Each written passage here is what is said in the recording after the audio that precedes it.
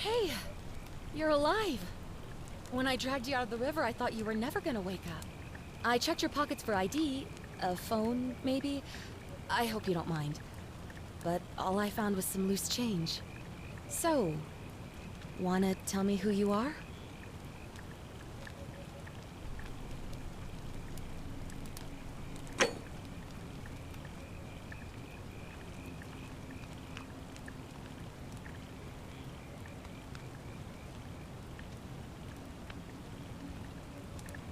Well, it's nice to meet you. And I'm sorry to pry, but any idea why you were floating down the river? What's the last thing you remember?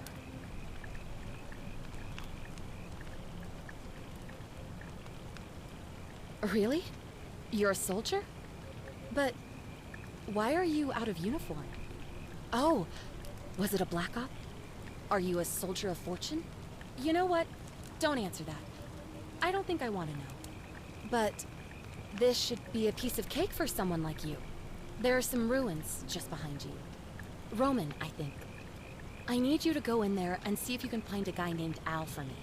He went in there a few hours ago, and he hasn't come out. I've been freaking out, wondering if he's trapped or injured or worse. I would have gone in after him, but he made me promise to stay here, no matter what. There's no way I'm leaving without him. So I'm just kind of stuck here, waiting. What I mean is, I was hoping you wouldn't mind going in there to find him. If you can do that, I can get both of you back to civilization in my boat. Please? Oh, of course. Sorry, I don't mean to be pushy, I just... What do you want to know? Oh, there's not much to tell. Feels like I've spent my whole life in a dead-end job with an endless commute. Know what I mean? Oh, I'd rather not say if it's all the same to you. All right, fine. Sorry if I sounded cagey, it's just that I don't always get the best reactions when I introduce myself. My name's Karen.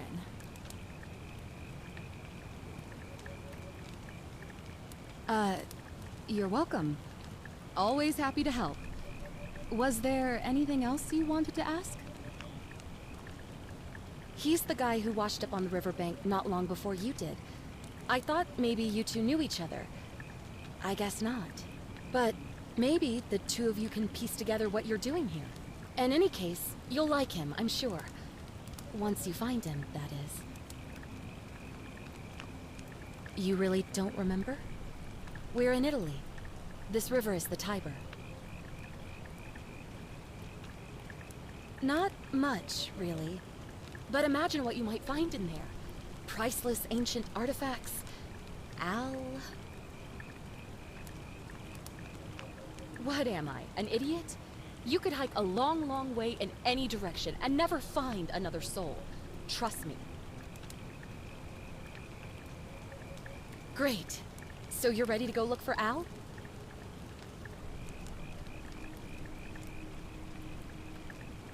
Thank you. The entrance is just past those columns behind you. Please, hurry.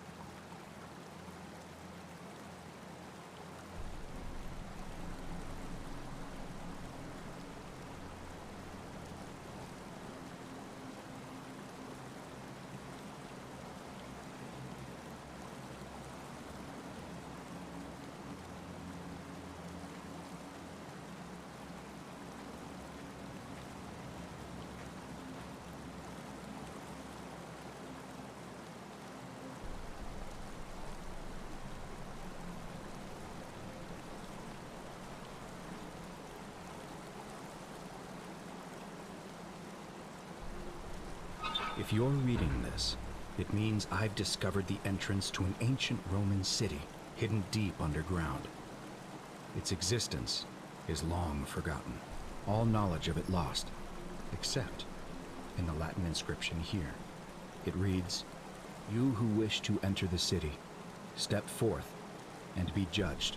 The virtuous shall be rewarded with eternal life in paradise. The wicked shall find themselves showered in gold, but in vain, for this shall be their final resting place." Could an underground city have remained a secret for all this time? Could people have survived down there, against the odds? It seems there's only one way to find out. If I'm not back in an hour, I'm somewhere on the other side. Consider this an invitation, or a warning. Al Worth.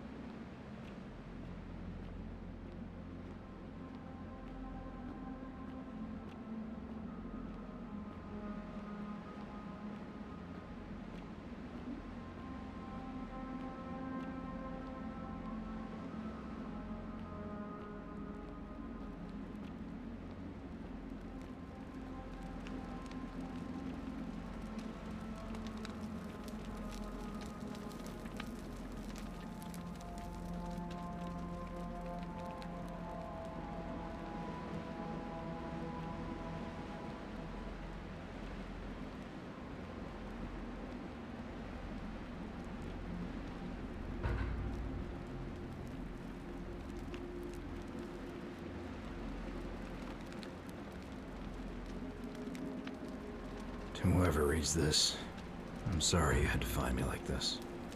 And worse, that you'll suffer the same fate I did. I've spent a lifetime in this place, going around and around in circles, searching for a way out. The inscription was right. There is no way back.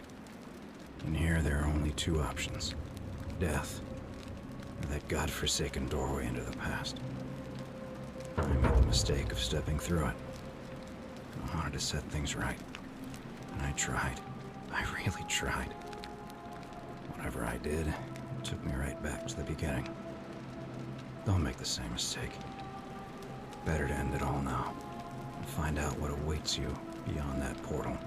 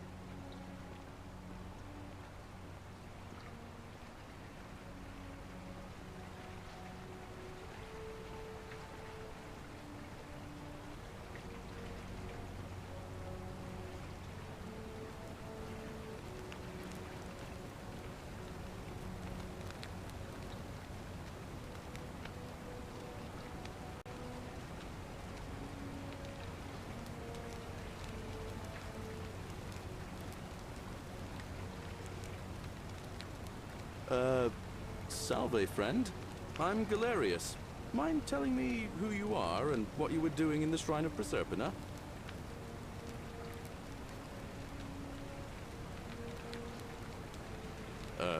What? I'm speaking Latin. You are too, although your accent's a little strange. Oh, I see what you did there. Changing the subject like that. Nice try. But I'll ask again. Who are you, and what were you doing in the shrine? Yeah, you know, agricultural goddess of springtime? You're not from around here, are you? And you've just done it again. You're a sly one, aren't you? One more time. Who are you, and what were you doing in that shrine? No idea what you're talking about. Oh, wait. Are you a bit, you know, not right in the head? That's all right, friend. Everyone's welcome here. But listen, most folks seem a bit confused when they get here, but you seem very lost, and in more ways than one. So let me make this nice and simple for you. Live by our law here, and we'll all get along just fine. Not laws, law. There's just one, the golden rule, and the punishment for breaking it's, well, it's kind of horrific. But our magistrate insists we take all newcomers to see him, so I guess I'll let him fill you in. So then, you coming? Follow me. When I first arrived, I couldn't believe there were people living down here. But, as you can see, we've got a nice little community now.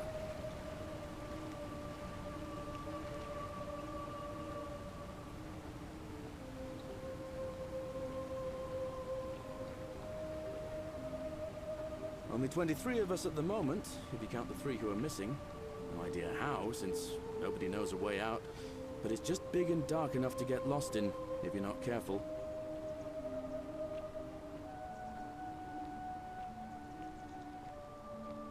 Aren't you going to introduce me to your handsome new friend, Galerius? Keep it in your loincloth, Aurelia. I'm taking him to see the magistrate. That pompous old bore won't be magistrate for much longer. Anyone who helps vote him out today drinks at my bar for free tonight.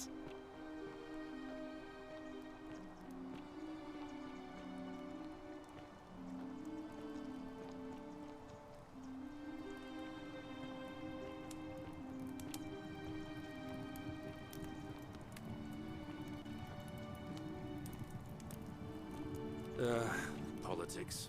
I'd stay clear of it and her if I were you. She's, it's not my place to say.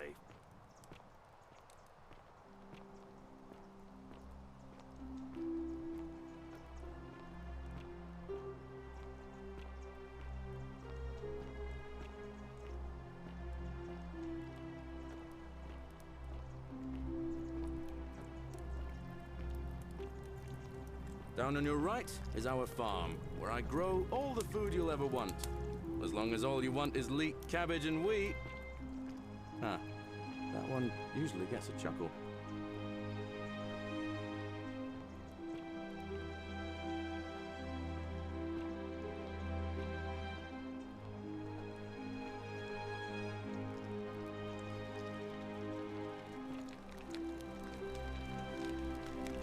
The bloodless shadows wander without flesh or bone. Don't mind Livia.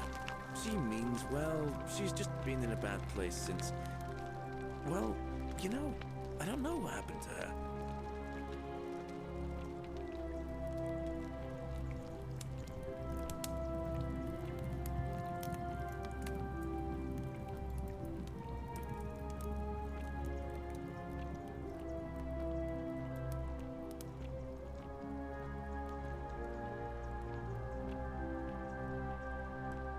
Up here on your right is the chasm.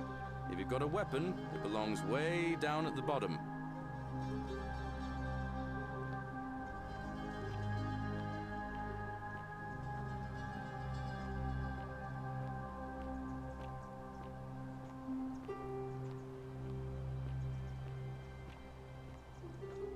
Up on your left is the Forum, where you can visit the market or get yourself patched up in Lucretia's clinic in the Shrine of Apollo.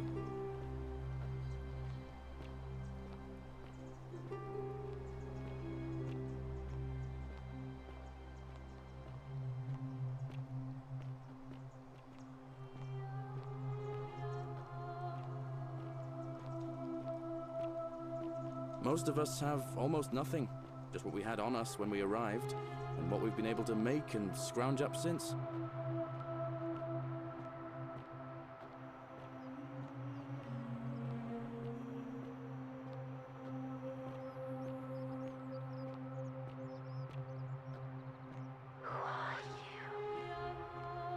And this central plateau is where the magistrate and the other patricians live, so don't expect a warm welcome.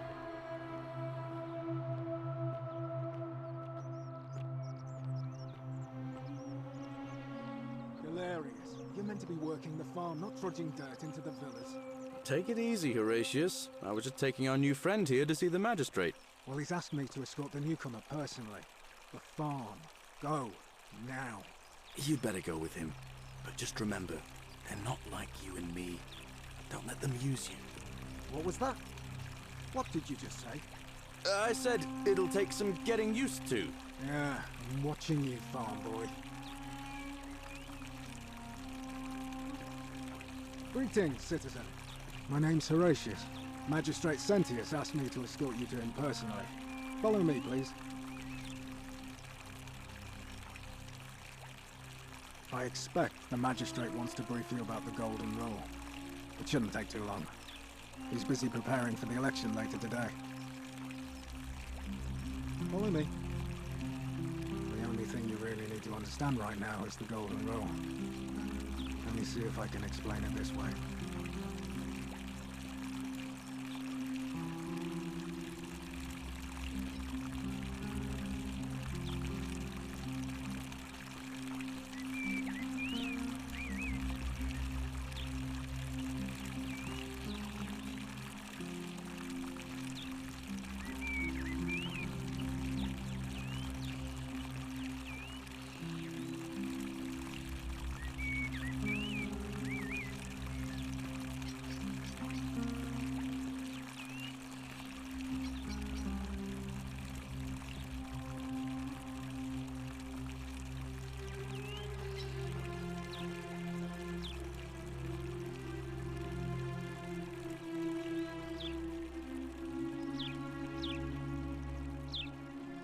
When I was serving in the Legion, if there was a mutiny brewing in one cohort, the legate in charge wouldn't waste time finding the bad apples among hundreds.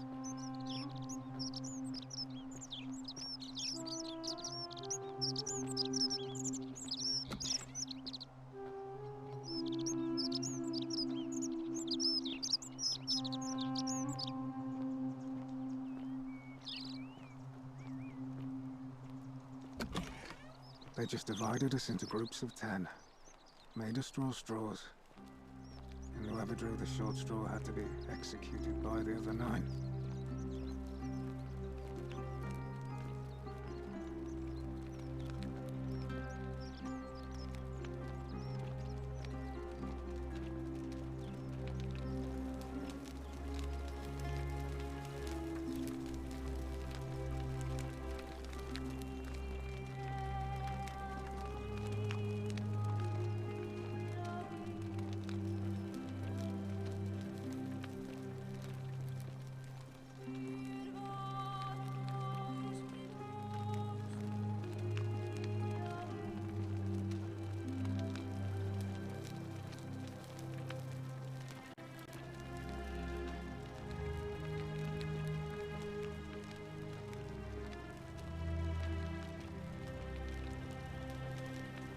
Didn't matter whether he'd done anything wrong. One of us in 10 would die for the crimes of the collective. We call it decimation. If that seems like rough justice to you, you're in for a rude shock. Because the Golden Rule is exactly 10 times worse. Oh, don't mind The me. magistrate can explain I the just rest. live here. Who's up these stairs?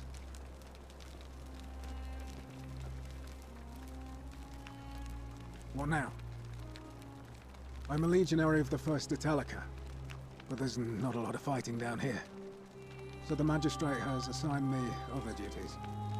I act as the Magistrate's right-hand man, keeping an eye on his daughters. Daughter, I should say. And the others. And making sure they're all behaving. I also keep a register of new arrivals. I'm from Liguria, up north originally. I was doing alright for myself. 12 years into my service. Had a nice girl lined up for when it was all over. Not anymore. She's probably figured I'm long gone and moved on by now. I try not to think about it. My commander sent me to deliver a message to Rome. While I was there, I thought I'd do something nice for my girl. And pick up a little pendant from a silversmith. That's when the crowd started flooding through the streets, shouting fire. People were screaming, trampling each other. Then some Genetricum Fugitor tried to take advantage of the chaos and pinch my pendant. I remember chasing him through the crowds, down towards the river. And then, nothing. Blacked out and woke up near here. No idea how I ended up floating so far downriver. But I'm fortunate to be alive, I suppose. Ah, don't be. As Seneca the Younger said, difficulty strengthens the mind, as labor does the body. That said, Scintilla's disappearance has been more difficult than I'd care to admit. He's one of the better commanders I've ever had, that's for sure. Good stoic. Lives by Seneca's words. Treat your inferior as you would wish your superior to treat you. Can't ask for much more than that.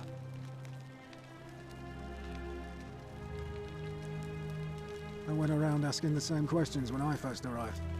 Never did find a way out. But I learned how to accept my situation. To bear trials with a calm mind robs misfortune of its strength and burden. That's from Seneca the Younger, if you're interested. Well, as I always say, it's kind of like a divine version of the practice of decimation in the Legion. By threatening to execute 1 in 10 men, the idea is to ensure order and discipline among everyone. And it works. If you knew you could be executed because your brother-in-arms is planning a mutiny, well, you'd bloody well watch him like hundred-eyed Argus, wouldn't you? Because your only chance of saving yourself is to stop bad things before they happen. Makes us all responsible for keeping each other in check. It's brutal, of course, but effective. The Legion wouldn't be the most formidable force in the world without it. What's done is done. I was forced to execute my brothers-in-arms, and those memories will always visit me in my sleep. But life is harsh, and I've come to accept my lot. As with the Golden Rule, I don't have any control over it, so railing against it would be like trying to stop the seasons or the tides. As Seneca the Younger wrote, true happiness is to enjoy the present without anxious dependence upon the future, not to amuse ourselves with either hopes or fears, but to rest satisfied with what we have, which is sufficient. For he that is so wants nothing.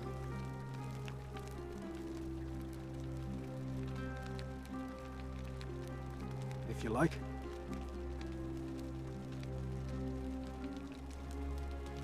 Not that it's any of your business, but my loyalty is and always will be with Sentius. Unfortunately, I don't think my vote is going to make any difference today. See, Domitius has been going around town, shoring up votes for Malleolus with lies, bribery, and intimidation. The man's a savage, but he's a gladiator, so people fear and respect him more than they should. Sentius knows about it, of course, but he doesn't have the same rat cunning as Malleolus. This place will be different with that sleaze at the helm. But I try not to worry about things I can't change. I appreciate the thought, but you're new here, and I just can't see how you could make an impact in the time between now and the election this afternoon. In any case, if you're interested in the election, go and have a chat with Equitia, the Vestal Priestess. She'll be overseeing proceedings.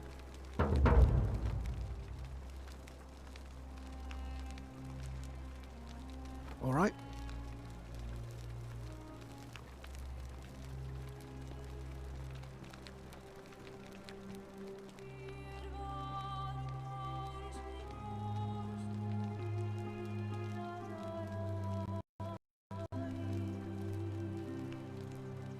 Ugh, I wish Horatius would stop letting barbarians in here. What do you want? I'm Sentia, eldest daughter of the magistrate. But you'd know that if you'd been invited in here and introduced properly. What are you doing in here? And why are you dressed like that?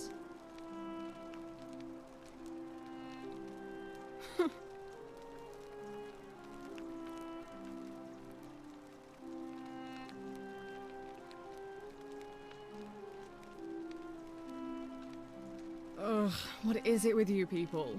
You heard the rumor that my little sister escaped and figure I must know a way out too. Is that it? Well, that's just a stupid rumor. We have no idea what happened to Scintilla. I wish you mouth breathers would just leave me alone. I don't know. Can you? Can you tell me how a person could have disappeared from a city with no exits and no crime? Was she snatched away by the harpies? It was 3 weeks ago. We ate our evening meal together, and I remember she seemed happy. In love. We went into our rooms, I went to sleep, and when I woke up, she was gone. That's it. I think so, yes. But she was very careful about keeping his identity a secret, even from me.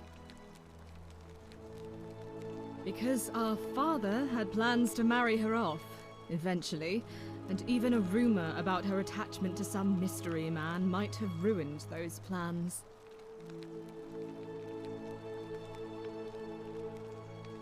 I don't know, but it's been 3 weeks since she disappeared, and he hasn't come forward. That might speak to a guilty conscience. All I know is, whoever he is, he's still here in the city.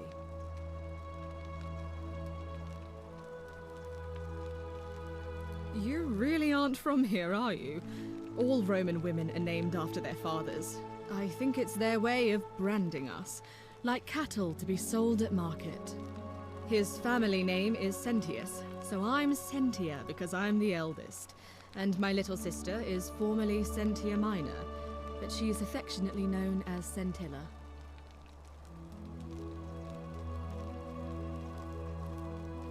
So you'll help me find her? Oh, thank you. You should probably take a look through her room. It's the one just by the front door. Maybe you'll find something the rest of us missed.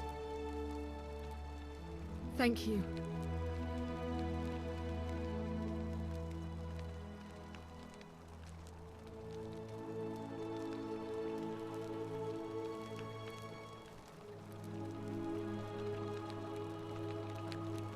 Ave.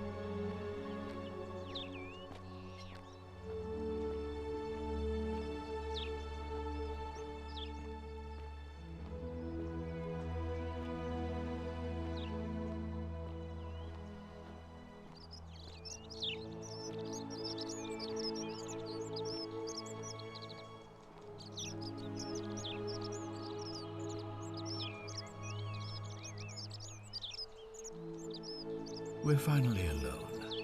I assume you already know who I am. May I know your name?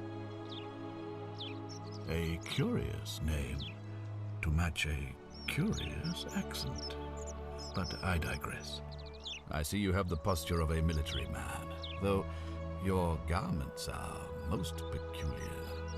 I pray to Mars your skill set won't be necessary here, but time will tell. Now, you're probably wondering why I summoned you, and I'll get to that. But first, take a look at this wondrous place, would you? A secret city built deep in the mountains, many hundreds of years ago. Indeed. More importantly, consider the miraculous community we've built here over the last 7 months. 22 complete strangers brought together by the fates, living and working together in our own little paradise. And in all that time, not a single sin has been committed. No fights, no theft, nothing. Have you ever witnessed something so extraordinary as a city without sin? Nor could I until I came here. But the reason for this miracle is as simple as it is terrifying. If even one person commits a sin here, every last one of us will die. You see, the builders of this place, whoever they were, left inscriptions warning, "The many shall suffer for the sins of the one." From what we can gather, breaking the law here will anger the gods and provoke a terrible punishment. Like the curses of Medusa and Midas combined, turning us all to gold. We've come to call it the Golden Rule.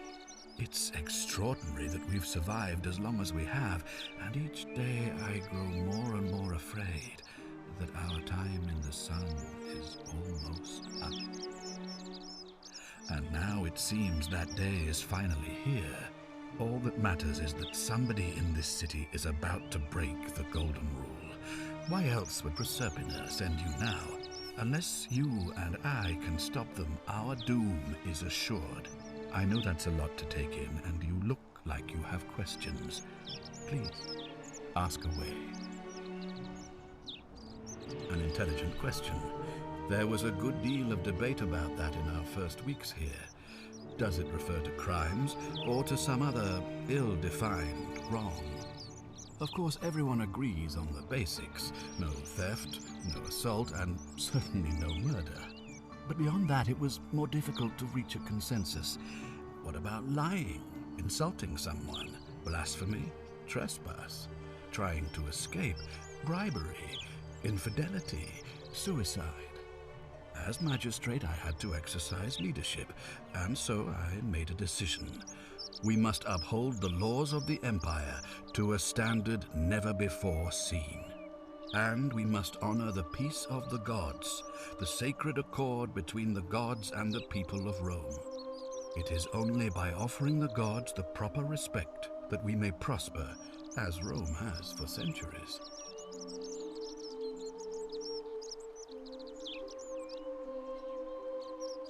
I'm glad you agree. The key things to remember are that we have laws forbidding treason and blasphemy, murder, assault, and rape, as well as theft and arson and so on. I have made my pronouncement on the subject. Unfortunately, there are still those here who resist, whispering blasphemous and treasonous lies in the shadows. I would be keeping a close eye on them if I were you. You see, in my search for a way to save my people, I learned of an ancient ritual to Proserpina, the goddess of the cycle of life and renewal. It's said to open a doorway in time so that if the unthinkable happens, one person can pass through it and travel back to the past. And when I saw you arrive in a flash of light from the goddess's shrine, I knew that person was you. You don't belong in our time, do you? 2,000 years? That is unfathomable. Please, tell me, in your On time, your best behavior, I trust? what did you see? What had become of us? Of this city? I have imagined it, our downfall, 1,000 times. But it still breaks my heart to hear the truth of it.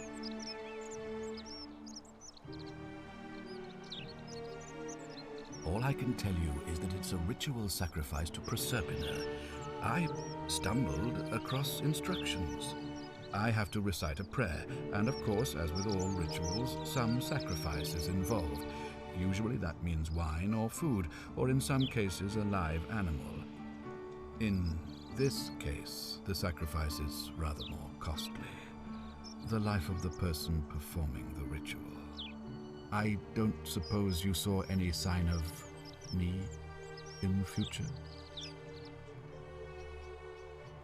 Ah, I assume that was me. If I'm forced to perform the ritual, it's going to cost me everything. You'll try to make sure I don't need to use it, won't you? Well, I suppose that's all I can ask for. Well, I believe you're in the best position to go around asking people questions. You're new here, and it'll seem perfectly normal. As for me, well, it pains me to say my attempts to impose order have not earned me many friends. I fear I may not even remain magistrate after today's election. The people here would only treat my curiosity with suspicion. You shouldn't have that problem, though, unless, of course, you get off on the wrong foot. Do you ever stare at a problem for so long that you can't see it for what it is anymore? What's needed here is a fresh pair of eyes. The less I prejudice the independence of your investigation, the better.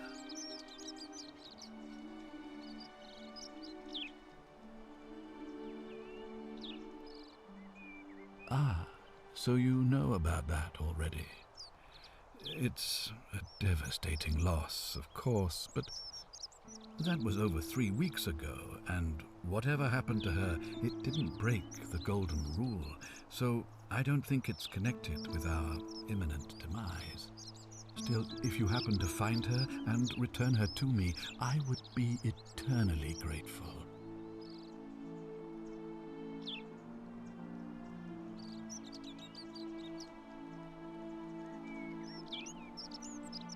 You mean you couldn't speak Latin before you arrived here? How strange.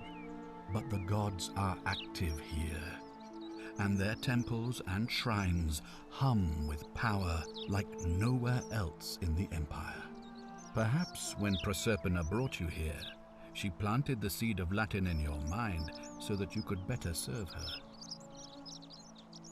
Indeed. If I understand Proserpina's ritual correctly, that problem should take care of itself. Let me see if I can explain. If you manage to prevent the sin that breaks the Golden Rule, I won't need to bring you here. I won't create the portal, and you will never have been able to come here. Thus, you'll have created a paradox. If this occurs, you should be flung back to your own time, having changed the past for all of us. Makes sense? Ah, good. So, are you with me? Can I count on you to figure out who's about to break the Golden Rule? No, I don't suppose you do. But I'm hoping that even if you're not burdened with a sense of self-sacrifice, you'll at least see the sense in self-preservation. Wonderful. Now, I need you to investigate the city, talk to everyone, help them if it'll win their trust. I authorize you to enter private homes and inspect possessions and documents, unless, of course, you're asked to leave. Figure out who the culprit is, and as soon as you have a name, come back and tell me immediately. Oh, and one last thing. If I were you, I'd start my investigation by visiting Lucretia at the Shrine of Apollo in the Forum. I heard wailing from there not long ago. Seems like something's not right.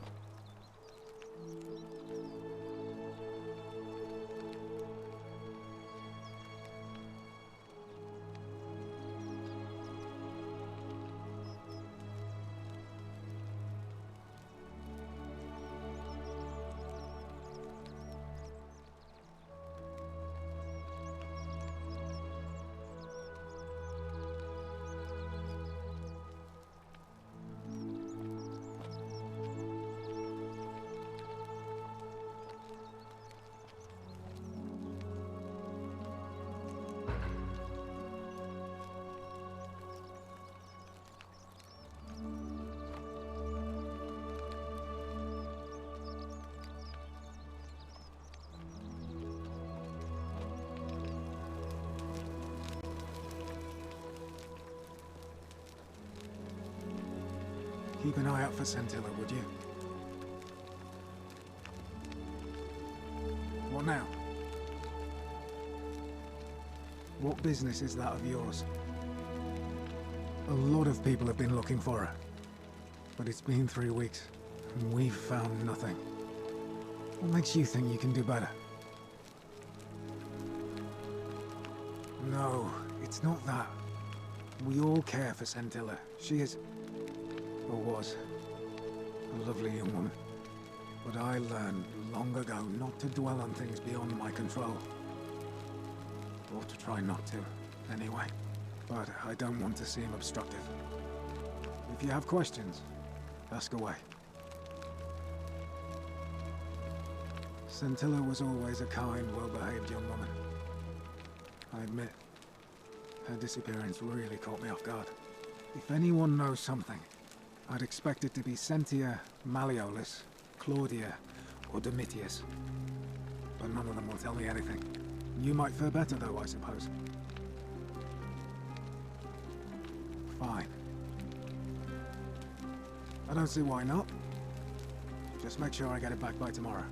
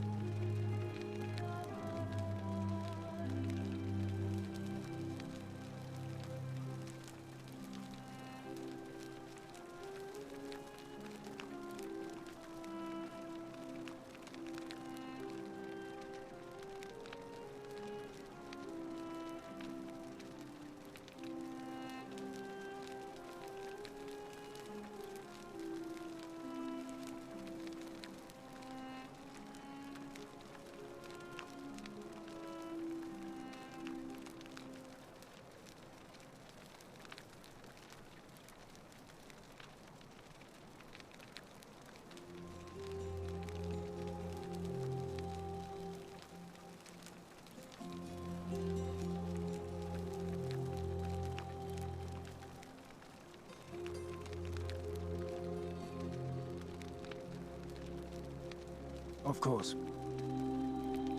All right. Please keep an eye out for anything that might lead us to Scintilla.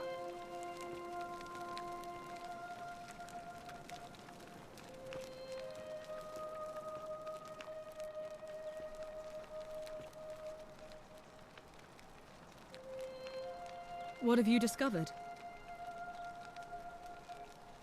What? Really?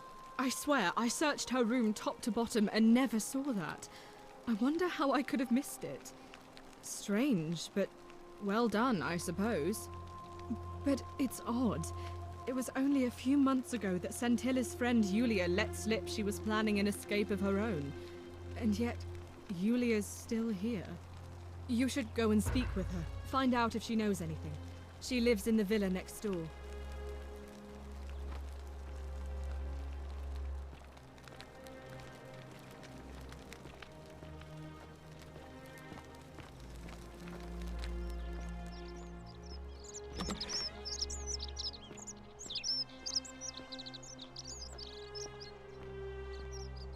Citizen.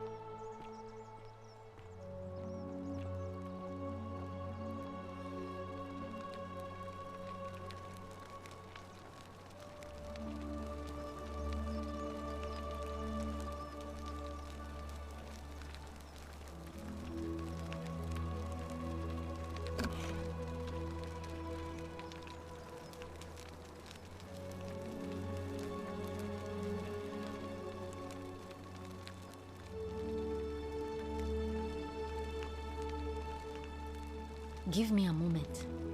Sorry I'm such a mess. I just lost a patient and a dear friend. Yulia. She was a good woman. She was poisoned. She came in here frothing at the mouth. Normally I'd treat her with resin of silphium, a rare plant which is perfect for this sort of thing. And I knew Decius had some at his market stall, right around the corner. So I ran over there, but he just looks at me with this evil smile and says, "That'll be 1,000 denarii." There was no way I could afford that, and he knew it. Then that toad shrugs and says, "Supply and demand. I guess you don't value your friend's life that highly." Anywhere else, I'd just pay a thug to steal it from his stall, but there's no way I can do that down here with the golden rule. So all I could do is come back here and just watch her die. I kept on apologizing. And now I'll never know who poisoned her, or how they managed to do it without breaking the golden rule, or why she cursed that snake's cruel black eyes with her dying breath. Well, unless you have the power to bring someone back from the dead, there's really just one thing you can do. Get me that silphium resin. I'm going to have another patient in here soon. Could be in the next day or in the next hour. And I will not allow this to happen again. I don't care how you get it, but you have to make it happen. Because if I lose another patient this way, I swear to the gods below, not even the golden rule will stop me from marching up to that Genetricum Fututo and scratching his eyes out.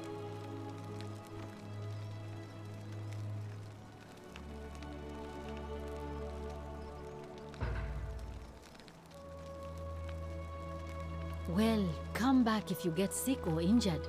Day or night, I'll do what I can.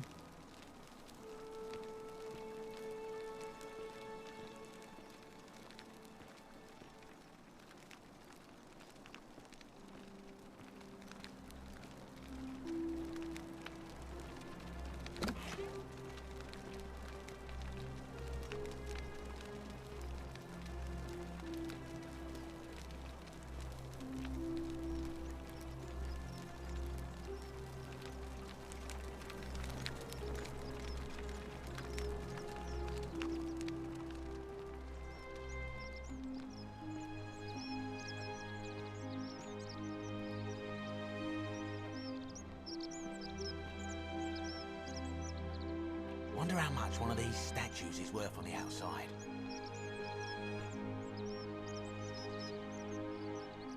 Salve, stranger, and welcome to our idyllic little slice of the Empire. I'm Dacius. Terrible shame what happened to Yulia, but we just have to carry on, don't we? Certainly. All I ask is a reasonable price of 1,000 denarii. That's hardly my concern. But if you get a job, work hard and save your coins, you should be able to afford it within, say, 5 years? Oh, it's perfectly legal. Simply a question of supply and demand, I'm afraid. Take it or leave it.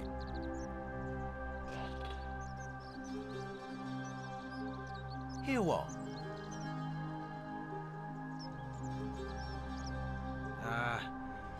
You sure you're feeling all right?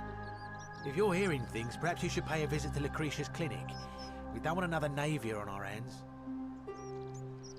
She claimed the statues were whispering to her. Nobody else could hear it. Then she shut herself in the palace and we never heard from her again. But I digress. Do you want this Silphium or not?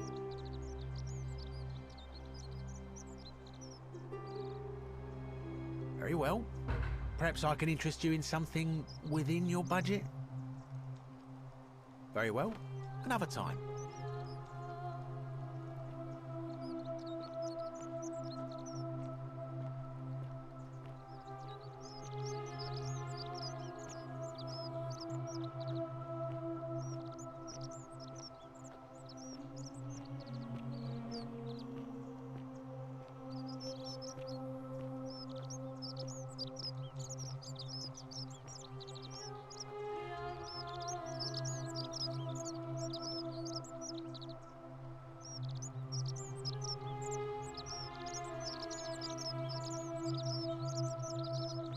Hey, Virgil, how much would you want to make me a bow? For the last time, Dacius, I'm not making you a bow. But why? You know why. But how am I going to defend myself against someone else with a weapon? There are no other weapons in the city. We all went along with the magistrate's weapons ban, so it wouldn't be an issue. That's why I've got to get in first before someone else beats me to it.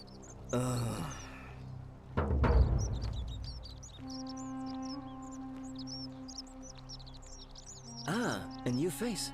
Salve, and welcome to a little community. My name's impossible to pronounce for most people, so you can just call me Virgil. You arrived on a sad day, friend. What with Julia's death? I wish we could have met under better circumstances.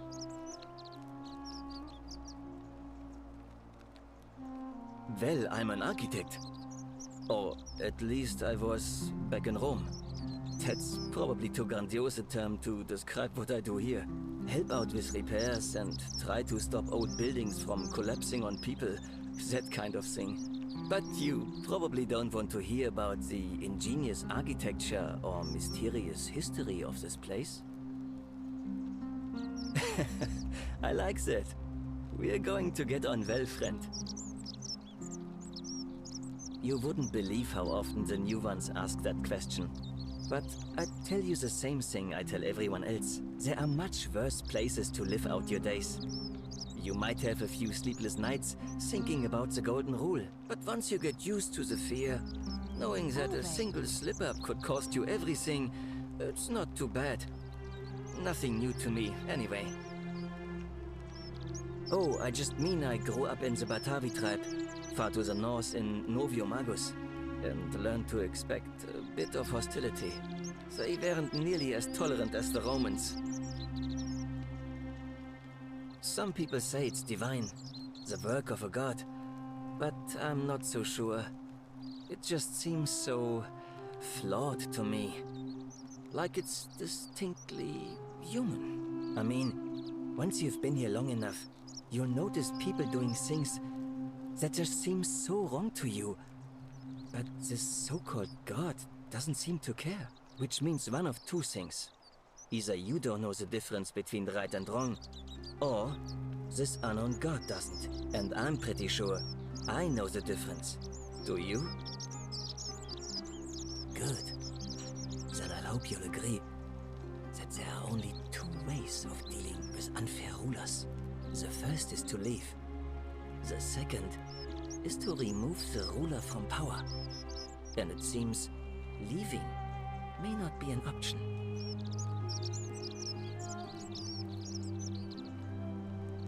I'm glad. It's best if I say no more, but I hope you'll give it some thought.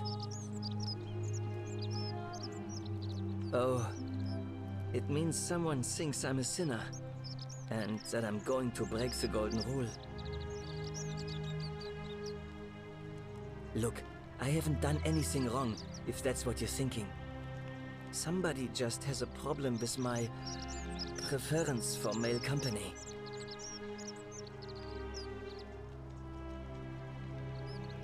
And when you grow up in the north, as I did, in the city of Noviomagus, you expect a bit of hostility. The Batavi are not known for their tolerance.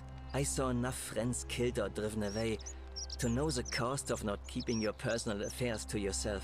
So I hid who I was for, what was it, nearly 10 years? Watching what I said and where I looked. But that kind of fear eats away at you slowly, until living isn't any better than the thing you were afraid of. Needless to say, since I'm now living underground, halfway across the known world, with an assumed name, my openness didn't go down well among the enlightened folk of the Batavi. In any case, the Romans are far more accepting, and among them, I get to be who I am. Or at least, I thought that was the case. It seems I was wrong. It's not just graffiti. I have quite a collection of handwritten notes too. The strange thing is, I keep my personal affairs to myself. I've never really been interested in any of the men here. Not my type. So I'm not sure what I could have done to upset this person. If I had to guess, I'd say it's probably one of those cultists. Strange bunch. They insist there's only one god, and that he considers my nature a sin. Can you believe that? If there are any of them here, they won't admit it. Not since they supposedly burnt down half of Rome last year and went into hiding.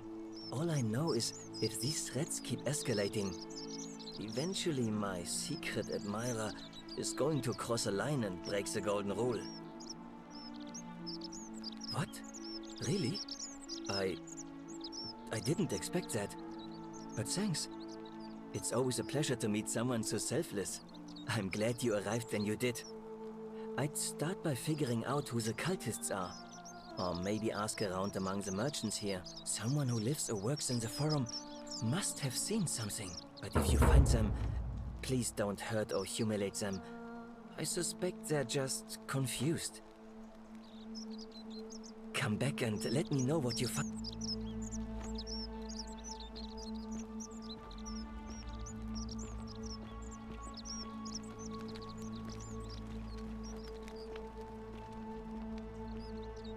Ah, a fellow traveler from a faraway land.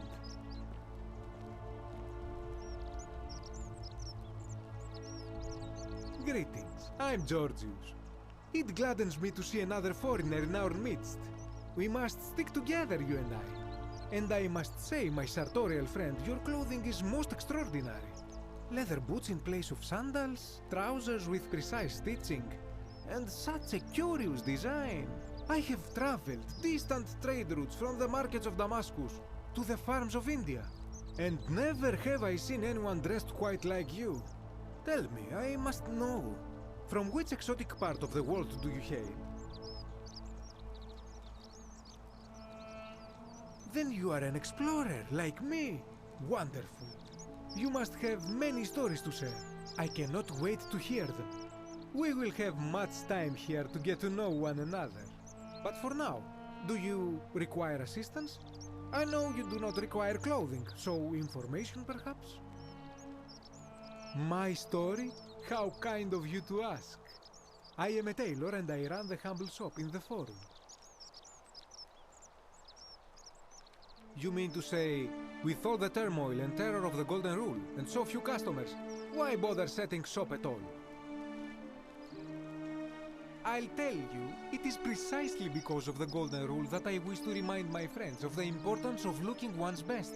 I say, the more of our customs we preserve down here, the more we can preserve a semblance of normality, the better our chances of keeping our health. Don't you agree? Oh, and there is another reason too. If we all end up as golden statues for future generations to marvel at, I don't know about you, but I would like to look my best. A good question. A very good question indeed. And I would be happy to tell you if only I could remember it clearly myself. I remember I had just been to Rome to sell an extraordinary selection of wares, and drowning in coin, I decided to celebrate my success. I rented a prestigious villa by the Tiber, invited over a few select friends, and we began making our way through some of the most exquisite wine money could buy. Quite a lot of it, in fact. Now, I have had visions and awoken in strange places before. I have even found myself naked in the desert sands more than once, but none of that compares to this. This time, I remember people screaming, then falling into a void as empty as time before creation, gasping for air, and then nothing. When I regained my faculties, I was lying naked by the banks of the Tiber, gods know how many miles from my villa. Indeed. I'm lucky I was carrying a little extra weight. I believe it kept me afloat. In any case, it seems I'd been rescued and resuscitated by a benevolent stranger. I went to find firewood for his campfire, stumbled across a cave, and discovered that trapdoor temple. And here I am. Anything you like. Shh! Not so loud! What are you playing at? Have you not been told about the last attempt? Oh, then I suppose this duty falls to me. It is a long story.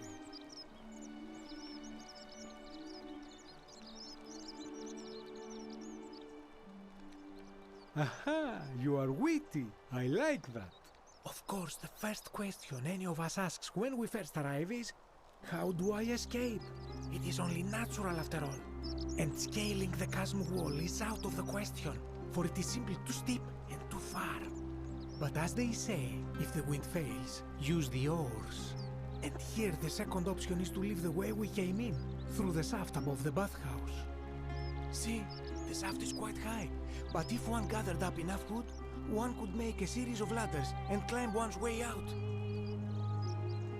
I admire your enthusiasm, my friend, but please allow me to explain why this is inadvisable. There was an attempt, made by resourceful fellows who lived here some years ago. They even decided to keep records of their escape attempt for posterity. Unfortunately, as soon as they began to carry the first ladder down the hallway, they heard a godlike voice shake the entire city, and that, tragically, is where their tale ends. So it seems that to merely attempt escape is to invite the wrath of whichever god oversees this place, and so I say it is best to not even discuss it aloud. Ah, yes. The many shall suffer for the sins of the one. As a Greek, this is nothing new to me. It is how our gods operate. Have you not heard the tale of the god Hades? He was the first to learn this dreadful lesson when he abducted Persephone and imprisoned her in the underworld. When Demeter, the mother of Persephone, learned of this, she did not punish Hades, the guilty one. Instead, she changed the climate of Earth, so that it became hot and dry. Nothing grew. The grain turned to empty husks, and the rivers dried up. Innocent people died by the tens of thousands, until at last the other gods were forced to act, lest they have no worshippers left. So yes, we know this rule. This has always been the case. The Golden Rule has merely brought it into focus. If we are to survive, I say we must each heed the simple wisdom of Thales of Miletus, first of the 7 sages of Greece, who said, "Avoid doing what you would blame others for doing." Regrettably, I think you are correct, my friend. For even if 99% of us adopt this principle, that will never be enough. Sadly, no matter how well we protect ourselves, the life's work of many good people can be undone in the blink of an eye by a single selfish act. Ah, the voice of experience. I am sorry for your loss, my friend. But on a lighter note, I will say one thing for the Golden Rule. For all their grim and haunting poses, these golden statues do make magnificent models for my clothing, do they not? That, my friend, is quite the dilemma. But after some reflection, I'm leaning toward voting for Malleolus. I do not enjoy the thought of another visit from Domitius if I voted the wrong way. Nothing comes to my mind, my friend. This is troubling, is it not? I'm afraid I have no idea. It is ridiculous, though. Virgil is a fine man. But my young friend Fabia confided in me that she saw someone leaving graffiti on his shop front last night. Perhaps you should ask her about it. I hope that our paths cross again soon, my friend.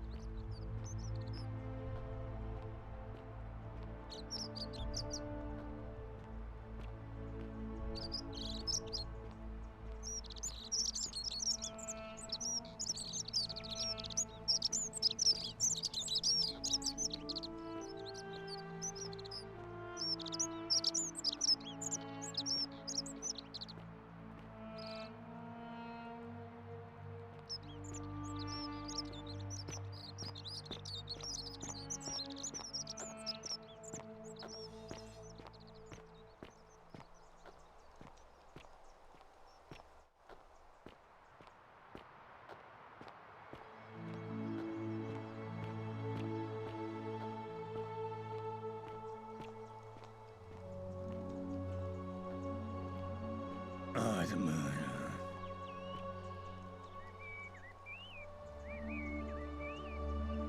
What were you two talking about? Don't play dumb. I saw you. Having a shady little chat with old man Sentius up on his balcony. What's he offering you? Money? Favours? What's your vote worth to him? What? You're throwing your lot in with him for free, then? That's even worse. Mark my words, Malleolus is gonna be magistrate by the end of the day. And if I tell him you've sided with that feeble old has-been, that you've been trying to undermine his hard-won victory, you'll have picked the wrong patron. Got it? Good, then stay out of it. Nobody likes Caput Murdae foreigners interfering in an election. Can't hurt. Her name's Domitius. You want to get to Malleolus, you go through me. Too bad. He's busy. Unless... No. You don't look like you could afford it. I'm glad you asked. See, he's a busy man, and this is an important day. He'll be inside practicing his victory speech for tonight. Left me strict instructions he doesn't want to be disturbed. So if you want to see him, I'll need something valuable in return. Bribe? That's such an ugly word. What I'm looking for is more of a tribute to me, your soon-to-be patron. Dunno. Something good. Just make it good.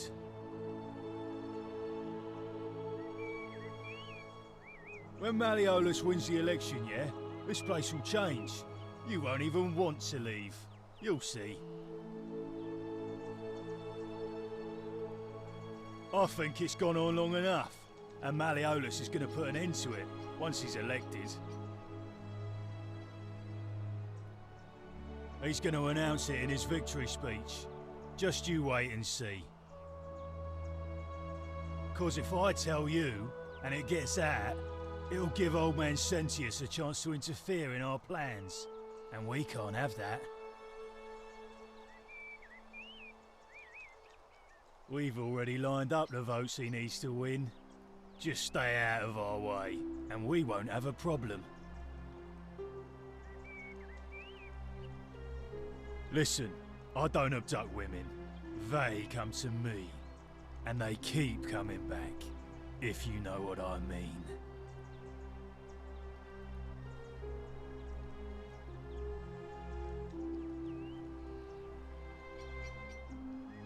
Malleolus, of course. If old man Sentius can't even protect his own daughter, how can we trust him to protect us? Whatever. Just remember, I'll be watching.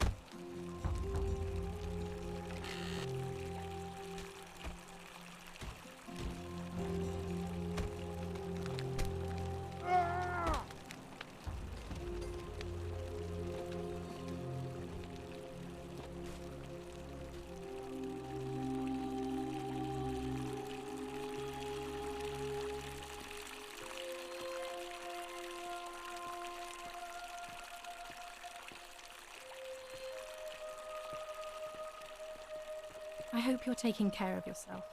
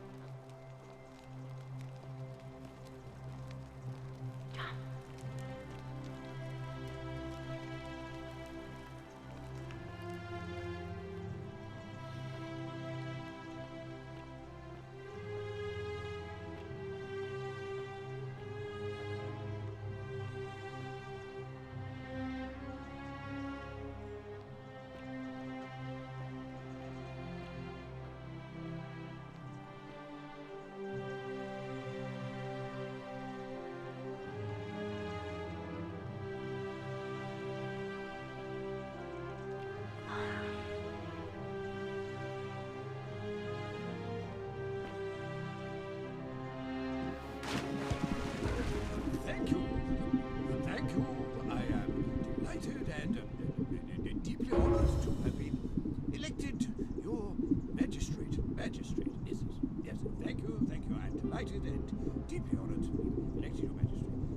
And now, I make this solemn promise to you, good citizens. And now, I make this solemn promise to you, good citizens. Under my leadership, you will finally enjoy the freedom you deserve.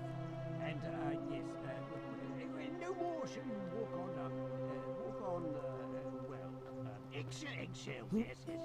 No more shall you walk on eggshells, fearing simply to live and breathe because the tyrant Sentius told you it was forbidden. Yes. My first act as magistrate, I hereby announce a day of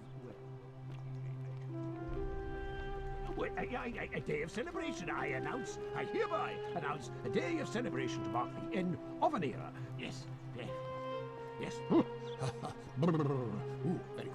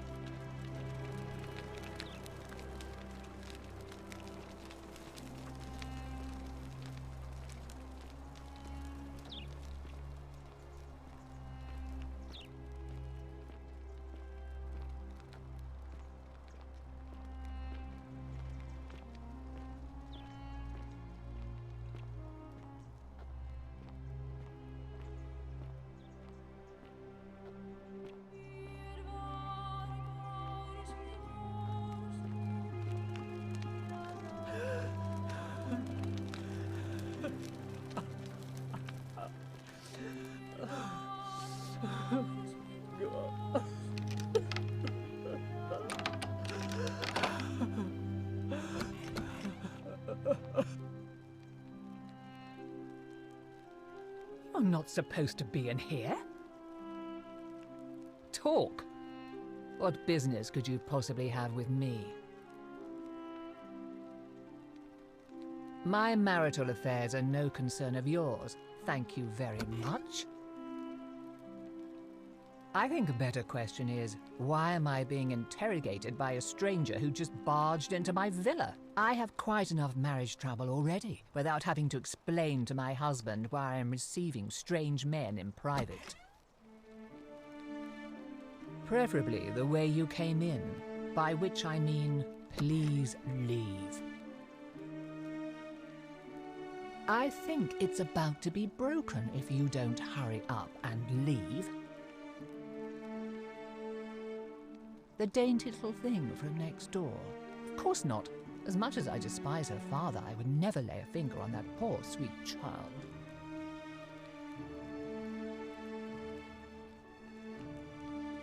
Finally! This is outrageous.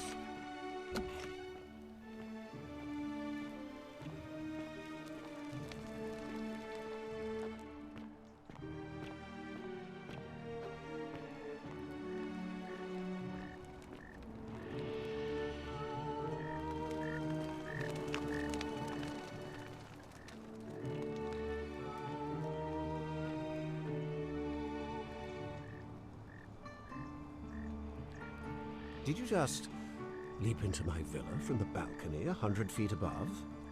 That was either extremely reckless or impressively clever. Well, why have you risked life and limb to see me?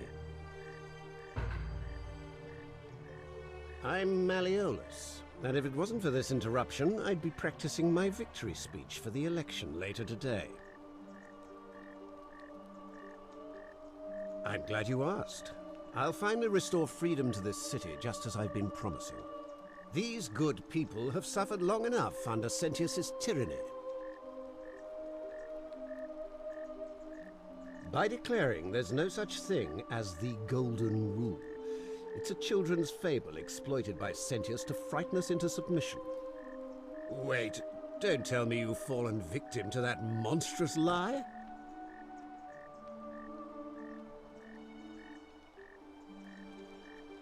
The person making a claim bears the onus of proving that claim. Can you do that? Can you prove the Golden Rule is real? Why?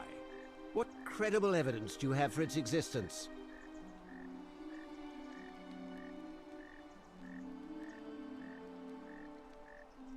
Surely, you're not one of those people who believes everything you read, as if a lie could be transformed into the truth by the simple act of writing it down?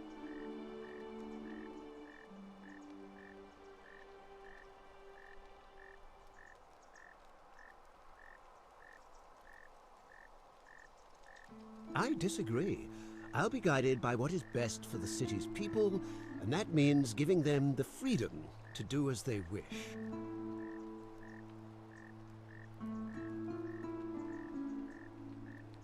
True, but that is simply because you are mistaken. I'm afraid not. We're stuck down here together, for better or worse. We're all going to have to make the best of it. You mean the children's fable exploited by Sentius to scare us all into doing what he wants? Of course not. But as I always say, if Sentius can't protect his daughter, how can we trust him to protect this city? Look, if you're trying to find her, you may wish to check the cisterns beneath this villa. Domitius says he saw a body there some weeks back. Of course, just to be clear, I take no responsibility for what happens to you down there. I trust you can see yourself out. Through the door this time. There's a key just beside it.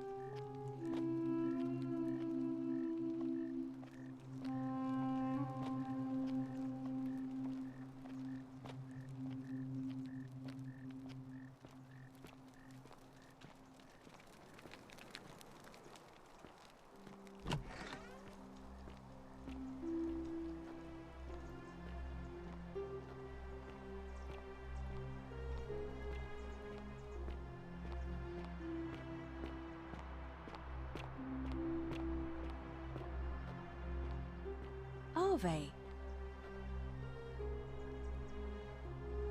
A new face. Ave, and may Vesta watch over you. I'm Equitia. To what do I owe the pleasure of this visit? Oh my. I take it people are quite direct where you're from. I suppose it's quite charming in its own way. Usually, however, you wouldn't simply march up to a Vestal priestess and without due formality or courtesy ask, "What is your story?" The proper approach would be to arrange an introduction through a mutual acquaintance in high office, by which time you would already know how to address me. And then you would find a way to satisfy your curiosity rather more indirectly. But to be honest, I've often thought what an unnecessarily formal way to communicate that is. So, let's do it your way. You just keep being yourself and ask whatever you like. It'll be a refreshing change. You know, I'm not entirely sure. But what about you? How did you end up here? Karen, you say? And nothing about that name seemed odd to you?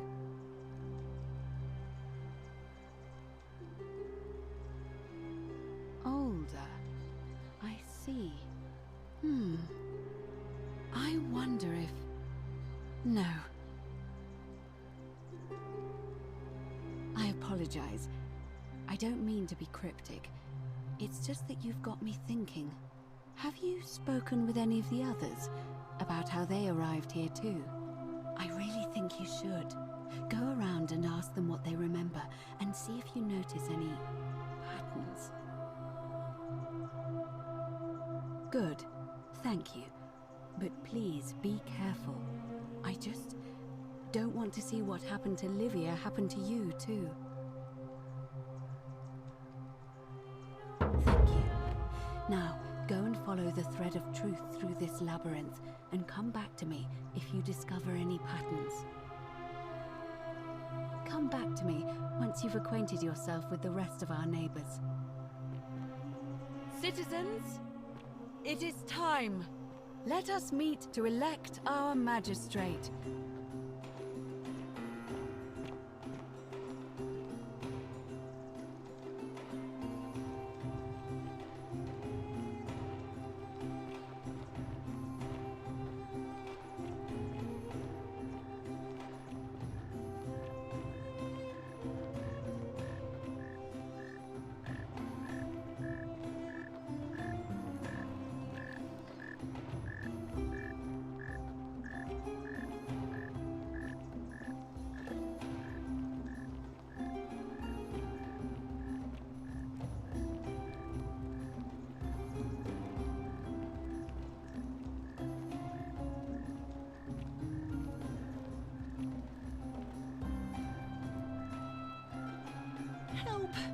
You have to do something. A man arrived in the baths. Real nasty sort, with his face all covered up. And he's got a weapon. You have to do something, or he's going to break the golden rule.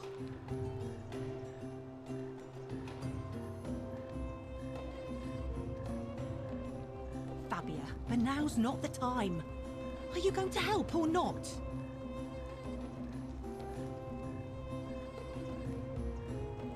Thank you. He's still in there, somewhere. I have to hide. Find me in this empty shrine when it's over. Hear what? What?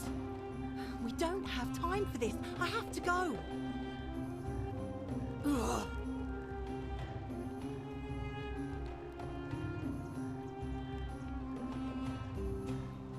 The shrine is collapsing!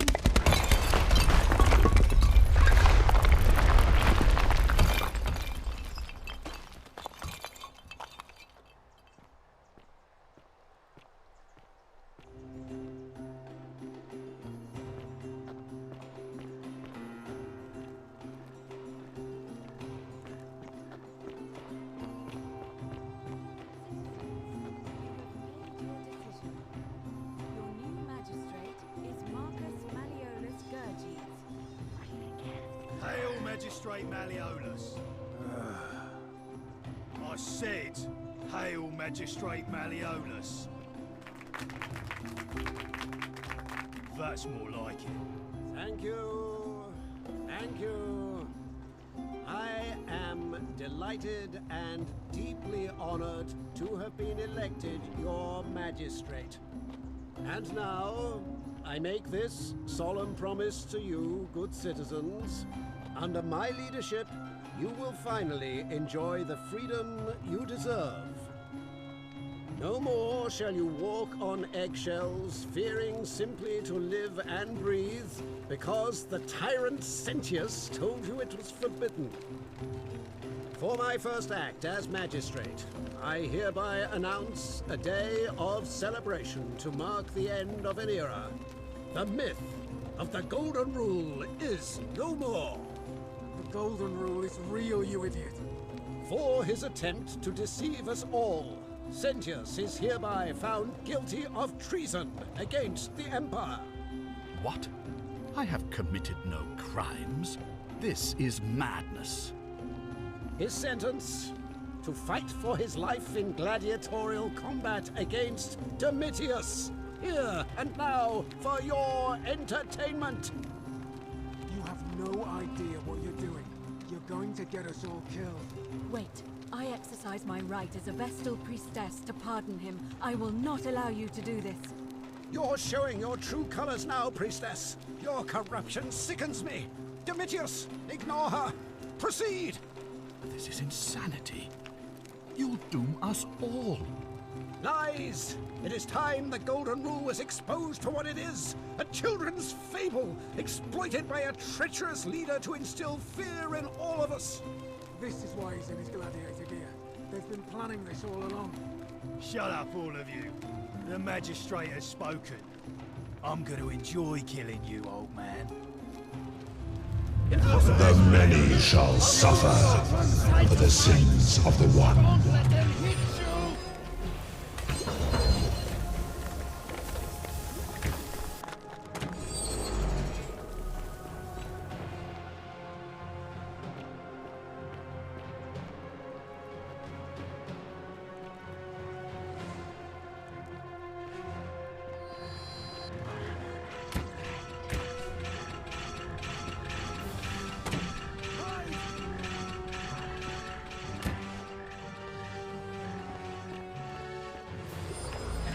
Everybody hide!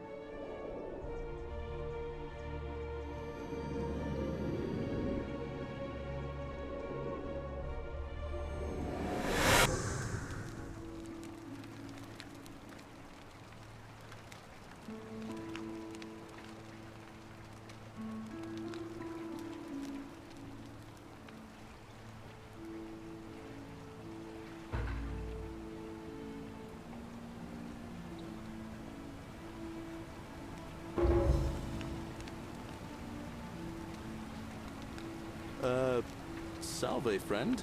I'm Galerius. Mind telling me who you are and what you were doing in the Shrine of Proserpina? I don't think so. I've never seen you before in my life.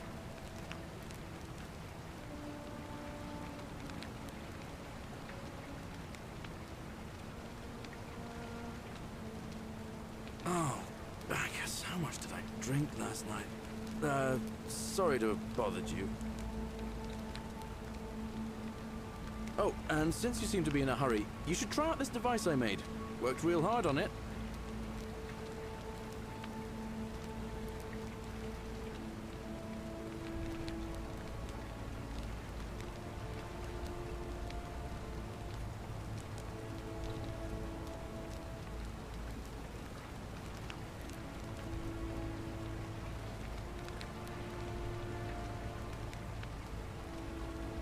Just attach the pulley to the rope over the lake and hang on to the handles. If it works, it'll be faster than walking. And if it doesn't work, worst thing that can happen is you'll take a swim in the lake. I haven't quite summoned the courage to test it myself. But don't worry, it's completely safe. Probably. All right, see you around.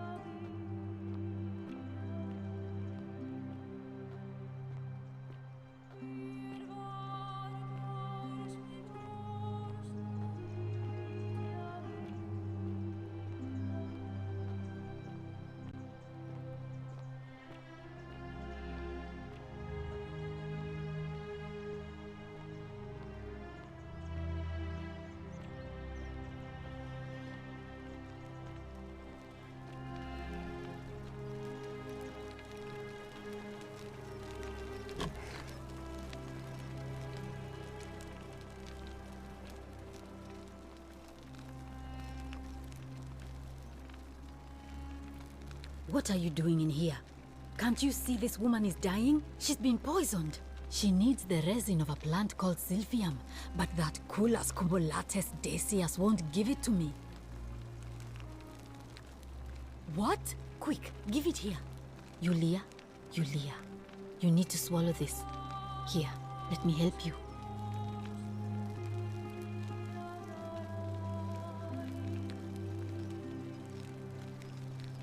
Hopefully, in a moment, she should be able to breathe normally. That was extraordinary. How did you know she needed this exact thing, and at this exact moment? Are you some kind of oracle? Look, if you don't want to tell me, I won't look a gift horse in the mouth. But no matter. That was like the gods hearing my prayers and intervening. You just saved a person's life, and you should be proud of yourself. She might even be able to thank you herself in a few moments. And maybe she can tell us who poisoned her, and who she meant when she was muttering about that snake's cruel black eyes. In the meantime, I'm happy to help you with whatever it is you need. I'm Lucretia, and I'm going to be straight with you. I'm not a physician. This is Nevia's clinic. I've just been filling in ever since she disappeared. I'm tired and out of my depth and miserable all the time. But I'd rather take this on myself than let one of you lot mess it up. My husband and I moved to Rome from Caesarea. He embraced the Roman way more than I would have liked, and turned into an awful philanderer. I would have divorced him and demanded the return of my dowry, but I knew he would sooner have me killed than give me my right. So I waited for the right time to take what was mine and disappear. And then the fires came. As he prepared to evacuate our villa, I gathered our most precious belongings, coins and gemstones, and the moment his back was turned, I ran. I could barely see for the smoke, and the streets were full of people trampling each other. I ran for the river, like everyone else, and leapt in. The next thing I remember, I was waking up on a riverbank, not far from here. It's all right. Say what you will about this place. At least my fornicating husband will never find me. And while there's no shortage of snakes here, at least with the golden rule, they have to try to be discreet about it. Oh, this shrine was in use as a clinic long before any of us arrived here. Kind of strange to set up a clinic in the temple of the god of disease. But the god who inflicts a curse is also the only god who can undo it. So I suppose praying to Apollo for healing kind of makes sense. Well, she used to run the clinic. She was a midwife, not a physician, but she was the closest thing we had down here. And she was good too, until she suddenly lost all interest in us. One day she told me she'd made some profound discovery about the golden statues. This changes everything, she kept saying, but I had no idea what she was talking about. The last time I saw her, the last time any of us saw her, she was muttering to the statues, like she could talk to them. And then she shut herself in the palace, barred the door from the inside, and nobody's seen her since. She's been gone so long now, we figure she's either dead or up to something so strange that she doesn't want anyone else to know about it. But I really wish I could reach her, because that's the only hope I have of solving a troubling problem, a real thorn in the paw situation. One of my patients is suffering from terrible rheumatism. His joints are inflamed and he's in constant pain. I really shouldn't say. He wouldn't like it. And he's a little bit scary. He's become so irritable that the smallest things set him off, and I worry he'll end up losing his temper and lashing out, and you know what that means. I just know Navia would know how to treat him, assuming she's still alive. But nobody seems to know how to get into the palace. Really? That would be wonderful. Thank you. Let me know how you go.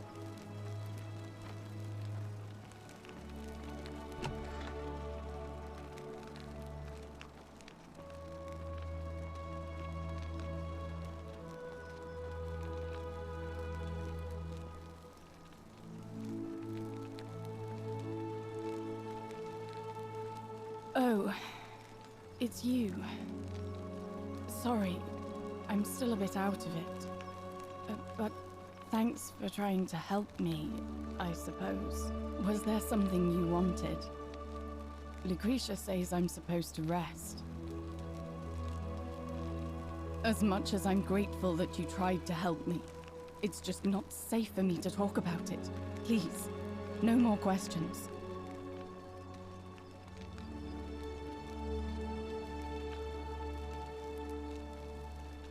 The golden rule. That's the least of my worries. The gods may be cruel, but Malleolus and Claudia are far crueler. Please, just leave me alone. I don't want to talk about it. Thank you. No. I did hear from Ulpius that she disappeared. It's very sad. She was such a lovely young woman. But I'd been locked in Malleolus's villa for months before she went missing, so I can't help you, I'm afraid.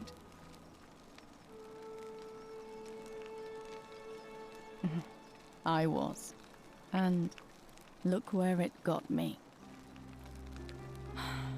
I can tell you, but it's a long story. All right. I'd been here about a week when it dawned on me I'd be trapped here for the rest of my life.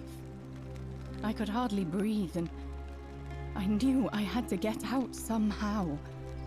So when my new friend Aurelia offered me a secret way out, I would have done anything. And then I learned her asking price. 1,000 denarii. She was supposed to be my friend. I told her it would take me years to save up that much. So she suggested I take out a loan from Malleolus. And I did. I had to sign an agreement saying I'd work off the debt over 30 years. But I figured I'd be out of here so soon it wouldn't matter. I paid Aurelia, and she gave me her so-called way out. Do you want to know what it was? Hemlock. Drink this, she said, and you'll be out of here in no time. Of course, I demanded my money back, but she refused. She pointed to a sign on her tavern saying, "Let the buyer beware." Then she just looked at me with those cruel black eyes, and she laughed. She immediately told Malleolus I'd tried to escape without paying him back. Only, he didn't seem upset or surprised at all. In fact, he just thanked her. And that's when I realized the two of them had planned the whole thing from the beginning. That's what I said to the magistrate. I went to Sentius and begged for help, but he said the law was clear. I'd signed over my labor for 30 years and there was nothing he could do. I thought about resisting too. But Malleolus said if I didn't submit, I'd break the golden rule.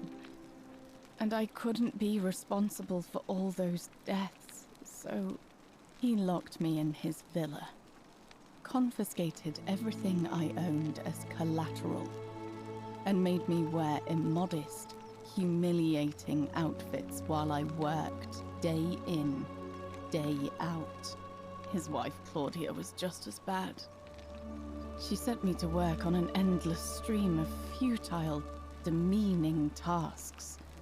I'd be on my hands and knees, scrubbing the floor clean for hours, only for her to pour slop on it and hiss, "You missed a spot."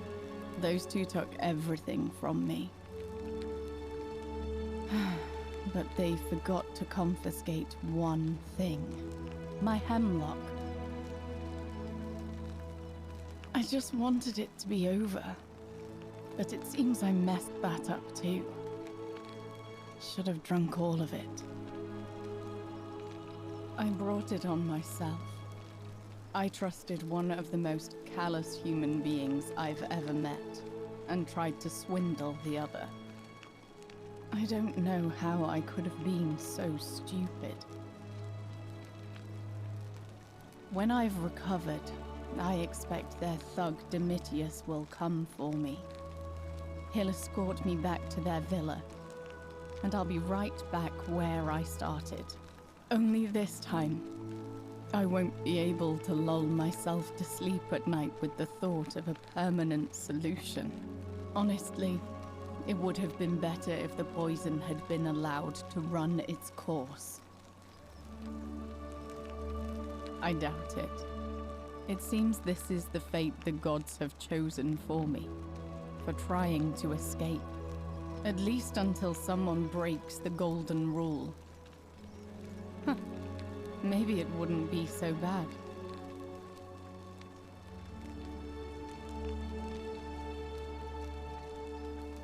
A lot. But it doesn't matter. I made a suicide pact with Ulpius last night. He's in exactly the same position as I am. Malleolus and Aurelia set the same trap for him a month after they did it to me. He and I are in this together. He's probably already thrown himself from the bluff into Malleolus's villa by now. If so, I'd never be able to live with myself, knowing I broke my promise to him. I doubt you could make it up to the bluff in time. I don't know who you are, or why you seem so determined to help me, but thank you.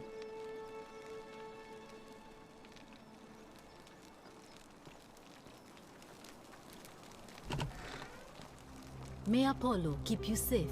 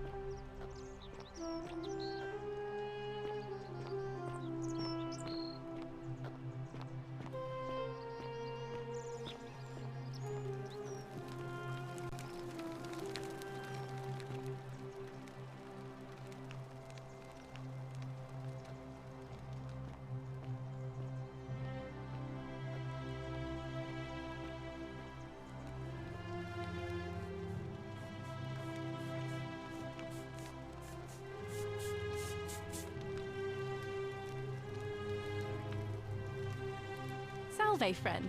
I'm Octavia. Welcome to life under the Golden Rule. It's a ghastly thing, is it not?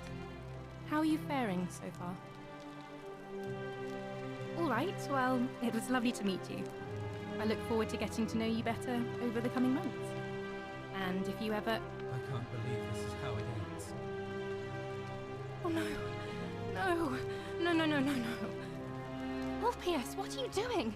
Get back from there. If you lose your balance, you'll fall. That's the idea. What? Why? Why would you want that? Why do you think I'm stuck for the rest of my life working for a man who treats me like an animal? I know things are hard for you right now. They're hard for all of us. We're all in this together, Ulpius. Please just think this through. If you do this, it could be the sin that seals all of our fates. Is that what you want? I'm sorry, but I just don't care anymore. Please, Ulpius. Help him. If he goes through with it, it could be the end for us all. I don't know what to do. I've never had to deal with this sort of thing. Please, you need to talk to him. Thank you. And please, choose your words carefully. Let me guess. You're going to lecture me on how suicide is a crime against the Empire.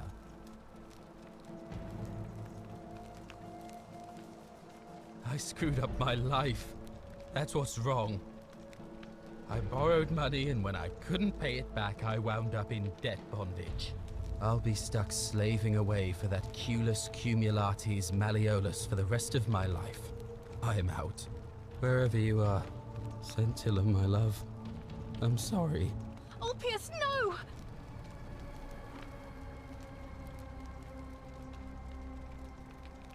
I can't believe he went through with it. Oh Lord. That poor lamb.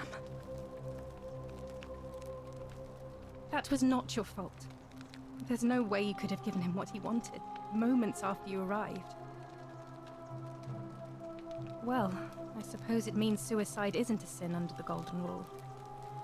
So I guess that means whichever god is responsible for it, it isn't mine. I'll have to let everyone know what happened. And I guess Malleolus will have to clean up the mess in his villa. It's of his own making, after all. And I'd best pray for poor Ulpius.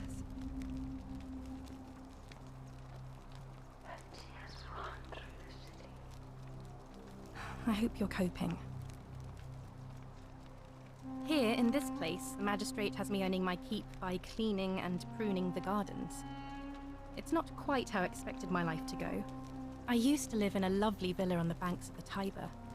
I was even betrothed to a handsome young man from a prominent family.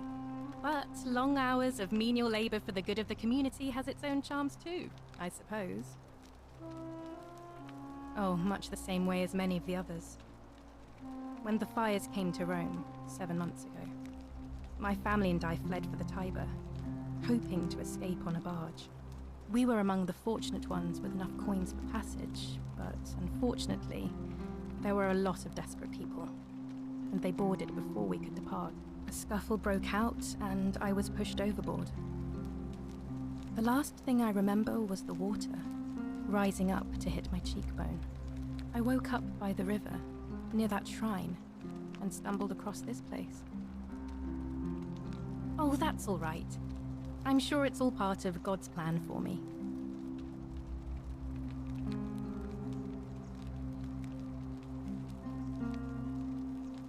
If you like. I'm afraid not. Although, I did once hear someone gossiping down at Aurelia's tavern about a possible way out. I don't put a lot of stock in such rumors, but if you're desperate and wealthy, you could look into it, I suppose. If that doesn't work, then I suppose we're all stuck here until the gods decide our fate.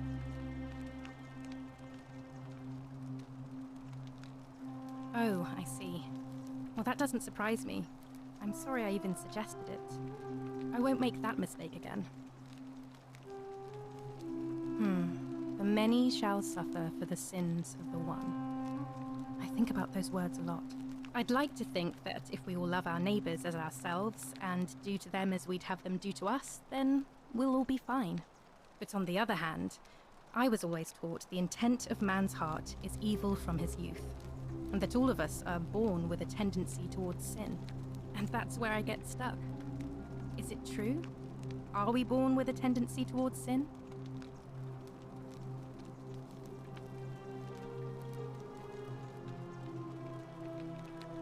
If that's true, then sooner or later, things are going to end badly for all of us down here. Unless, of course, there's some kind of divine intervention.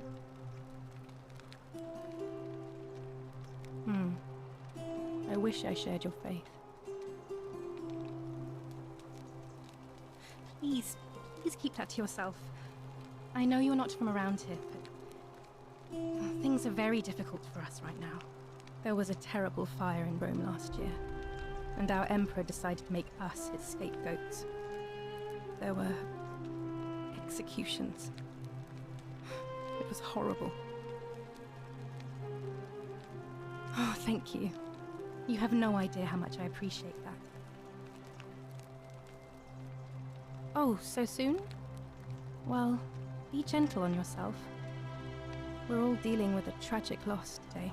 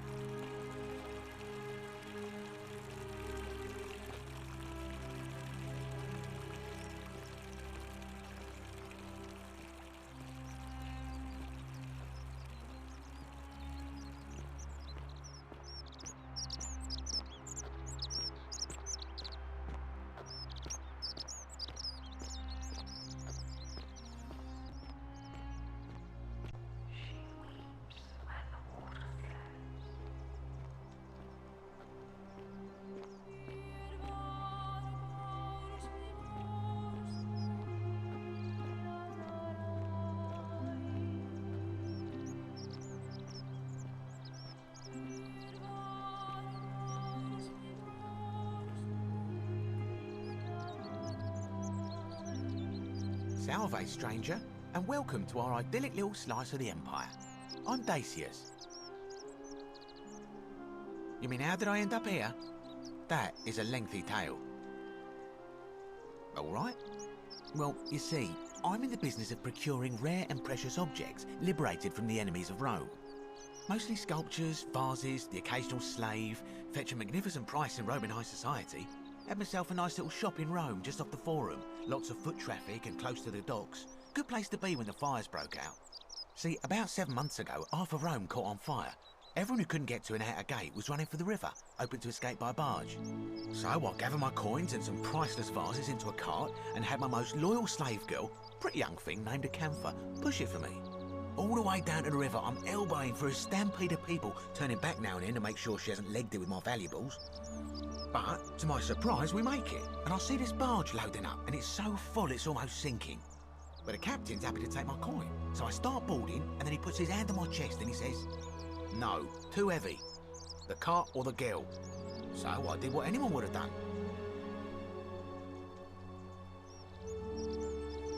The girl? Weren't you listening? All my valuables or the girl? I mean, I can always buy a new slave girl if I still have my money. So I put my hand on the cart, and I guess she realised what was happening because those pretty black eyes of hers go all wide. And in one swift motion, she topples the whole bloody thing into the Tiber.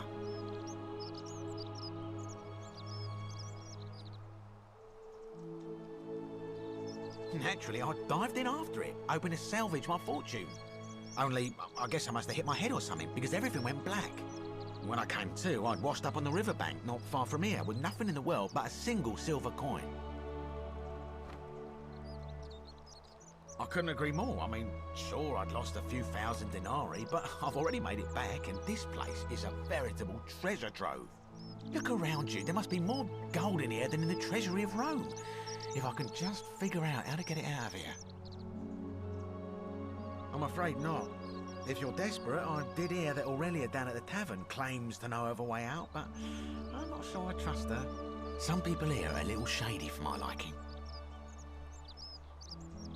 Oh yeah, gotta watch out. Old Dacius has got your back though.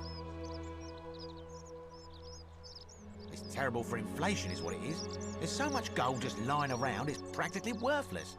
At least down here. Of course, I have an idea for generating real wealth, but what I need is a bow. Just a simple composite bow.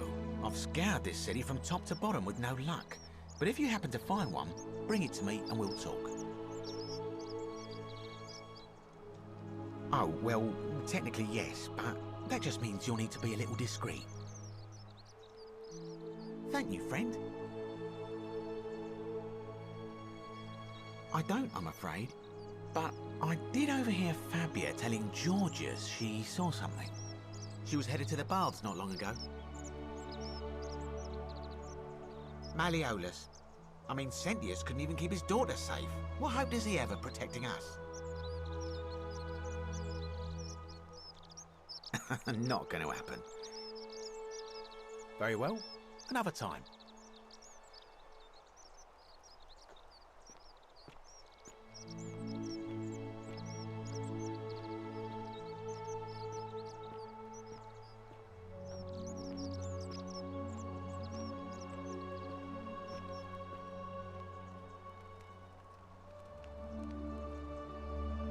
Help!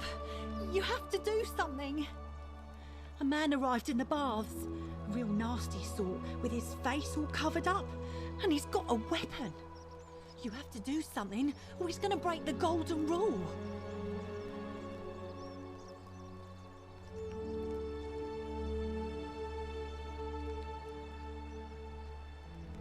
Thank you.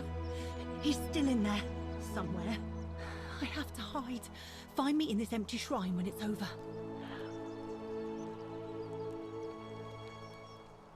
What? Why? All right, fine. Come and find me in my bakery instead. Please be careful.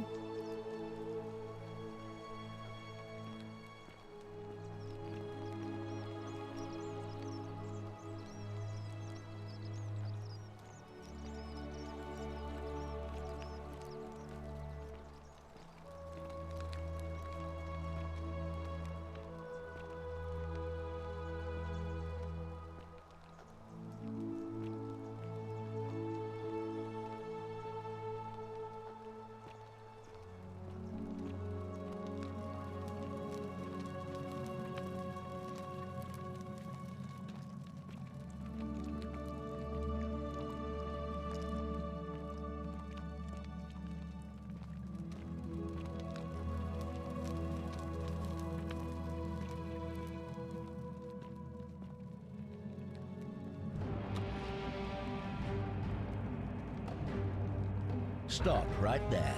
I'm looking for Tiberius Quinctius Crispus, otherwise known as Quinctius. Do you know where he is? I'm not sure I believe that, so allow me to explain something to you. I am here with orders from Emperor Nero himself to find and execute the cultist Quinctius for terrible crimes against the Empire.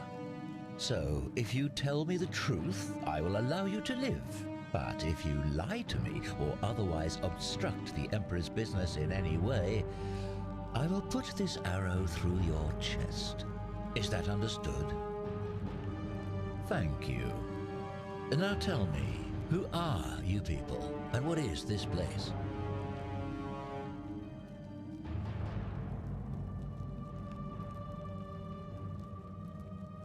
A small community.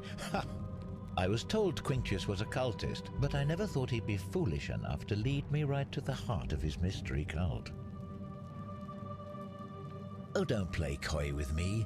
I don't care if you're worshipping Bacchus, Magna Mater, or Christ. You lot are all the same to me. Always sneaking off to your secret sanctuaries, indoctrinating each other with your little mantras. The Emperor may have tolerated your activities up until now, but after what Quinctius did, those days are numbered. You say that, but if you're not a cult, then why go to such great lengths to keep this place a secret?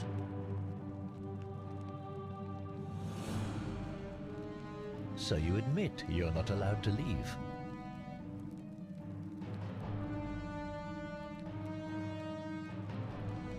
Threatening me is not going to help you, but in any case, that sounds an awful lot like a cult to me. And I saw the inscription saying, "The many shall suffer for the sins of the one." I take it this is some kind of mantra you all believe?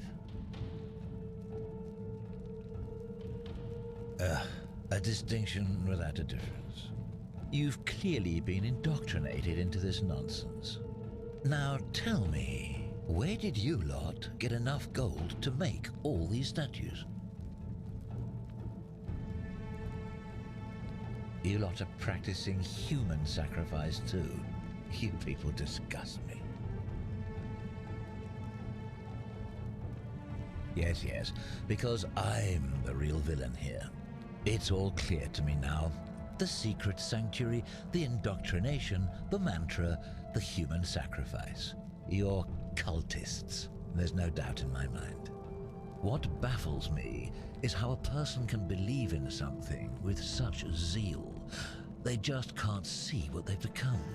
However, you still have a chance to redeem yourself by telling me where Quinctius is.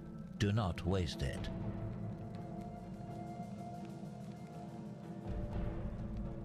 Very well, here's what I know. He's a 40 to 50-year-old man with distinctive eyes, one green and one blue. He's also known to have delusions of grandeur. The Emperor says he and his cult, your cult, are responsible for starting the fire which burnt half of Rome to the ground and killed thousands in the process.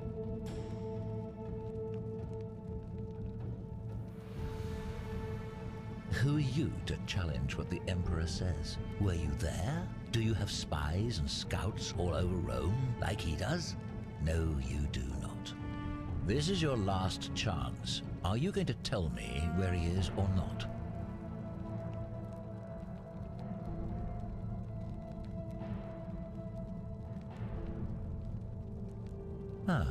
Suddenly it's all coming back to you, is it?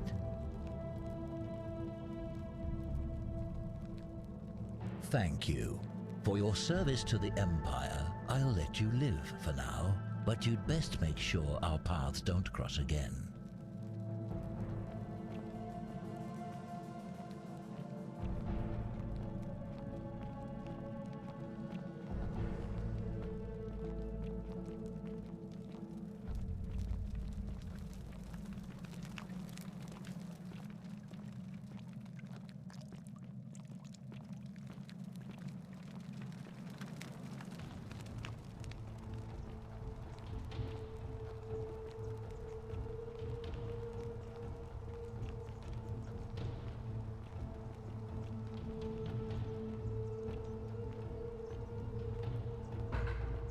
Filthy, lying degenerate.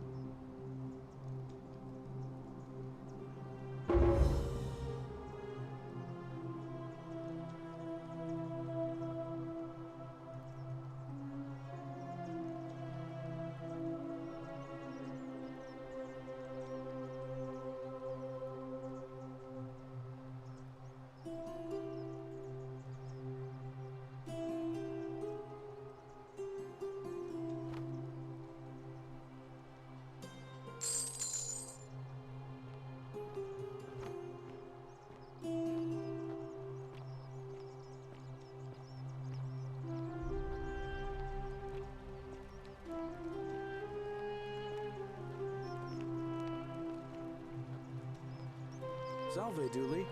How are you doing today? I'm sad. Am I going to die? I don't think so, my friend. It's election day today. Perhaps our new magistrate will be kinder than Sentius and let you out. I hope so.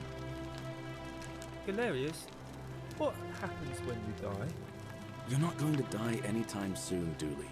My mother told me, when you die, a ferryman helps you cross a river and your spirit lives on in the underworld. Is that true? Well, yes, but... Is it true that if you were good, you get to go to Elysium, but if you were bad, you get punished forever and ever in Tartarus? Something like that, but... What if I die and go to Tartarus because they say I've been bad? I'm not going to let that happen to you, Dooley. I promise. Thank you, Galerius. Thank you. Now, I have more work to do, but I'll visit you again soon, all right? All right, Galerius. See you then.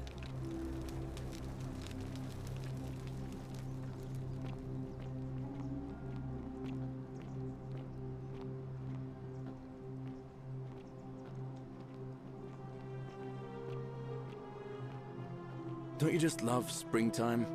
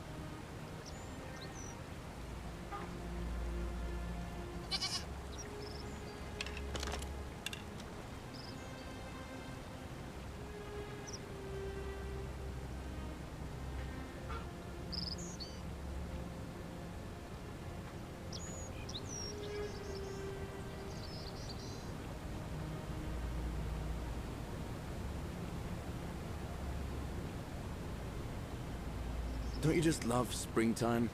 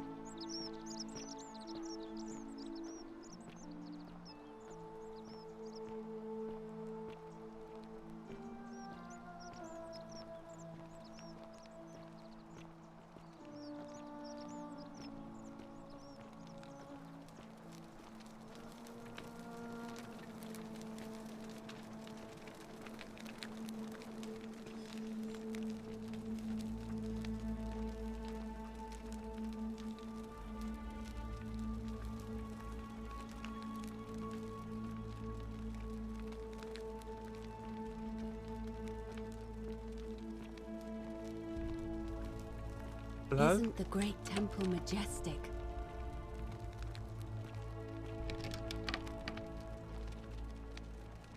Hello? My name's Dooley. I live here now because I got in trouble and Don't you just they love said they had to springtime? lock me up. I don't know. I don't remember things so good. I think it's just because I was looking for treasure. Yes. But I wasn't. I was just looking. They said I did it more than once. But I can't remember things so good.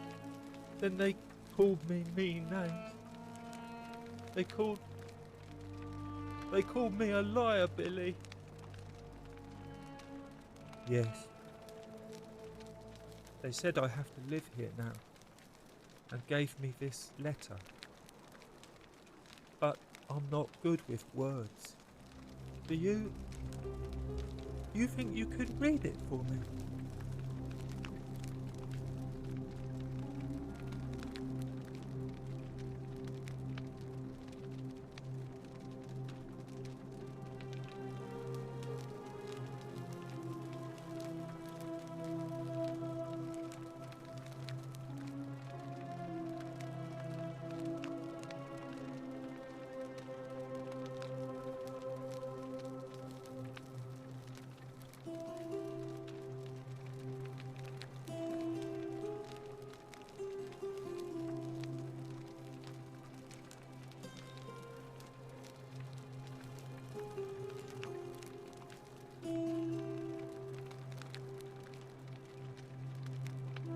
What does it say?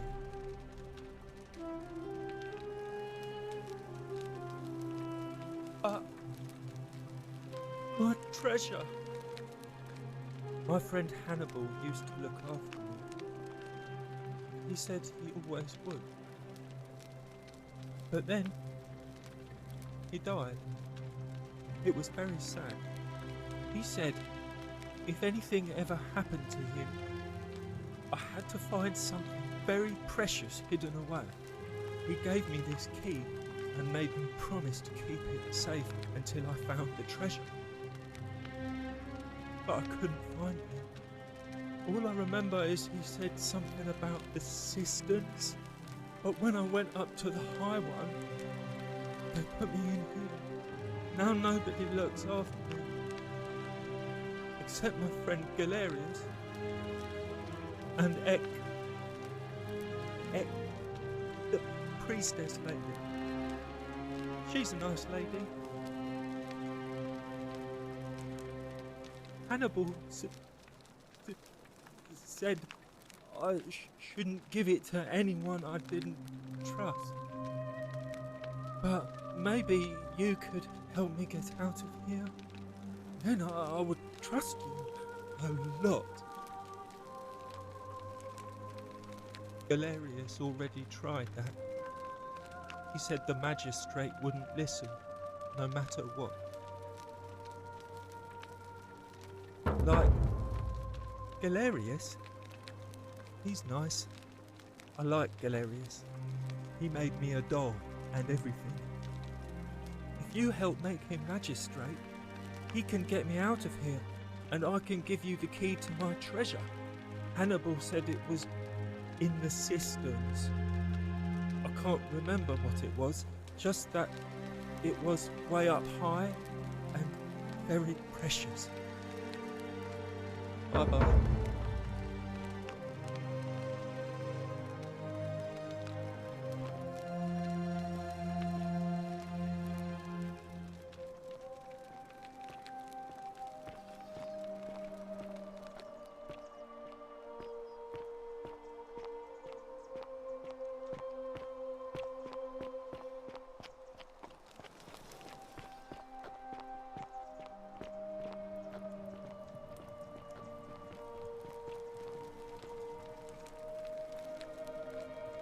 I saw you use the device I made, and it worked!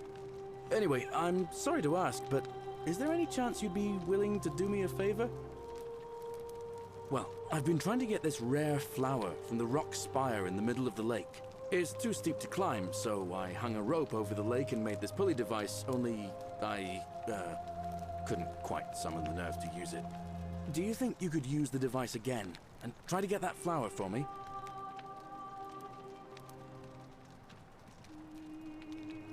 Oh, thank you. It would help me a lot. There's no rush, just whenever you get a chance. All right. See you around.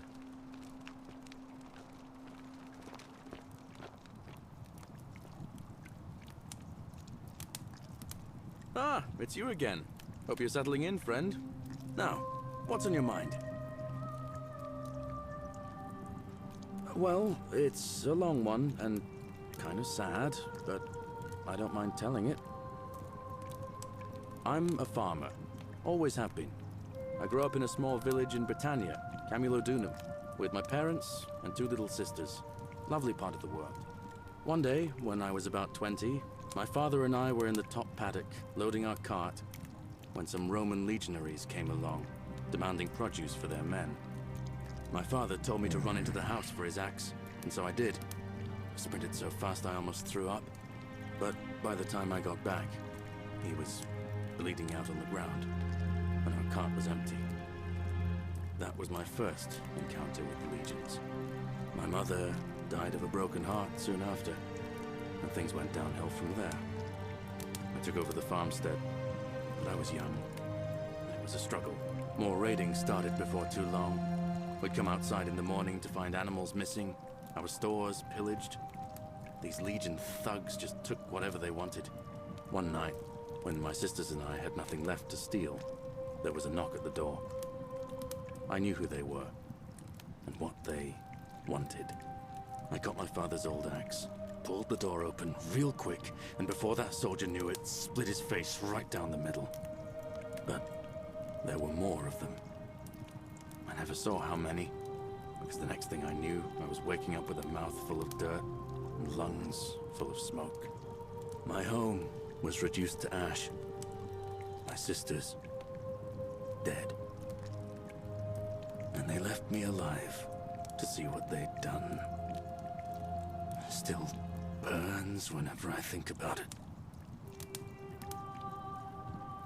Yeah, well, I wasn't the only one this happened to. It wasn't long before Boudica led thousands of Britons in a rebellion against the Romans. Unfortunately, there were just too many of them. And those of us who survived, they enslaved. So, Then I found myself being transported all the way to Rome to be sold to the highest bidder. I spent a few years working for my new master, learning the Romans' ways, Romanized my name and everything. Tried to escape a couple of times, but they always found me, and I'd just end up right back where I was. I'd probably still be there too, if it wasn't for the stampedes breaking out. You see, about 7 months ago, an enormous fire broke out in Rome. Everybody was running down toward the river, screaming and shouting. Never seen anything like it. Human beings acting like cattle. I got swept up with them somehow, and the rest is a blur. The next thing I knew, some stranger was dragging me out of a river. Stumbled across this place and started my life over again. That's what I thought too, for a while. But it seems the gods aren't done tormenting me yet. See, I finally had my own farm again, safe from the grasping hands of the Romans. Or so I thought. Until Sentius the Decurion demanded I hand over all my produce. It's for the good of us all, he says. Only he takes the best bits for himself, of course. He even told me if I refuse his demands, I'll break the golden rule.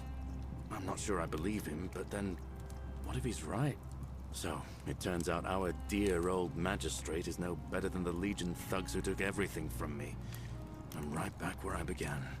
But don't you worry, Nemesis is waiting. And he'll get his, one day. He'll get his. Forget I said that last part, will you? I get carried away sometimes. Thanks, friend. I knew I liked you. Anyway, that's enough of me rambling. Was there something else you wanted to talk about?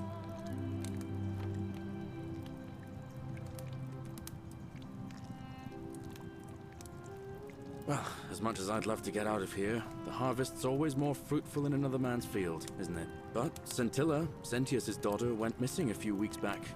Could be she found a way out. If anyone knows for sure, it'll be her sister, Sentia. But she'd never tell the likes of me. Oh, I don't give it much thought these days. I mean, everybody here's got their own view about what we need to do to survive. But I say, let's spend less time arguing about what it means to be good and just get on with it, you know? I can't see how I could vote for either candidate. I don't like Sentius much, but Malleolus is almost as bad. Even I could do a better job. Me, a farmer. And I've never given a speech or put on a toga in my life. I've bounced the idea around once or twice, mainly as a way of getting Dooley set free. God knows Sentius is never going to do it. But from what I hear, Malleolus has the election stitched up. Nobody's going to take him on and win. And maybe that's not such a bad thing. I mean, he talks a lot about freedom, so I'm hoping if he's elected, he'll release Dooley from his cell. And that's good enough for me.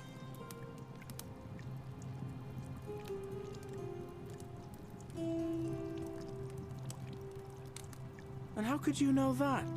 I mean, I don't like the man, but I don't see how you could know a thing like that.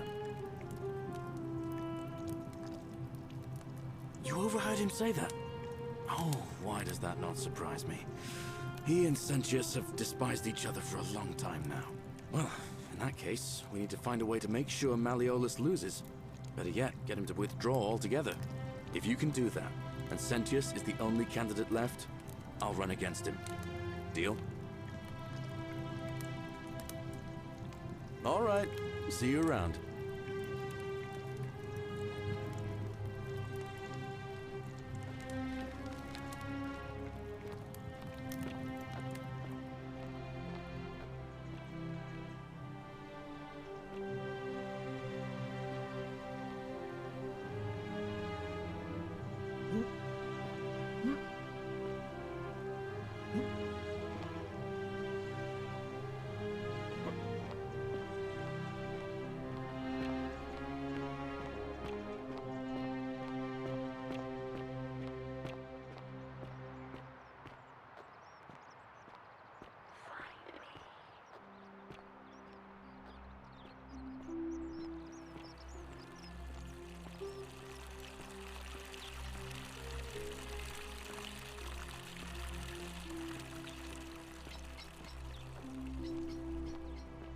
the murder.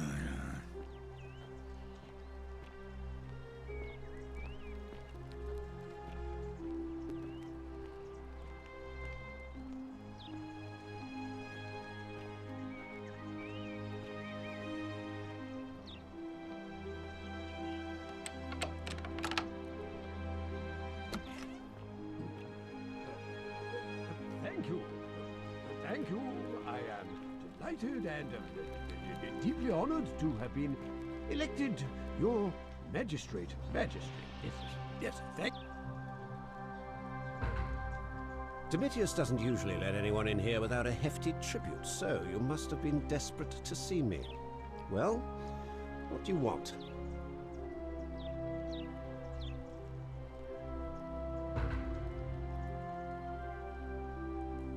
My name is Marcus Malleolus Gurgis.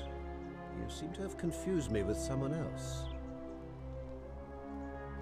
You mean my heterochromia? I am guilty of nothing more than having different colored eyes. And I'm hardly the only person with the condition. Alexander the Great had it too, as it happens. I like to think it is simply the way the gods have chosen to mark a natural-born ruler. Nothing more. Well, I am not suffering from any delusions, as today's election will firmly establish. Unlikely, because it simply isn't true. Now, was there something else you wanted? I trust you can see yourself out.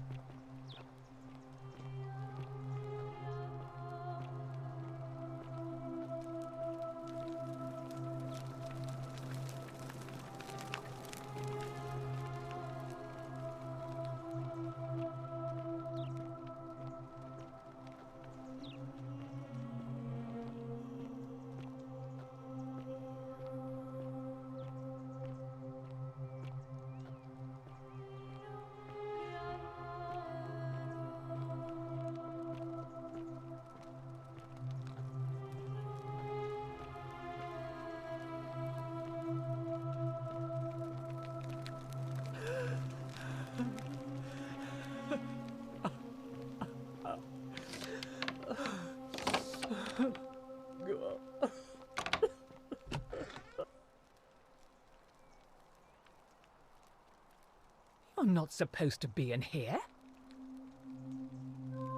Talk. What business could you possibly have with me? An intriguing proposition. Go on.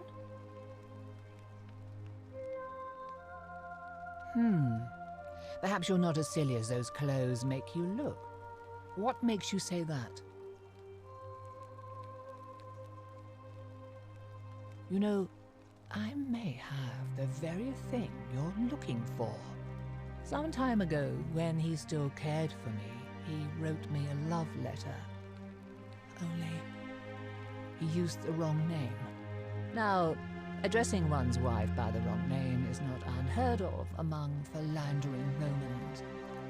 But in this case, the name he got wrong was his own.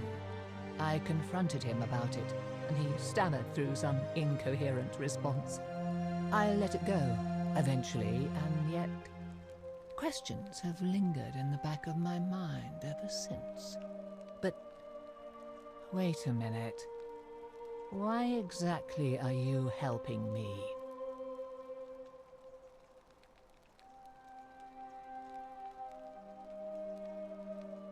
Oh, aren't you charming?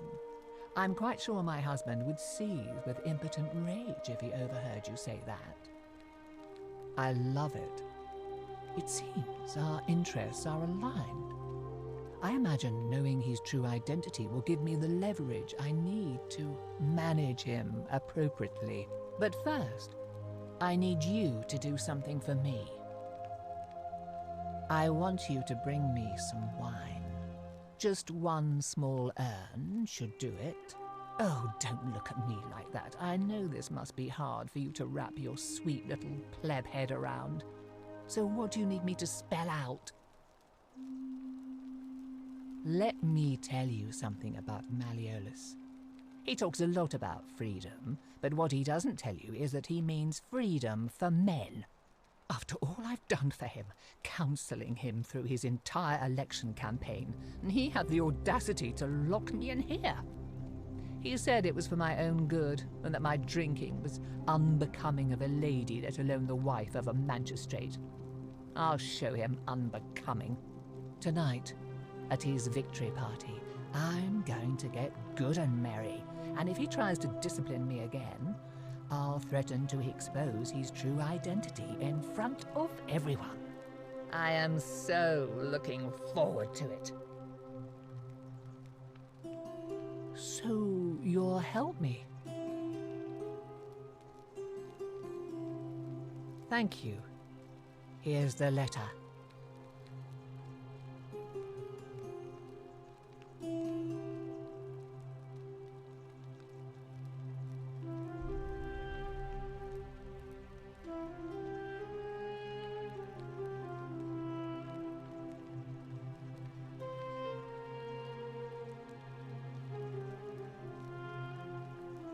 Now, perhaps you can tell me who Quinctius really is.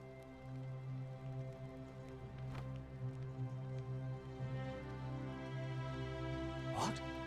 He's... Oh no. That's... quite a lot more serious than I imagined. I only wanted some leverage over him, not to destroy him. Give me that immediately. Nobody else must know. What? No. You tricked me, you mendacious little stirkers. It was a lie of a mission. You were planning this all along and you deliberately concealed it. May Jupiter cut you down. I curse you. I curse your life and mind and memory. May you be unable to walk or eat or drink. May this drag you to the depths. This is outrageous.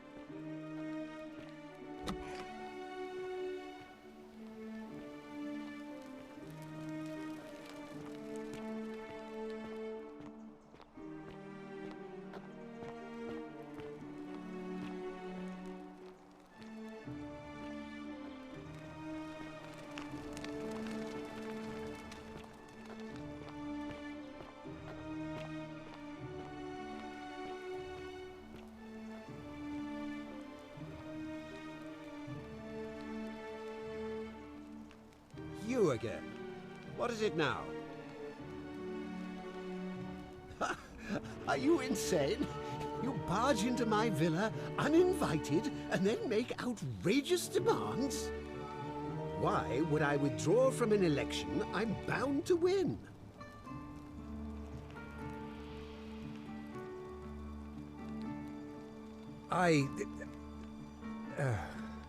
So, it finally caught up with me. I suppose that makes you, what, one of Nero's assassins?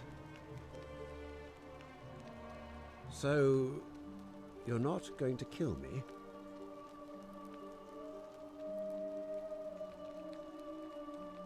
Oh, so much work and money. Oh, well, if I do it, you'd let me live?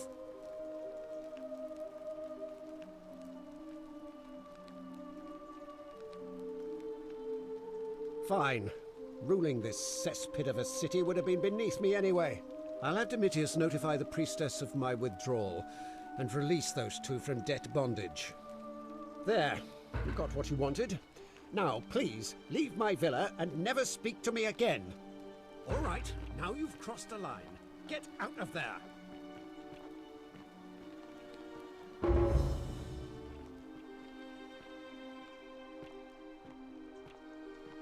Domitius, are you listening? Yes, sir. I've made a decision to release Julia and Ulpius and withdraw from the election. I want you to go and inform Equitia. Sir? Are you under duress, sir? I've just had a change of heart. you're on track to be magistrate, sir. All that work, all that money wasted. Those are my orders. Carry them out. As you wish, sir.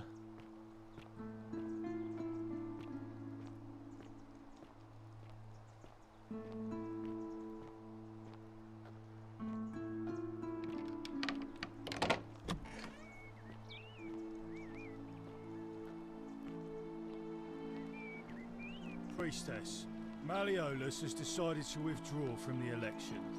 Oh, well, that's surprising. But thank you for telling me. I'll let everyone know.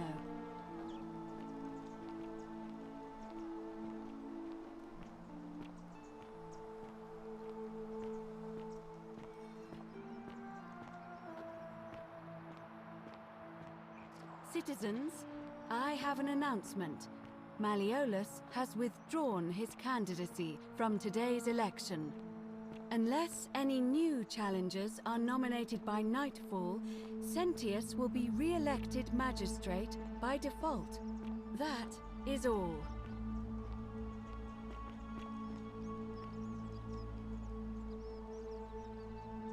A new face.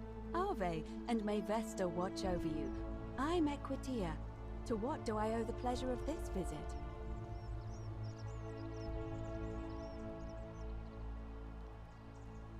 See you again soon, I hope.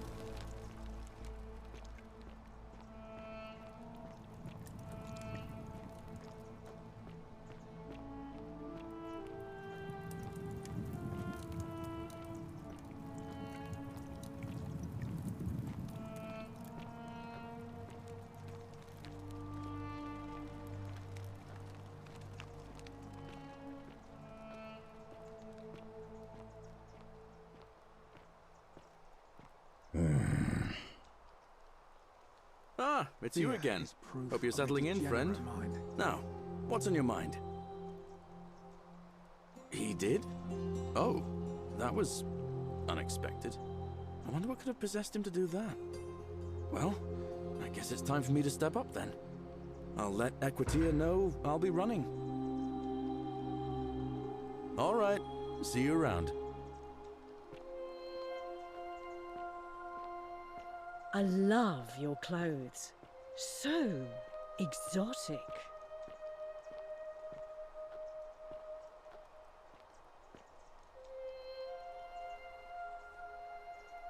Oh, you're here. Springtime. I'm so glad you decided to visit. I'm Aurelia, and I hope I'm not being too forward, but the moment I laid eyes on you, I was intrigued.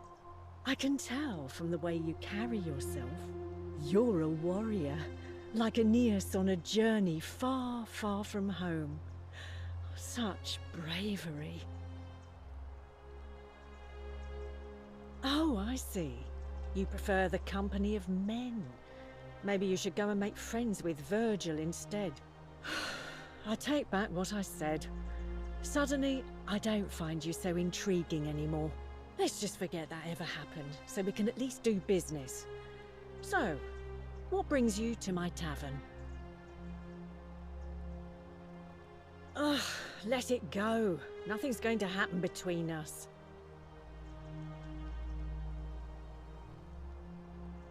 Certainly, for 10 denarii. Have you met Livia? She used to do my hair, until one day she just snapped. This place has that effect on people. Now, she just stands around, caked in filth, muttering nonsense to herself. It's a real shame. Now I have to do my own hair.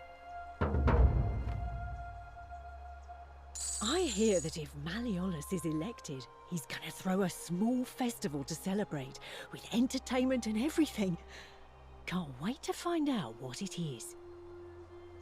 There used to be a midwife here, Naevia, but this place drove her mad as a Maenad. Said she could hear the statues whispering to her. Can you imagine? Fortunately for us, she locked herself in the palace weeks ago and hasn't been seen since. Good riddance, I say. Scintilla, the magistrate's youngest daughter, went missing a few weeks ago, right out from under Daddy's nose. How can we trust him to govern a city if he can't even protect his own daughter?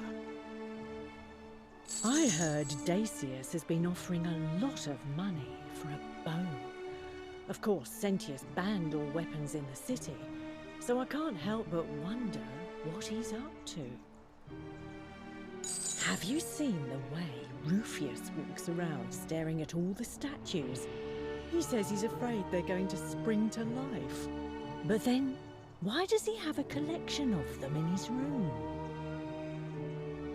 I hear Galerius has a thing for Equitia, but of course she's a Festal priestess. If she sleeps with him, the magistrate will have to bury her alive. Why do silly boys always want what they can't have? I hear there are blasphemous cultists walking among us. You know, the ones that lit the fires last year? Some even say they have a secret shrine around here somewhere. I've already told you everything I know, I'm afraid. You know, normally I'd expect you to buy me a drink before asking if I want to get out of here.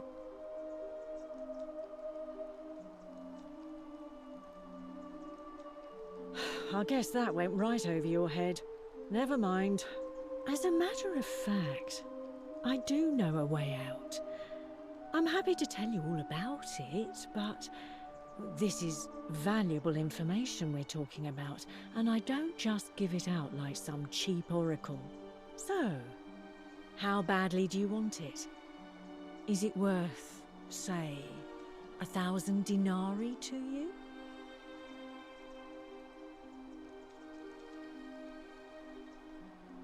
Ha! It's hardly my fault if people misunderstand the terms of a deal. I mean, it does say, "Let the buyer beware," right outside my tavern.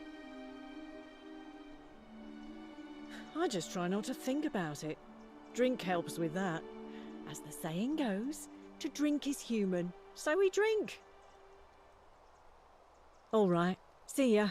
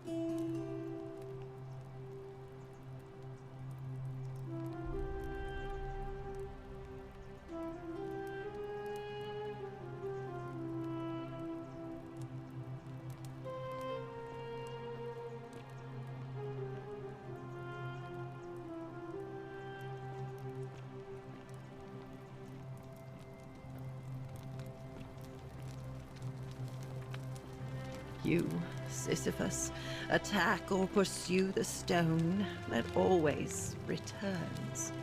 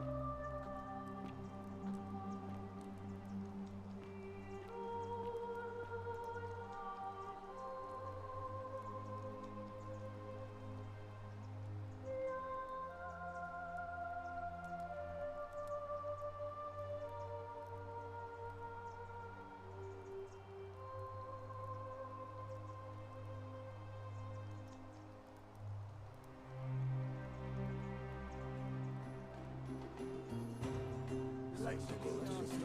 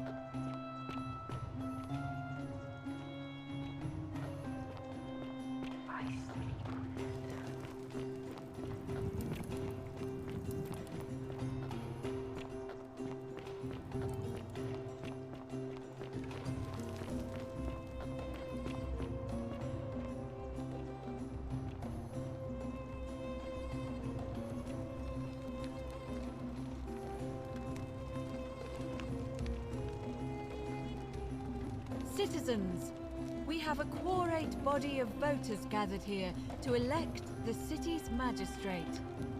The candidates are Sextus Sentius Imperiosus and late nominee Gallus Galerius Helver. Marcus Malleolus Gurges withdrew his candidacy earlier today. As agreed, we shall dispense with ballots and candidates will abstain from voting. Let's make this quick. As I say your name, call your vote. I'll start with you, Horatius.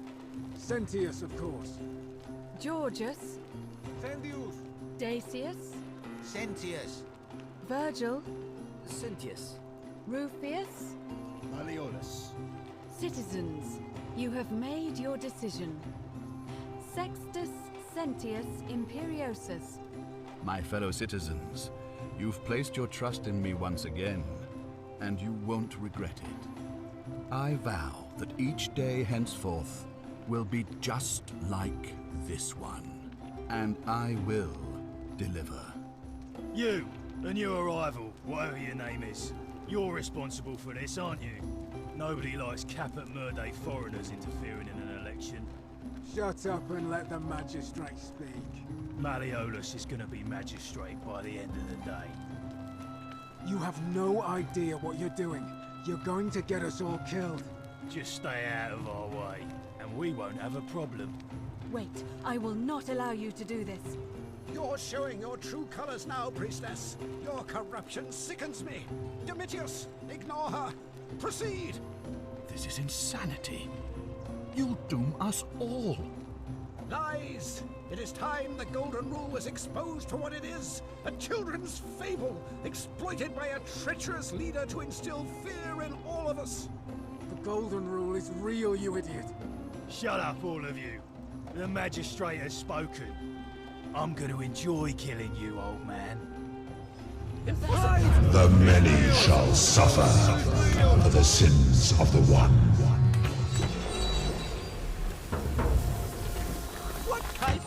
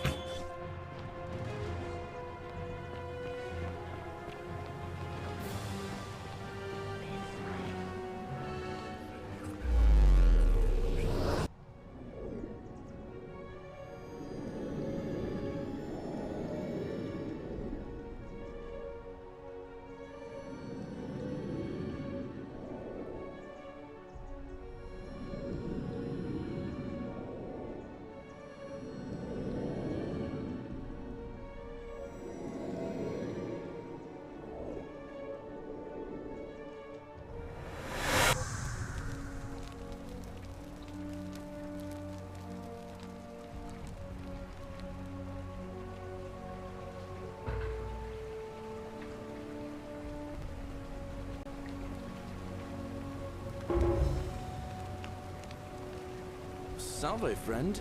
mind telling me who you are and what you're doing with that bow on your back? Oh, you sound serious. I'm listening. Yulia? Oh no. All right, I can do that. All right, let me see. Stop Fabia going in, but send the new arrival to the empty shrine. Understood. I'll go, but once I'm done, I'll need you to tell me how you know all of this.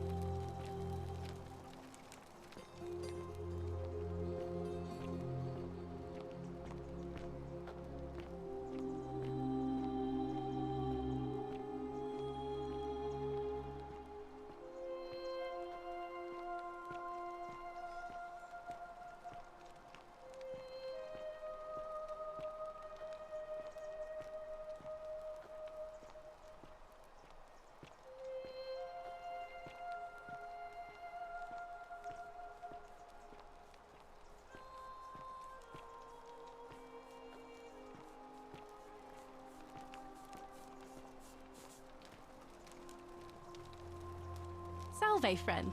I'm Octavia. Welcome to life under the Golden Rule. It's a ghastly thing, is it not? How are you faring so far? All right, well, it was lovely to meet you. I look forward to getting to know you better over the coming months.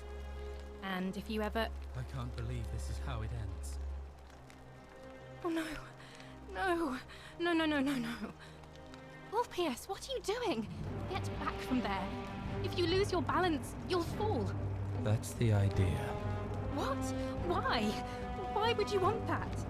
Why do you think I'm stuck for the rest of my life working for a man who treats me like an animal? I know things are hard for you right now. They're hard for all of us. We're all in this together, Ulpius. Please, please just think this through. If you do this, it could be the sin that seals all of our fates. Is that what you want? I'm sorry, but I just don't care anymore. Please, Ulpius. Help him. If he goes through with it, it could be the end for us all. I don't know what to do. I've never had to deal with this sort of thing. Please, you need to talk to him. Thank you. And please, choose your words carefully. You know about that? How is that possible? I mean, I've never mentioned it to anyone. Well, if you say so. You don't understand. I don't want to hurt anyone. I just want it all to be over. It's too late for that. Yulia and I made a pact. And she's already swallowed hemlock this morning. If I backed out now, I'd be betraying her. I can't do that. Oh, really? That changes things a little. But we're still in debt bondage to that monster. Unless you happen to have 2,000 denarii to pay off both of our debts. Really? Wait. So, I guess you'd want me to work for you then. You'd do that for us? A couple of complete strangers? It seems today we are both blessed. This did not turn out how I thought. Thank you, friend. I never thought people like you existed. Thank you. I'll go and pay off our debts immediately. I just wish there was some way I could repay you. But I have nothing but the tunic on my back. Ah. And there it is.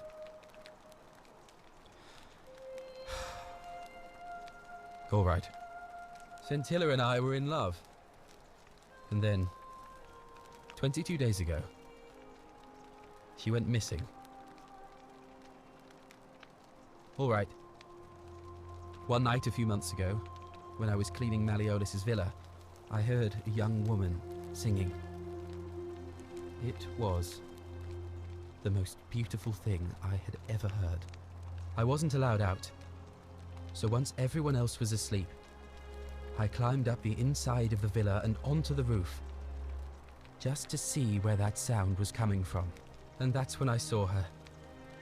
Standing in the garden of the magistrate's villa, I just sat there on the roof, listening to her with my chin on my knees. And for the first time in a long time, I felt hopeful. And then she looked up and saw me and she smiled. I knew at that moment the fates had brought me to her. And from the moment she asked my name with this warmth and curiosity, I knew I'd have done anything for her. And so for weeks on end, each night I'd climb out of the villa and into her father's garden. We'd hold hands and talk about all the things we'd do once we got out of here. Like having our own vineyard. And then one morning I woke up and everyone was out searching for her. They said she'd vanished in the night. All I could do was keep my head down and try to hide how beside myself I was. Scintilla was the one thing that made my life bearable. But with her gone, things unraveled quickly. You saw how bad it got. All I know is she loved me. And if she had known a way out, she would have told me. She'd never have taken her own life. And there's no way anybody could have killed her under the Golden Rule. I can't prove it, but I just know she's still alive somehow. Even now, it's as if I can hear her voice in my head, crying out to me. That can only mean one thing. Somebody abducted her.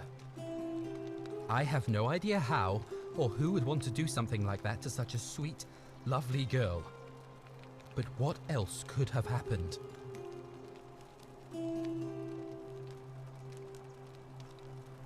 My guess? Malleolus had something to do with it. He is without doubt the most evil man I have ever known.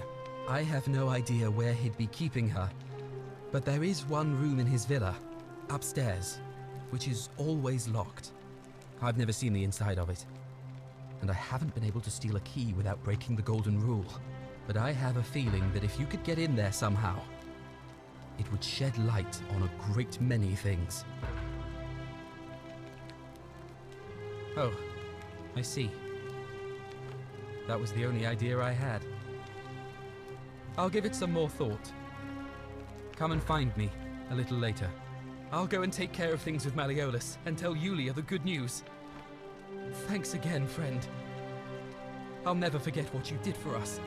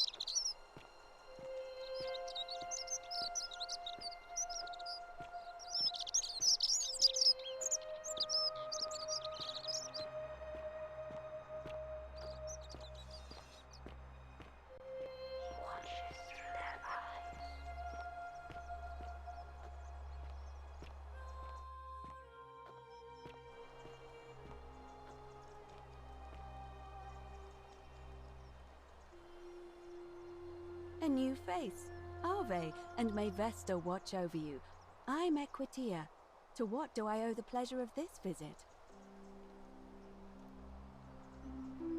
I don't, I'm afraid. It seems to me we're exiled here until the gods judge us, one way or another. I'm quite sure it's the work of the gods, which is strange because they've never been particularly concerned with our misdeeds, as long as we've kept the peace of the gods. We ask for blessings, for good health, bountiful harvest, military victory, and in return, we offer praise, wine, incense, or animals. But here, it seems they require much more of us. I find myself reminded of an especially pertinent tale from our great poet Ovid in his epic Metamorphoses. Would you like to hear it? It is rather long.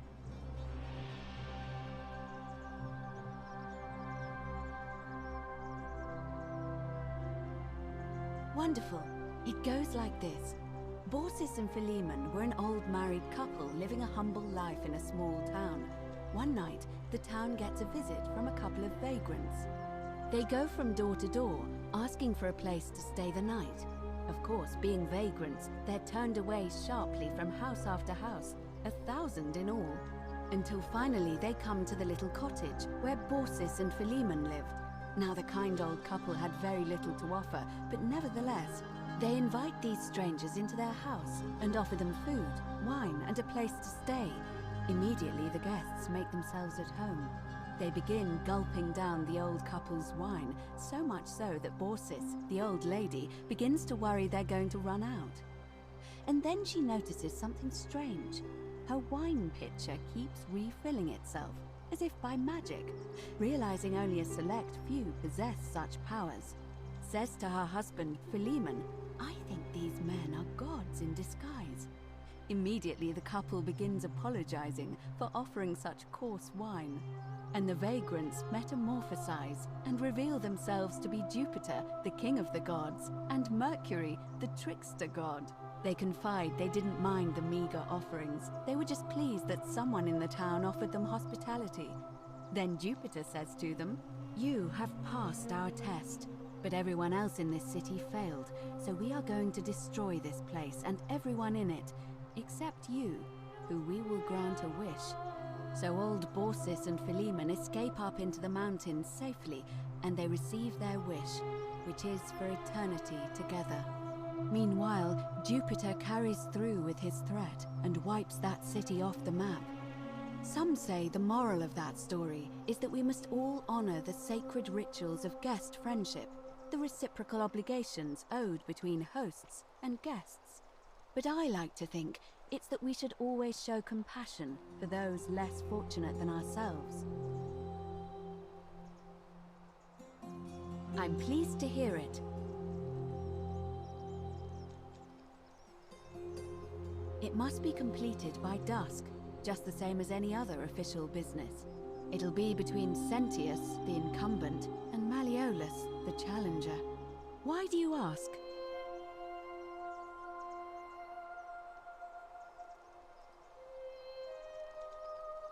Certainly.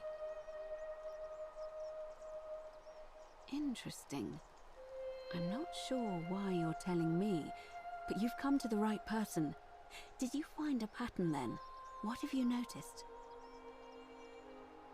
Yes, I suppose that could be something. But then most of us do tend to carry coins on our person, don't we? What else? Yes, I understand many of our friends were carried here by a river current. What else? That's true. I know I wasn't entirely sure how I wound up here. It's as I feared. I think I understand what poor Livia has been going through. Let me ask you this. Did you happen to encounter a stranger in the forest before you arrived here? And did you happen to catch her name? I see. And was this Karen, by any chance, wearing a hood? Because I've seen her before. There's something I think you should see. I think you'd better follow me to the baths. But don't follow too closely. We can't have people thinking we're bathing together.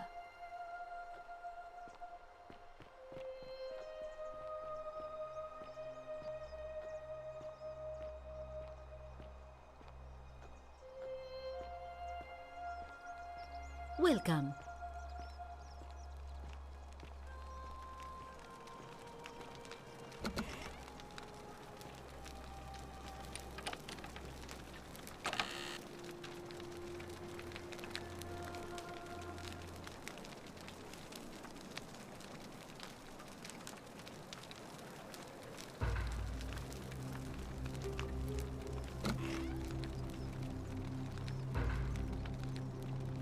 Welcome. Feeling all right? You made it into the palace. I'm impressed. How is Nevia? Oh, I see. Well, what's the treatment? Willowback. I should have known. It was under my nose the whole time. That's very helpful. Thank you. If this works, it should settle Rufius down some. I have some right here. Could you do me a favor and give him some of this? He'll just need to swallow a pinch of it. I'm hoping it will avert disaster.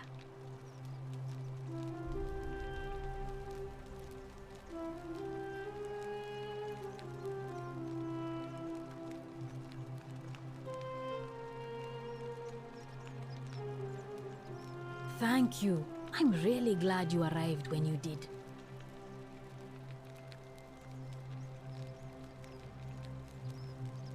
Oh no. Sorry, I don't mean to worry you, but no, that is definitely not normal.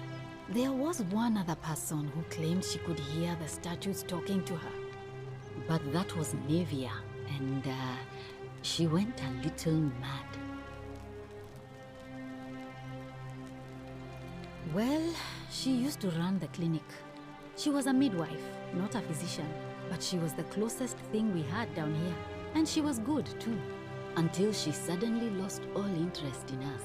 One day she told me she'd made some profound discovery about the golden statues. This changes everything, she kept saying, but I had no idea what she was talking about. The last time I saw her, the last time any of us saw her, she was muttering to the statues, like she could talk to them. And then she shut herself in the palace, barred the door from the inside, and nobody's seen her since. She's been gone so long now, we figure she's either dead or up to something so strange that she doesn't want anyone else to know about it. But I really wish I could reach her, because that's the only hope I have of solving a troubling problem, a real thorn in the paw situation. One of my patients is suffering from terrible rheumatism. His joints are inflamed, and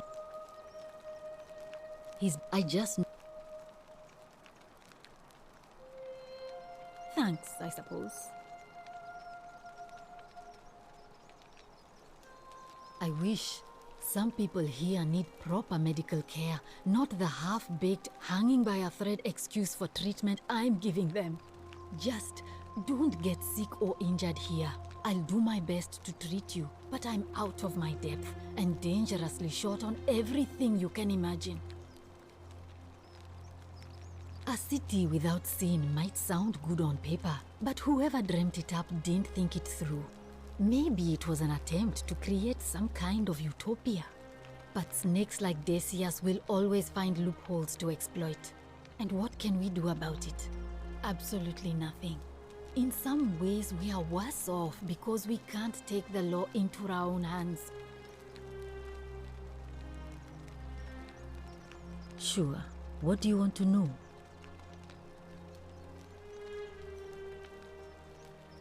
Gladly.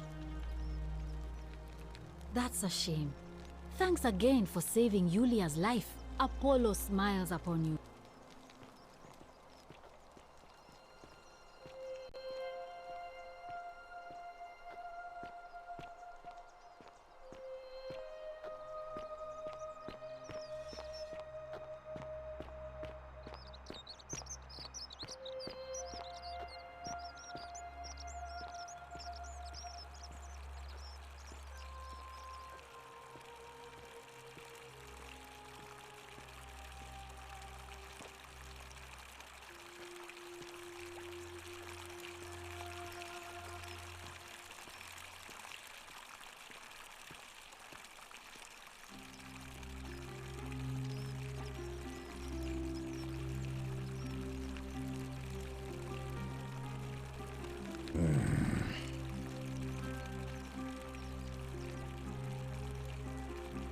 Name's Rufius. Better watch your step. What business is that of yours?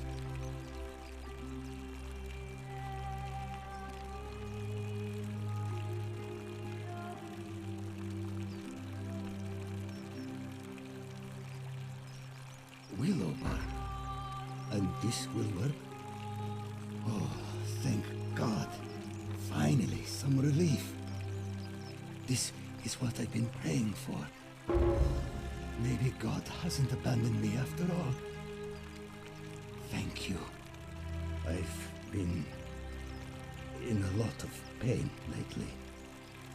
The rheumatism, these cursed statues always watching, and the crisis of faith. It was too much. Started messing with my head. This is exactly what I needed to set it straight again. I owe you one. Can't talk long. Got to stay sharp, but family's from Seleucia on Tigris, Babylon province. But I've been roaming a long time now. Even joined the legions. The 6th, the one they call Ironclads. Not sure. I was fighting with the 6th against Parthians in the east. Only my whole body was aching every time I took a swing of my gladius.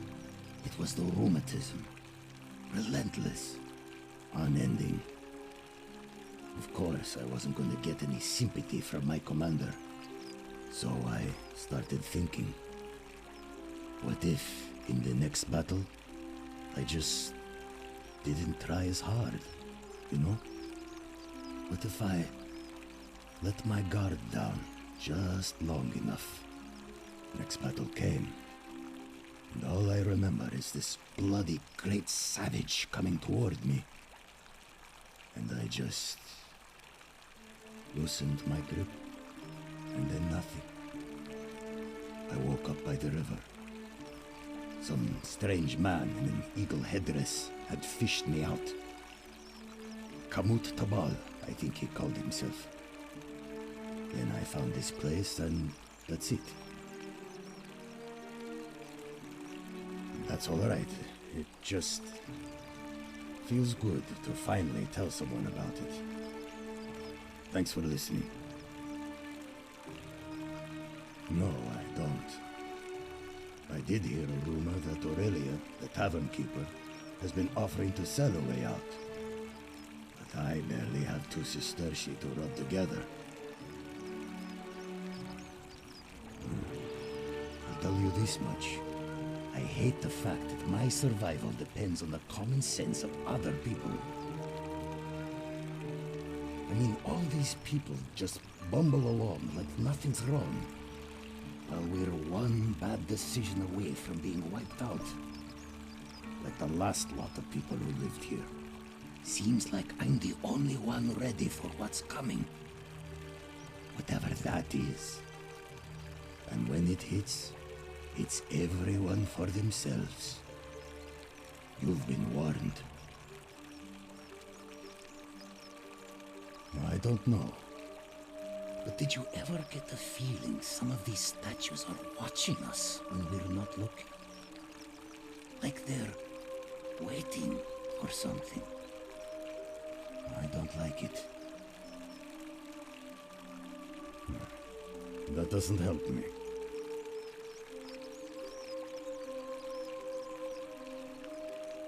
No idea what you're talking about?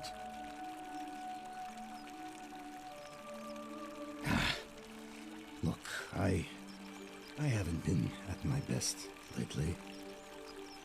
I know that. It's the rheumatism. It starts with constant pain in all your joints. Then the pain starts to mess with your head. Makes you angry, mean. I know that's not an excuse for how I acted. But it's the truth. But with the willow bark, I'm already starting to feel like myself again.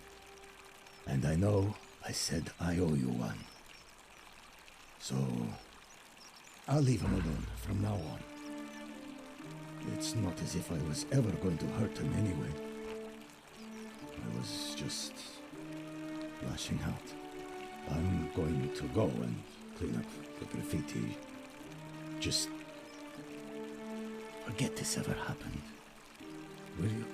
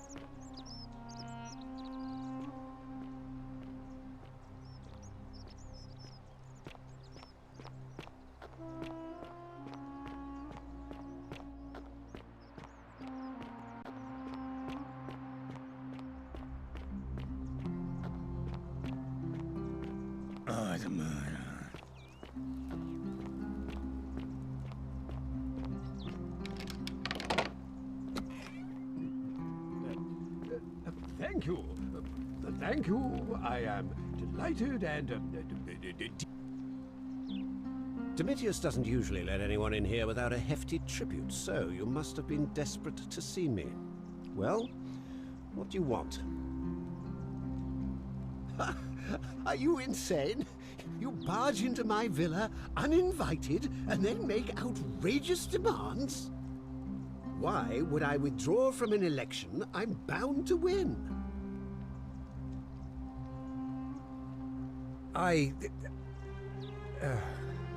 So, it finally caught up with me. I suppose that makes you... what? So, you're not going to kill me? Oh, so much work and money. Oh, well, if I do it, you'd let me live?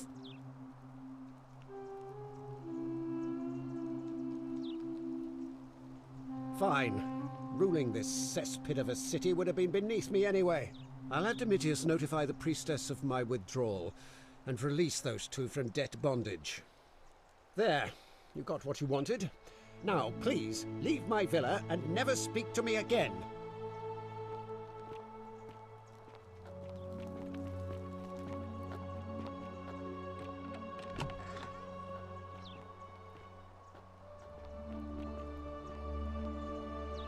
Domitius, are you listening? Yes, sir. I've made a decision to release Julia and Ulpius and withdraw from the election. I want you to go and inform Equitia. Sir? Are you under duress, sir? I've just had a change of heart. But you were on track to be magistrate, sir. All that work, all that money, wasted. Those are my orders. Carry them out. As you wish, sir.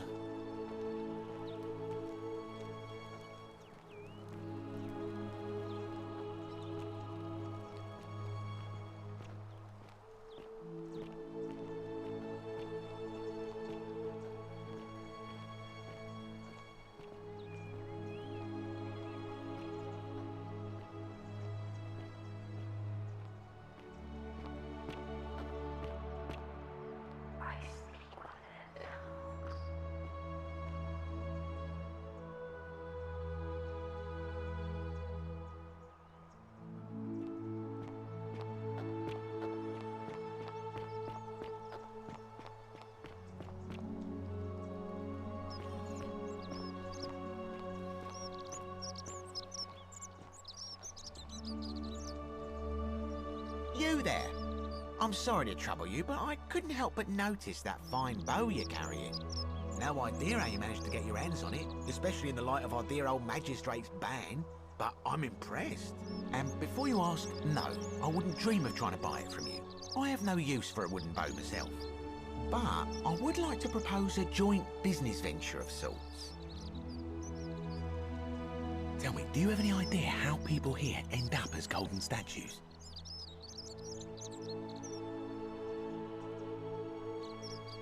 And here I was thinking I was the only one to figure it out. In any case, supposedly one or two of those arrows is enough to turn a full-grown man into gold.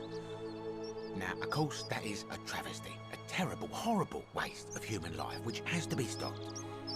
And yet, on the other hand, I can't help but think of a tale told by that Greek fella Aesop, the goose that laid the golden egg. With the ability to transmute organic matter into gold, one could create infinite wealth. Use your imagination. Golden animals, insects, trees and plants.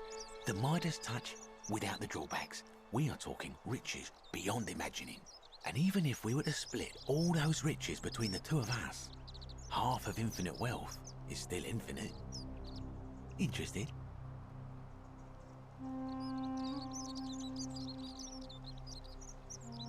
Excellent. So the first question is, how do we get our hands on one of those golden bows?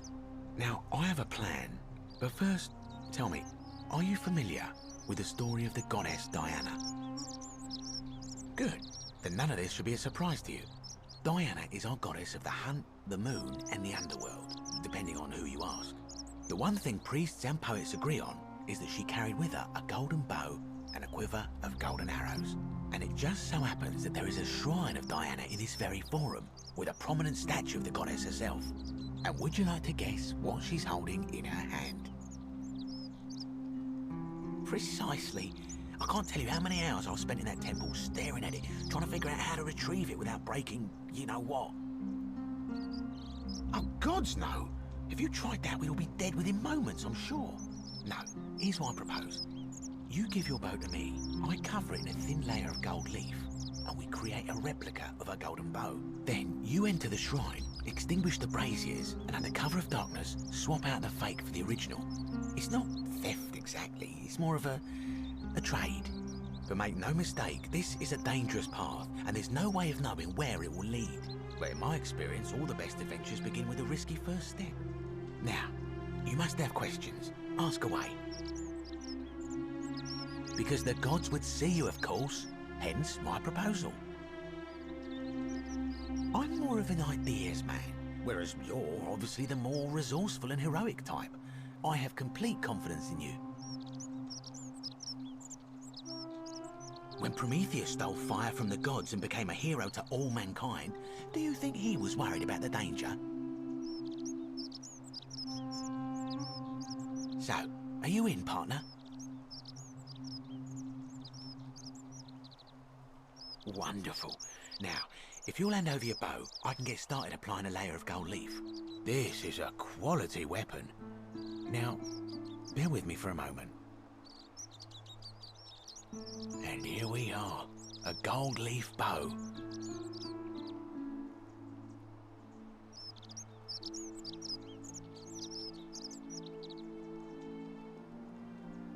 Now I've gone and unlocked the Shrine of Diana for you, so as quick as you can, head on inside. It's just at the end of the street on the left. May the gods not watch over you.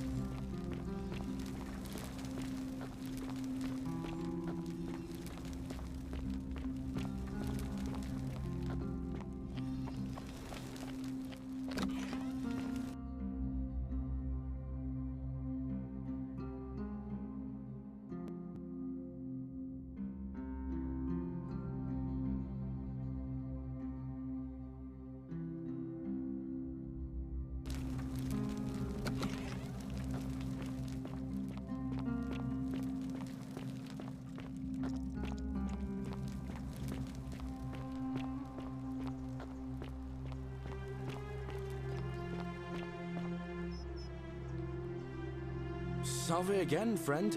I went and did as you asked, and it worked. How is it possible that you've just arrived here and you already know everyone and exactly what's about to happen to them? You're toying with me, right? Wait, you're not kidding, are you? That's the only way you could have known. You're a bit like... Oh, what was his name?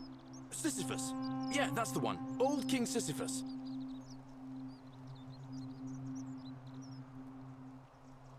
Sisyphus was a Greek king a long time ago. For daring to think he could outsmart the gods, he was given a terrible punishment. He was forced to push a great boulder up to the top of a hill. Only, just as it reached the top, it would roll all the way back down to the bottom, forcing him to start over and over and over again for all eternity. Just like you. Actually, now that I think about it, there are a bunch of old stories about the gods punishing people by making them do the same futile task over and over.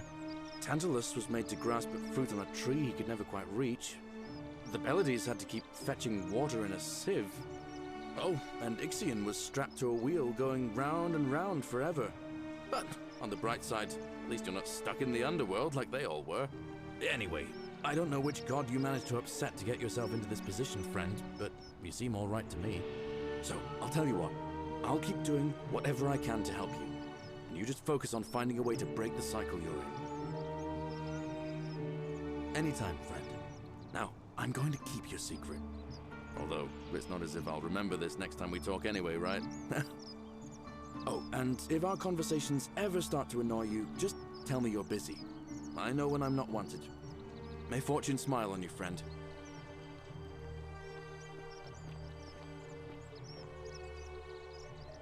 Salve again, my Sisyphean friend. Now, what's on your mind? I've bounced the idea around once or twice, mainly as a way of getting Dooley set free. God knows Sentius is never going to do it. But from what I hear, Malleolus has the election stitched up. Nobody's going to take him on and win.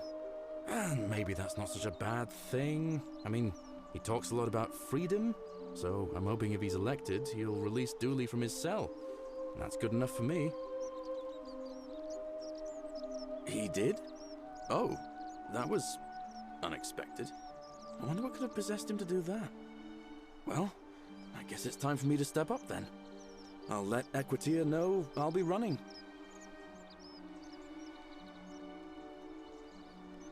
All right, friend.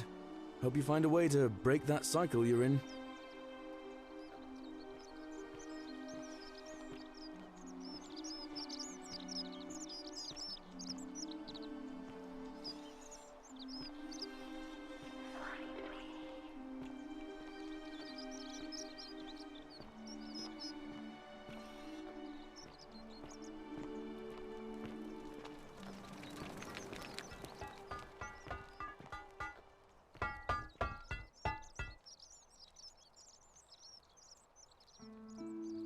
Ah, a new face. Salve, and welcome to a little community. My name's impossible to pronounce for most people, so you can just call me Virgil. I hear we have you to thank for saving Julia's life. I'm glad you arrived when you did. What demon or spirit told you about that? You went snooping in his place? That was risky. We're lucky you didn't cross any lines. Have you spoken to him about it? Really? How did you manage that?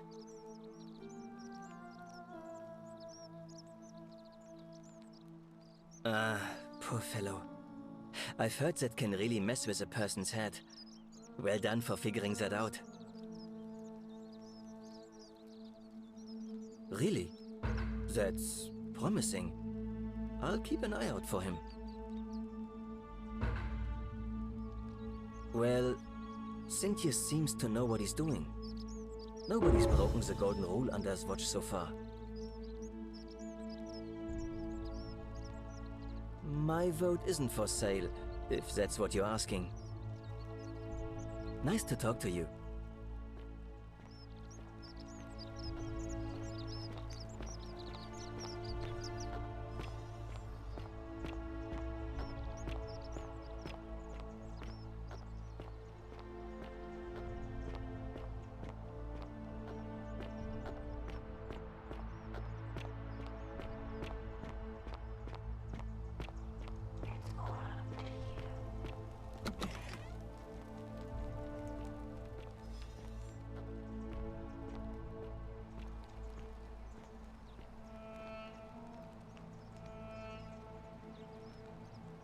We'll talk in the baths. There's something you need to see for yourself.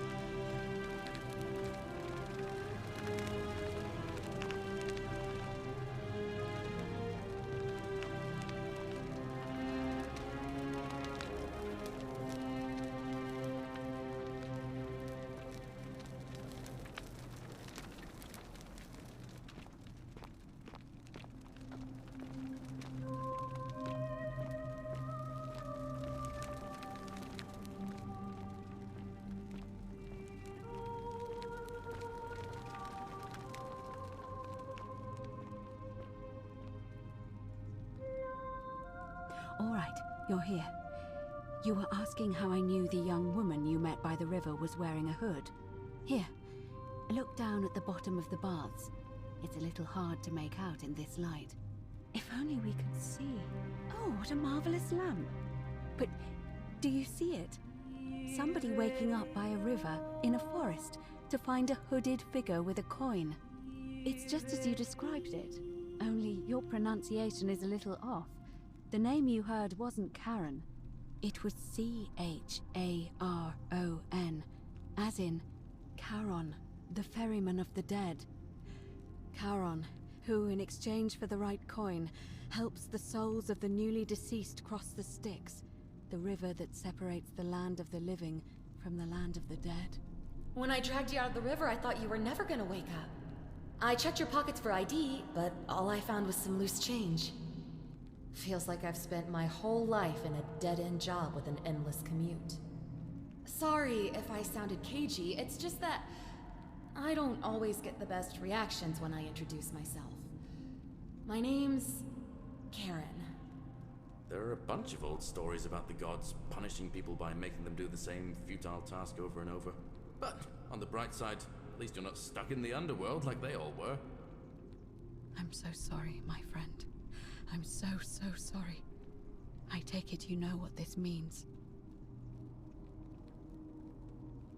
I'm afraid so. It's all starting to make sense. All these people whose last memory was running from the fires toward the river.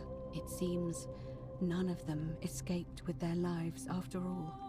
Perhaps we should be grateful they don't remember their final moments.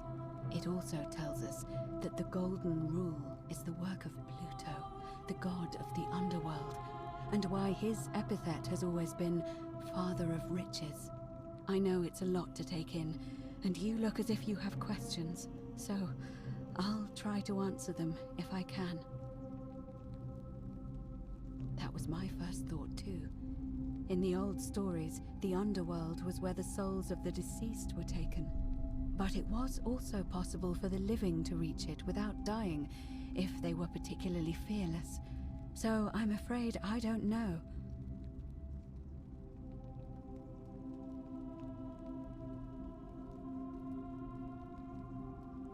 Oh, I'm sorry. I keep forgetting you're not from here. If you were Roman, or even Greek, you would know these stories. Each of them is slightly different, whether the storyteller was Plato, Homer, Virgil, or Ovid. But they always involved the souls of the dead meeting a grim ferryman named Charon on the bank of a river. It was said that he'd help the new arrival cross, only if they could pay him with a coin, an obol. That's why it was once our custom to bury our loved ones with a coin in their mouths. Charon's obol, we called it. Of course, an obol was a kind of Greek coin, because we inherited this knowledge from the Greeks.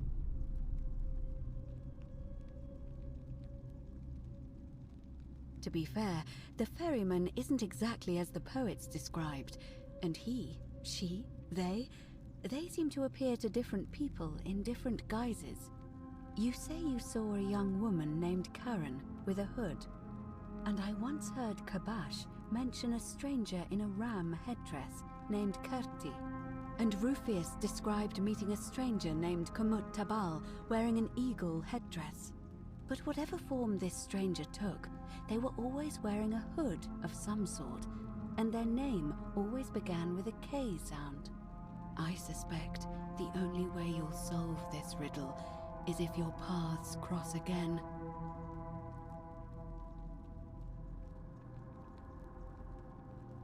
Good question. Let's see. In the stories, Charon would always require a coin as payment for passage across the river. But that never made any sense to me.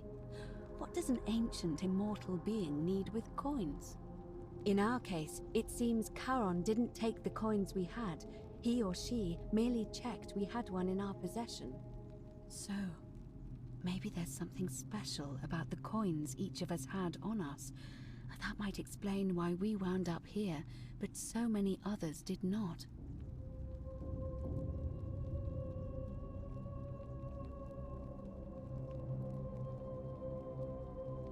No. I mean, I had my suspicions, especially after Livia's ramblings, but I would never have figured it out without your help, I promise you. Now that we know where we are, we have to figure out what to do about it, if we don't want to be cast into gold for eternity. We don't have much to go on, except the old stories. I remember 4 in particular about heroes in the underworld. Hercules, the demigod and son of Jupiter. Orpheus, a Thracian poet. Sisyphus, a king of Ephyra. And Aeneas, a Trojan hero. Hercules was able to leave the underworld because he cowed its god with his strength. Sisyphus and Orpheus both relied on their wits instead. They persuaded the goddess of the underworld, Proserpina, to help them escape. And finally, Aeneas was able to escape with the help of a spirit guide, who led him through a secret gate. So it seems you have 2 options: to confront the god of the underworld head-on, or find a way to escape with the help of Proserpina or some other guide.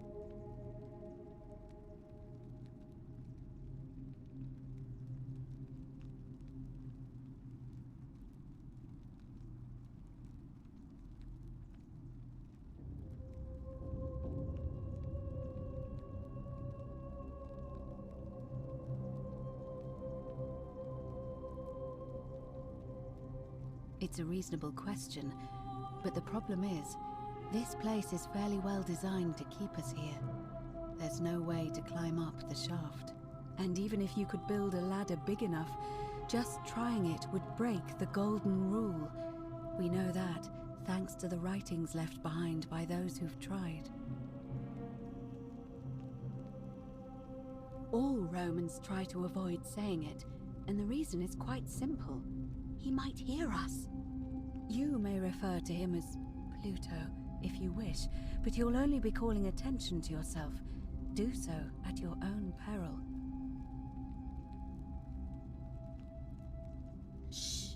Is everyone so blunt where you're from? Oh.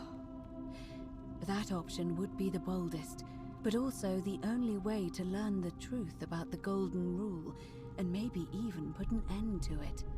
As I said, Hercules managed to overpower the god of the underworld, but he was a demigod.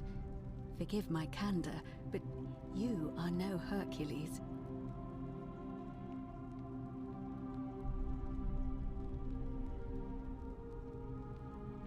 Are you telling me that you can? I won't pretend to understand exactly what that means, but if that's true, then perhaps you stand a chance. So, if you want to confront him, I'll help you as much as I can. Who knows? Perhaps your name will be uttered in the same sentence as Hercules one day. But first, you'd need an audience with you-know-who, and for that, you'll need to enter the great temple overlooking the city. The problem is, the door has been sealed shut for as long as I've lived here, and there doesn't even seem to be a keyhole. I suspect the answer lies in the desecrated obelisk in front of it. I'm not sure if you noticed, but there are 4 plaques missing from its base. It looks as though somebody, or a series of somebodies, forcibly removed them, and in doing so, dishonored and angered our divine keeper. If you could recover and replace all 4 of those missing plaques, I imagine he might be willing to receive an audience again. It's the towering stone monument with 4 sides and a pyramid-shaped head that stands before the great temple, a dedication to the god of this place. You'll find them all over Rome, but of course they were looted from Egypt many years ago. It seems one of them made its way here too, although how is a mystery. However, this one is unusual in that each of the 4 sides is decorated in a different style: Roman, Greek, Egyptian, and another I don't recognize. That means you'll need to recover 4 different plaques: Roman, Greek, Egyptian, and a 4th, a mystery plaque. Good question. To answer that, we first need to ask who would have defaced the obelisk in the first place. It would have had the god's name engraved into it, so it may be that whoever desecrated it wanted that name to be forgotten. And there's only one group of people I know of who might want to do that. There's a cult in Rome that often argued there is only one true god. Theirs, of course. They've been known to start fires, as well as deface religious monuments whose existence challenged their beliefs. If I were you, I'd go looking for them. Of course, they've all been in hiding since the fire last year, so finding them won't be easy. But I did hear a rumor they have a secret shrine somewhere in the city. Perhaps, if you could find that, you might be able to recover the Roman plaque. I don't know. But perhaps you should begin your search with the local Greek fellow, Georgius. His store is in the forum. Perhaps Kabash, our Egyptian resident, would be able to tell us. Unfortunately, he disappeared weeks ago. But I did hear Aurelia is peddling rumors about him at the tavern, so perhaps you could talk to her, or just take a look in his room. I'm afraid you're on your own with that one, but perhaps finding the other 3 will illuminate the way.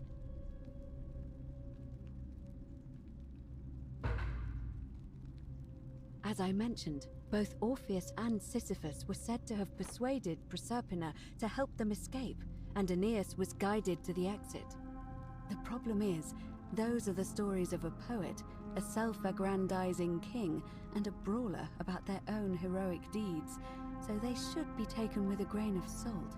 First, Proserpina. What we do know about her is, well, it's a grim tale.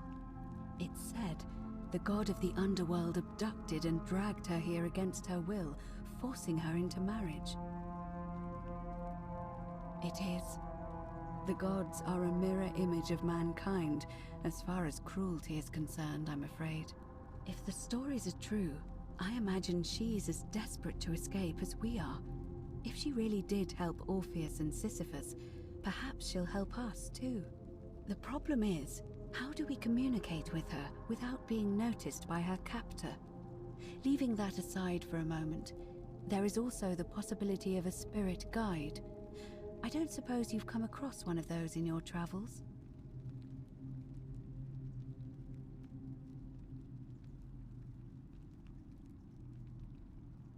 Truly? And you're only bringing this up now? Then again, I suppose you were worried I'd think you were as mad as Navia.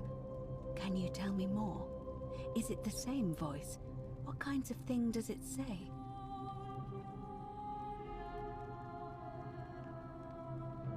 Fascinating.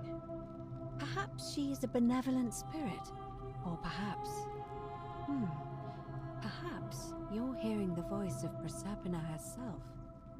If she has indeed been abducted, it would make sense for her to speak in cryptic whispers to avoid detection.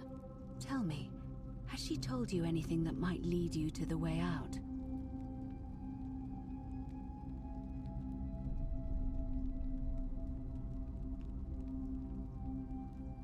That is strange. There are no rivers here. Let me think on that.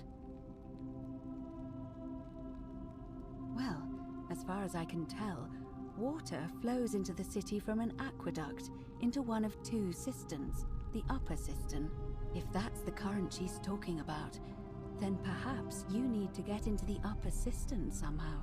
I vaguely recall wondering what was in there, but the door at the back of the great temple is locked up tight. You might be able to get a key from the magistrate, but if that doesn't work, perhaps you can find another way in. Let me know if you find anything in there. All right. I would suggest not discussing this with anyone. The best we can do for them is to let them remain oblivious for as long as possible. As for Livia, it seems she's been shouldering the weight of this terrible secret all this time. Perhaps it would comfort her to know she's not alone. In any case, time is of the essence, so you'd best begin. May Fortuna guide you. Although you may not need her with Proserpina on your side.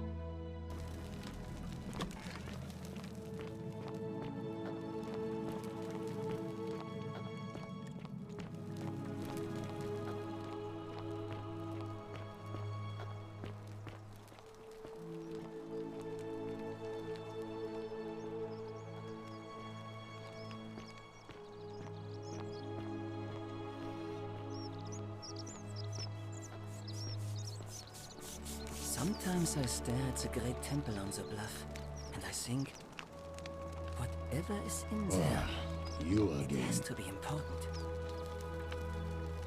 Sentius, military man, knows what he's doing. No.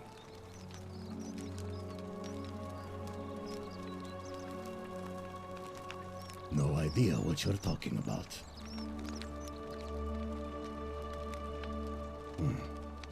I suppose you're right. I think I have seen that plaque. Sorry I lied.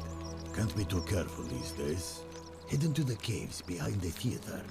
Turn right, then right again. Oh, and here. You'll need this key.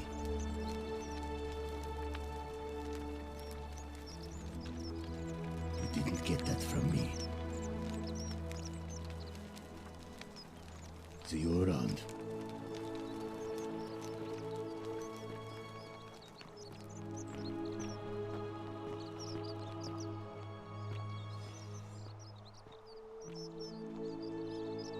Greetings and salutations. Greetings, I'm Georgius. It gladdens me to see another foreigner in our midst. We must stick together, you and I.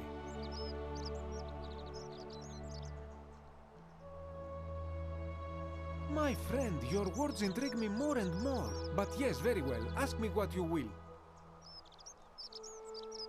And in a city full of Romans you are asking me? Because I am Greek. Let me tell you something about Greeks and Romans. My name is Georgios, yes. But the Romans, they do not care. They hear me say Georgios and they think, ah, he must mean Georgius. Good Roman name. They do this all the time. They see us worshipping Zeus, they copy us but call him Jupiter. They take Hades and call him Pluto, Persephone, Proserpina. I am flattered that they copy our ideas, but why must they change the names? Do they want credit for making it all up? Do they want to forget where it came from? At first, I pull my hair out. After a while, I give up, and I become Georgius the Roman. I accept the world is Roman now. Plus, I have no hair left to pull. But my point is this. If you want to know who stole an old Greek name, look no further than the sticky-fingered Romans. The plague you seek was pilfered from a collection of old Greek relics by none other than Dully. He cannot help it. Like a typical Roman, he likes shiny things, especially those that once belonged to my people. And besides, it makes him happy. So I say, let him keep it. I believe he still has it with him, in his cell, just opposite the Temple of Demeter. I hope that our paths cross again soon, my friend. Hello again, my sartorial friend. What is on your mind? Galerius. Did you know he saved the life of my young friend Fabia? The man is a hero. But of course. I hope that our paths cross again soon, my friend.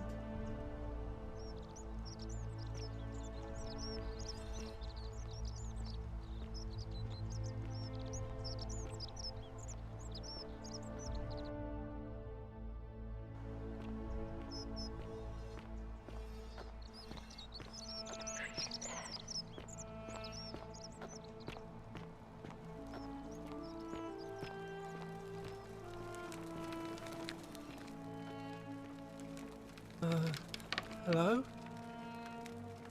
Hello? Have we met before?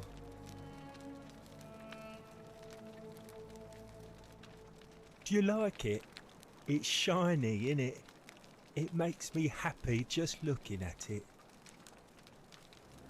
But if I gave it to you, then I wouldn't have it anymore, and I'd be sad. But it's mine, and I really like it. I want to keep it.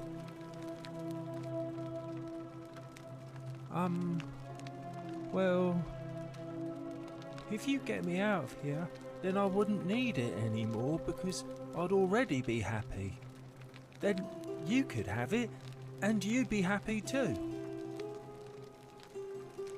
Galerius already tried that. He said the magistrate wouldn't listen, no matter what. Like, Galerius? He's nice. I like Galerius. He made me a doll and everything.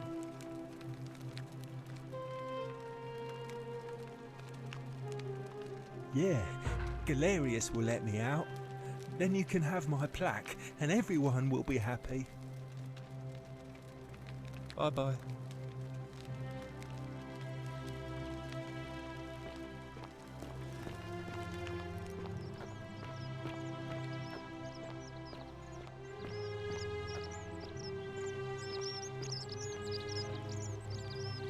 Sometimes I stare at the great temple on the bluff, and I think, whatever is... Welcome back! Well, Cynthius seems to know what he's doing. Nobody's broken the golden rule under his watch so far. My vote isn't for sale, if that's what you're asking. Nice to talk to you.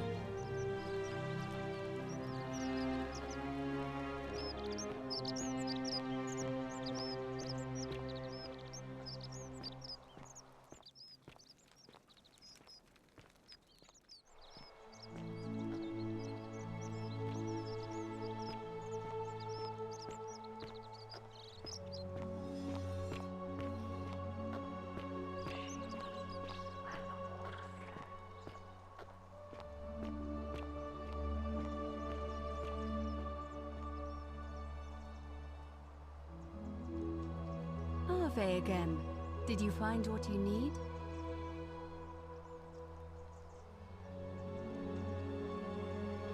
It must be completed by dusk, just the same as any other official business. It'll be between Cynthius, the incumbent, and Galerius, the challenger. Why do you ask? All of the male citizens who are willing and able to attend, unless they're running, of course. Well, you're not a citizen yet, so no, I'm afraid not. But if it's any consolation, there are other ways to influence the outcome of an election. By using whatever gifts the gods gave you. Nothing untoward, of course. I'm responsible for announcing it and making sure the procedures are followed. Certainly. See you again soon, I hope.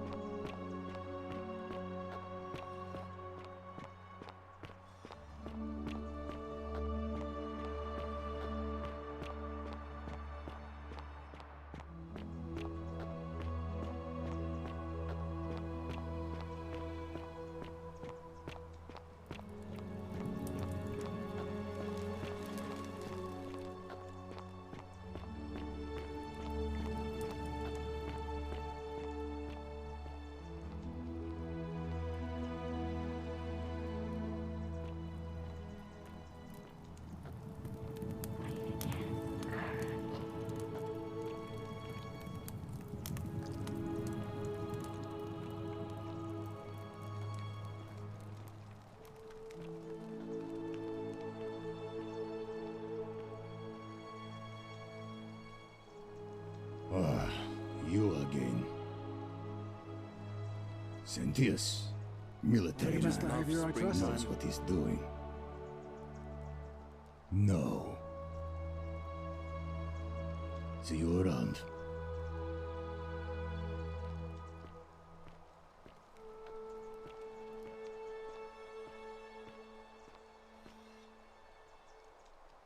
Ah, back again, I see. Citizen? Cynthius, I suppose. Stability is always good for business. Yeah? And what's he gonna do for me? He's nothing. Certainly, for a few thousand denarii.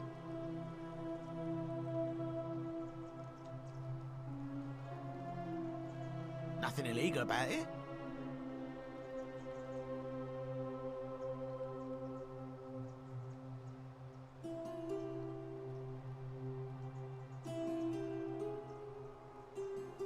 Pleasure doing business. Can I help you with anything else? Very well. Another time.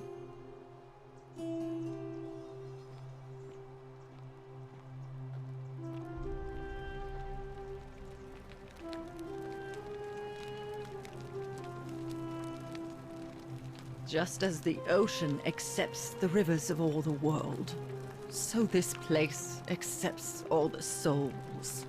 But it does not notice the crowds that come. Say it. Speak its name. Then it is true. I was right. I thought I saw it, but when the rest of them could not, I kept thinking I must have gone insane. I had to tell myself it was true over and over again, until I wasn't sure if I was deceiving myself. I must apologize if my words seemed cryptic. I'd found comfort in reciting the Metamorphoses by our great poet Ovid. He gives such an uncanny description of this place. I cannot help but wonder if he himself came here. Would you like to hear it? I will do my best to remember the relevant verse. There is a downward path, gloomy with fatal yew trees. It leads through dumb silence to the infernal regions. The sluggish Styx exhales vapor, and by that way, the shadows of the newly dead descend, entombed with full rites, and the ghosts of those, at last, given proper burial. The wide, thorny waste is cold and pallid, and the newly arrived shades are ignorant of the road that leads to the Stygian city, where Black Dis has his cruel palace. As the ocean accepts the rivers of all the world, so this place accepts all the souls, and is never too small for any populace, nor notices the crowds that come. There the bloodless shadows wander without flesh or bone. Some crowd the forum, some the house of the ruler of the depths. Others follow their trades, imitating their previous lives, and still others incur punishment. I hope I have done it justice, and now we share a secret. It's as if you've lifted a great burden from my shoulders. Thank you, friend.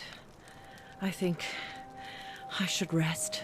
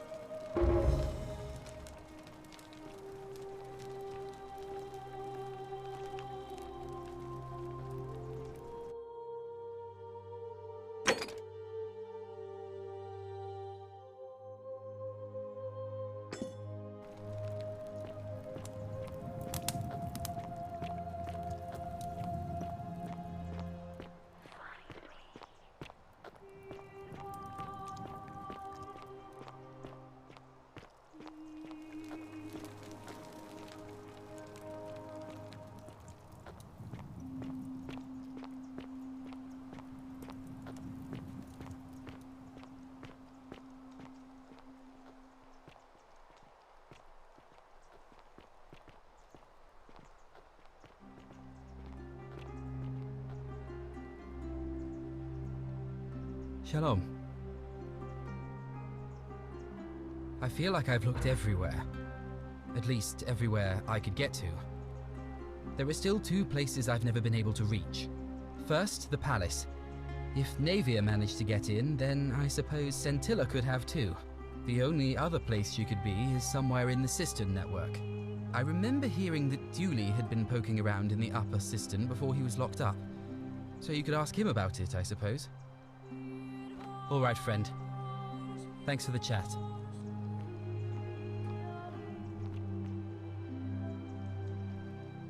Shalom. You mean where am I from and all that? Judea, originally. But when I was a child, I moved to Rome with my family, Romanized my name and spent most of my life in the Jewish district of Trans-Tiberim, across the Tiber from the main city. That's where I was when the fires broke out. Everyone was running toward the river and I, listening to my inner contrarian, ran the other way. Every road leading out of Rome was in chaos, full of people with all their belongings in carts and brigands preying on them. Several hours down the Appian Way, I saw another Jewish family being attacked by 3 opportunists. So I picked up a branch from the side of the road, and went to defend them. I can only assume they got the better of me because the next thing I knew, I was waking up in a forest, by a river not far from here, with no memory of how I got there. It's strange though, because I still had my purse on me. Why would a robber knock me unconscious and throw me in a river, but not take my coins? A lot of good it did me, and that family. I sometimes wonder what happened to them. I don't, but even if I did, I'm not going anywhere. I have unfinished business. Well, neither of us have a couple of hours to stand around talking about theology, law, and collective punishment, so I guess you're looking for a pithy summary? You remind me of an old story from my people about Hillel the Elder. He was approached by a Gentile and asked to explain the entire Torah while he stood on one foot. Obliging, he replied, "What is hateful to you, do not do to another. That is the whole Torah. The rest is commentary. Go and learn." Of course, what I want to know is, what kind of a god sees a young woman abducted and does nothing about it? Not my god, that's for sure.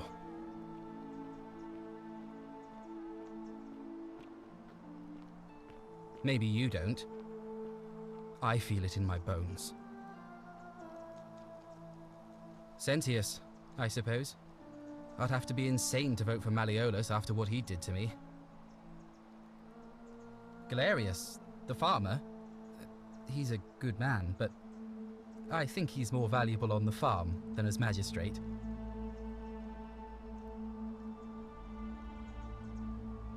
All right, friend. Thanks for the chat.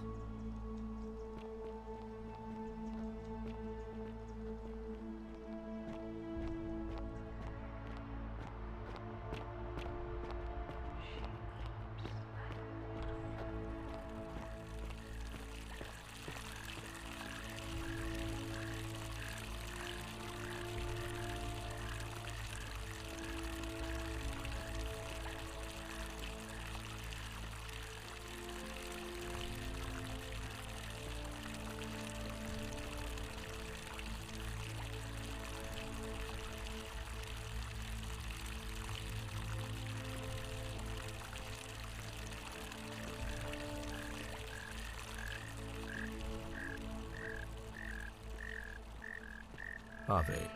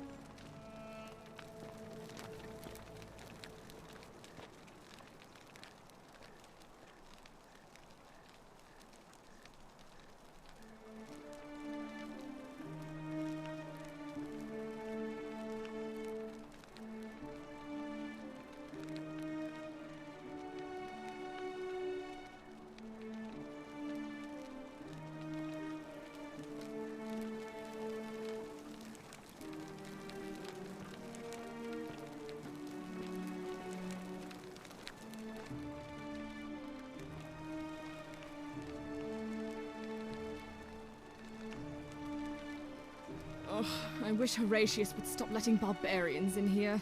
What do you want?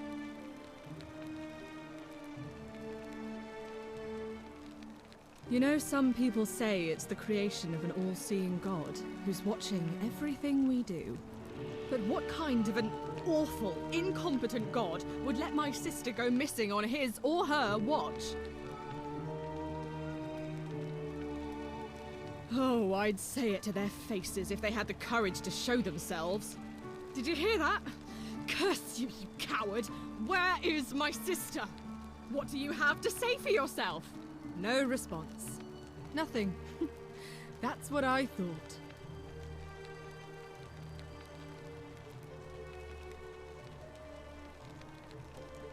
I'm telling you, this mysterious god of ours has to be asleep on the job. Either that, or, like people are saying, it really is just a children's fable my father is exploiting to frighten us into behaving.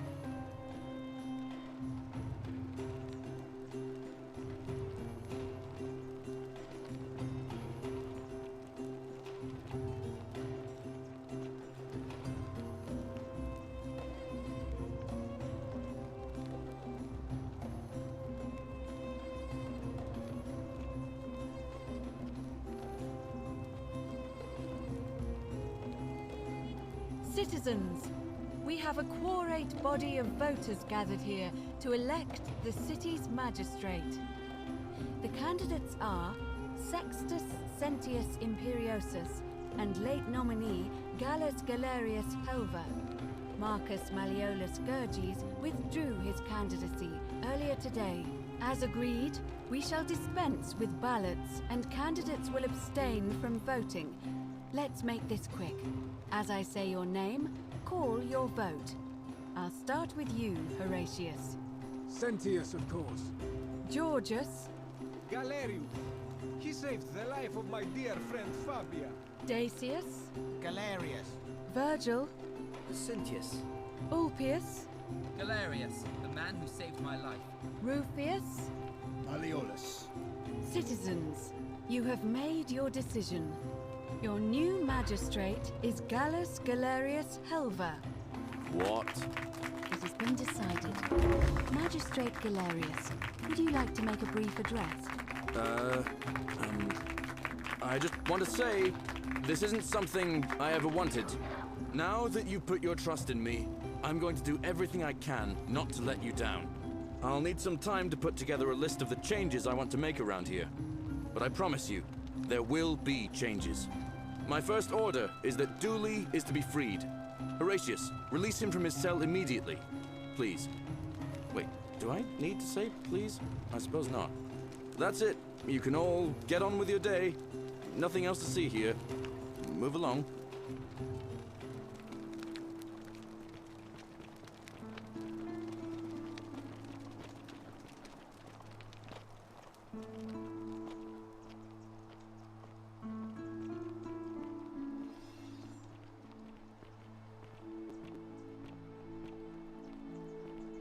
It gladdens my heart that Galerius set poor Dooley free.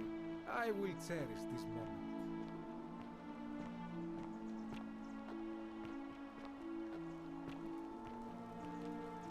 Fortune smiles on you today, Julius. Magistrate Galerius here has ordered your release. You're going to let me out of here? I'm sorry it took so long, my friend. And it wouldn't have happened at all if it wasn't for a newcomer. So be sure to offer your thanks when you can. I will. I will. Thank you, Galerius. I'm so happy. I'd love to stay and chat, but I've got a lot of work ahead of me. Why don't you go to the baths, then tell Georgius I said you could have some new clothes. Then I want you to go home and rest. I'll speak with you soon, Dooley.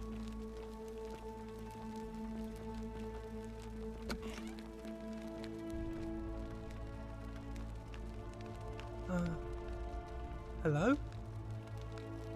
I'm Dooley. Magistrate Galerius said I should thank the newcomer. Are you the newcomer? Oh, It is you. Then, thank you.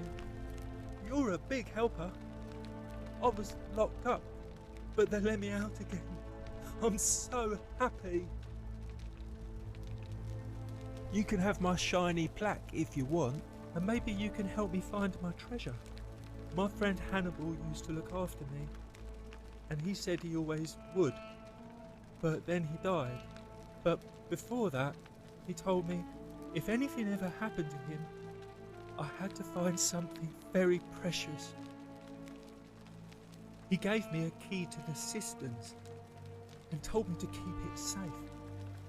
He said there's something very precious way up high. Please help me find it. Please. I had to keep it a secret until I found someone I could trust. Oh, thank you. Here's the key.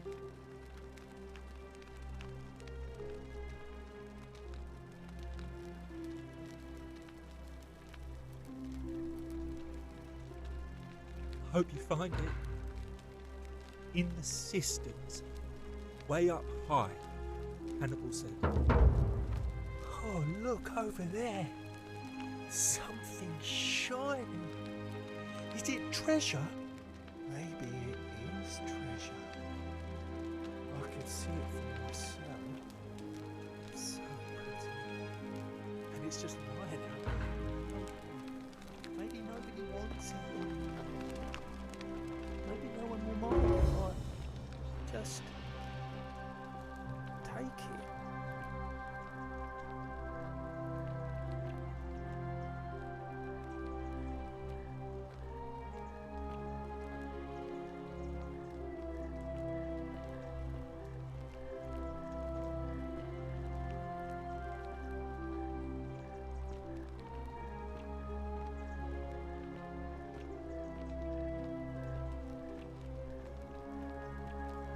You look well, my sartorial friend.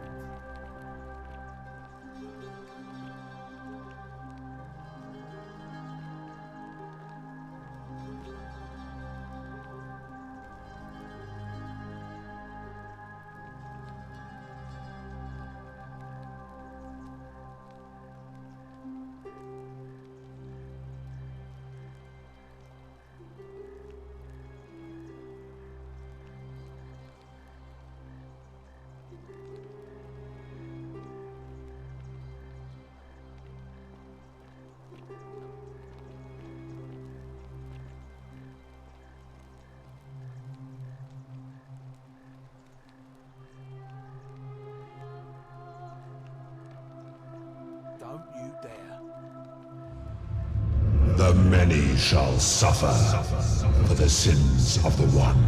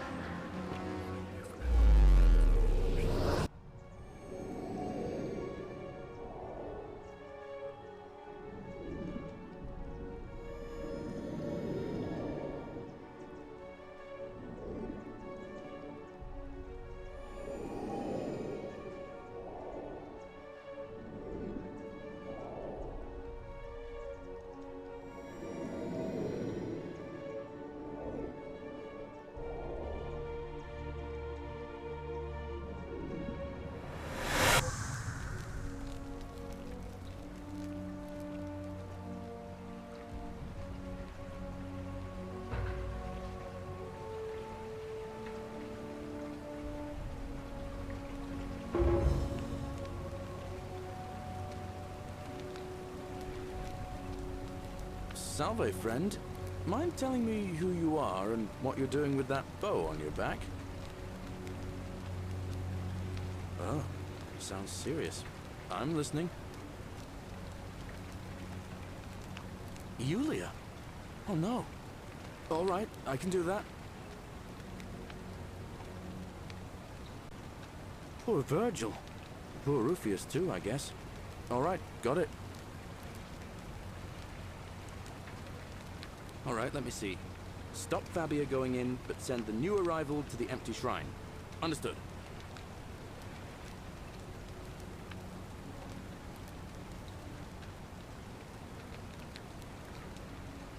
What?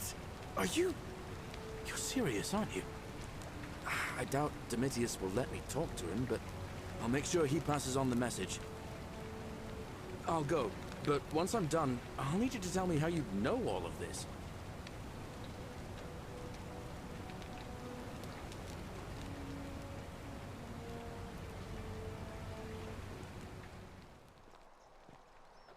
Fabia, listen. There's a troublemaker coming into the city. I know, and I'll take care of him. Just go and hide, but not in the empty shrine. Wait, how did you know I was headed in there? No time to explain. Go! All right, I'll be in my bakery. Thank you, Galerius.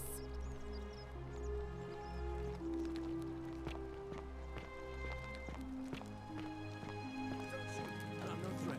You'll find what you're looking for in the avenue. Second building on your left. I've got to run. Thank you. For your service to the Empire, I'll let you live for now, but you'd best make sure our paths don't cross again.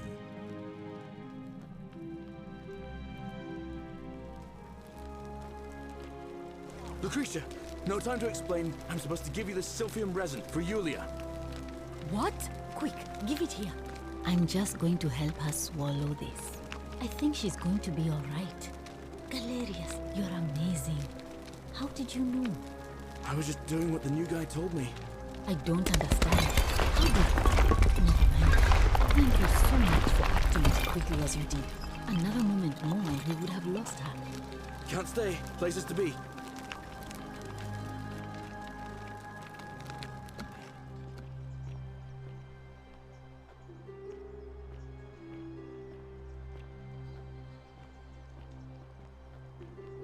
Salve, Rufius.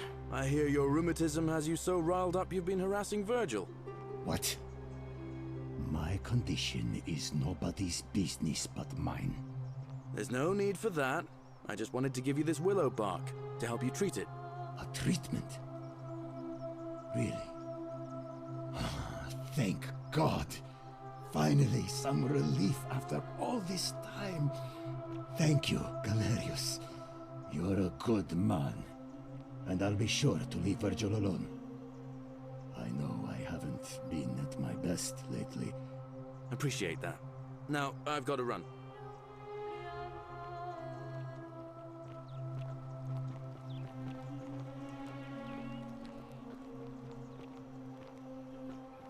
What now?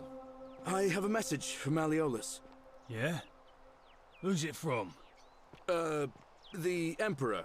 He knows Malleolus's real name is Quinctius, thanks to Claudia, and demands he withdraw from the election and release Ulpius and Iulia immediately. Are you out of your mind, farm boy? Domitius, that's enough. What? You're not going to listen to this dolt, are you? Galerius, all right, I'll withdraw, and Ulpius and Julia are free. I trust our business is concluded? Yes, that ought to do it. I guess I'll go and tell Ulpius the good news then. Good news, Ulpius. Malleolus has agreed to release you and Yulia from your debts. What? Are you messing with me? I wouldn't do that. You're both free. We're free. We're free. Thank you. It seems fortune smiles on us after all. I'd better go and pay a visit to Yulia immediately. Glad you didn't go through with it. Just It like wasn't for Apollo lack of and trying. Diana's. And now Malleolus is going to... Wait. Why do you look so happy? We're free. Malleolus just released us and we never have to set foot in that villa again. What? How? Galerius arranged it somehow. Really? That's incredible. Oh, what a relief. I don't know what to say. You don't need to say anything. Just rest up, get your strength back, and we'll celebrate properly when you're ready. I will. Thank you, Ulpius. I will. Yes, sir. I've made a decision to withdraw from the election. I want you to go and inform Equitia. Sir? Are you under duress, sir? I've just had a change of heart. But you were on track to be magistrate, sir. All that work, all that money, wasted. Those are my orders. Carry them out. As you wish, sir.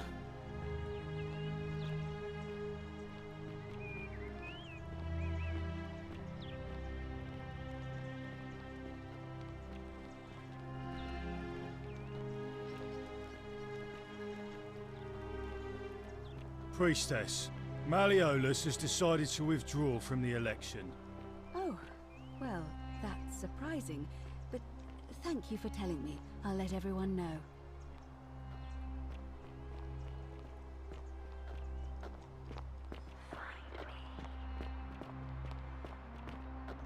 Citizens, I have an announcement. Malleolus has withdrawn his candidacy from today's election. Unless any new challengers are nominated by nightfall, Sentius will be re-elected magistrate by default. Actually, I'd like to nominate myself, if that's all right. Of course, Galerius. That's your right. Citizens, the election will proceed.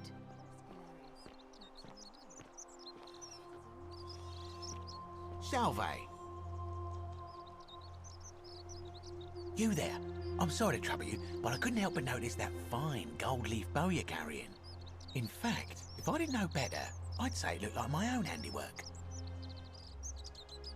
You've given me an idea for a scheme that will make us both very, very wealthy.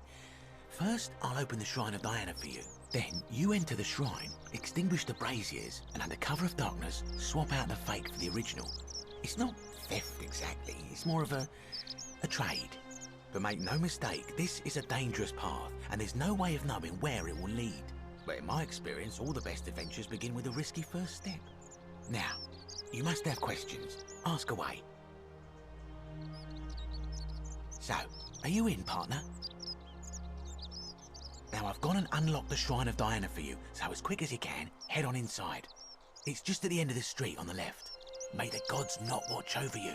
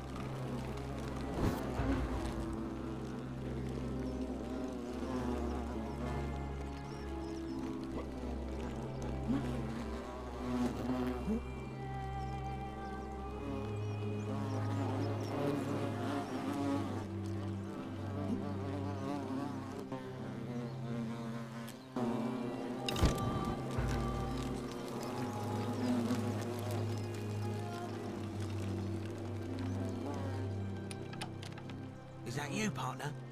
Do you have the bow? Wonderful. Just go ahead and slide it under the door for me and I'll unlock it for you. And yet you did. And now, here we are. With me out here and you in there. Until you give me my bow.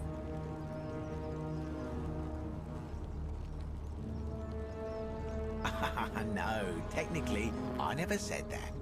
I said, if we were to split all those riches between the two of us, infinite wealth is still infinite. It's hardly my fault if you can't tell the difference between a hypothetical and a promise, now is it? Oh, I do love a good loophole.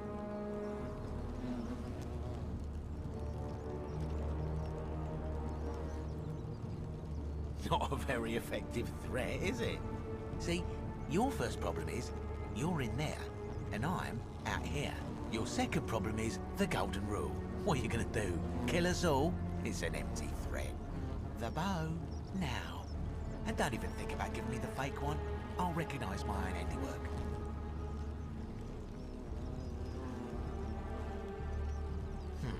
I would reconsider my position quickly if I were you. I'm not sure if you noticed, but you're stuck in there with a hornet's nest, and they can be rather aggressive toward intruders. You know, some say it takes 27 hornet stings to kill a man, but I always wondered how anyone could have known that. Let's find out if they were right, shall we?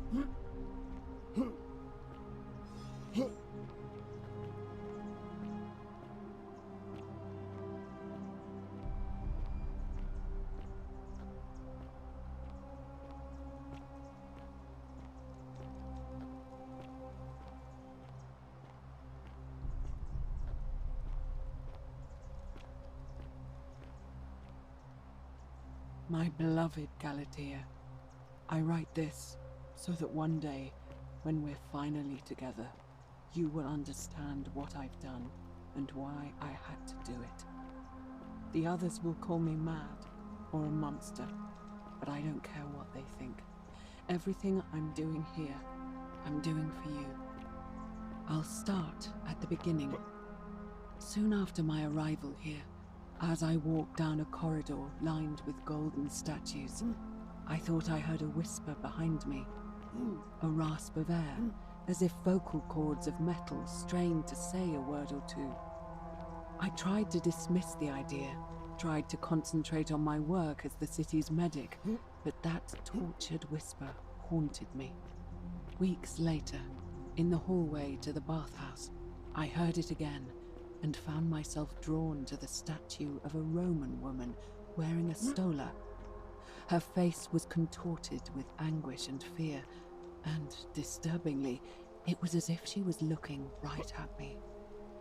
As I walked past her, I heard that strained whisper again, and turning back, I discovered that, even though I had moved, She was still looking right into my soul. That was when it dawned on me. This was no statue. This was a woman trapped within that golden prison. Naturally, I told the others, but when I could not reproduce the results of my experiment, they would not believe me. But from that moment on, I knew the full horror of this place. Immobilized within these statues are living human beings. It was that day, my love, that my heart broke.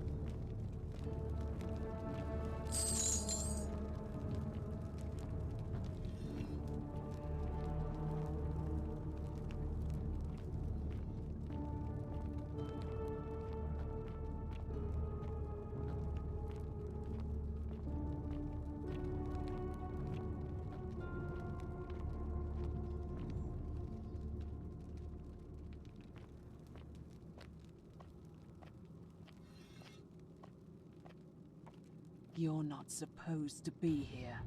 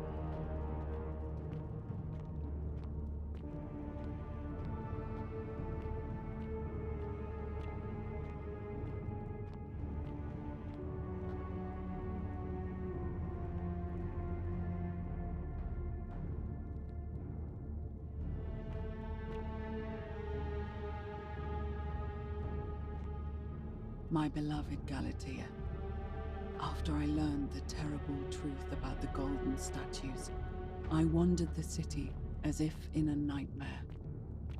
What must life be like for these poor souls, entombed in gold, but kept alive somehow? Trapped in their own personal Tartarus, consigned to eternal torment, too horrific for any sane mind to comprehend. I tried to offer them what small mercies I could. I began to talk to them, to keep them company. I'd imagine backstories for them, give them names, and tell them of the world, of the histories and stories I'd learned as a child. As the others became more concerned by my charity, I sought solitude from them, preferring the company of my tormented charges. Discovering a way into the abandoned palace, I began to spend my days walking its halls and sharing with its occupants ancient tales, my mind turning to those of Apollo and Daphne, Perseus and Medusa, and Pygmalion and Galatea. Pygmalion, the sculptor who fell in love with a beautiful statue, and who, praying to Aphrodite for aid, discovered that his beloved Galatea had come to life. It was then that I heard you whisper to me, Galatea. Forgive me. I know that is not your real name, just one I have borrowed from a story. But when I turned to look at you, I saw the most exquisitely beautiful woman I have ever known. Your face, forever frozen in a look of purity and sadness. Our meeting gave me new purpose, to free you from your golden prison, so that I might one day hear you speak, not just whisper your true name to me. So I gathered tools for the long and difficult task ahead, barred the doors to this place, and set to work.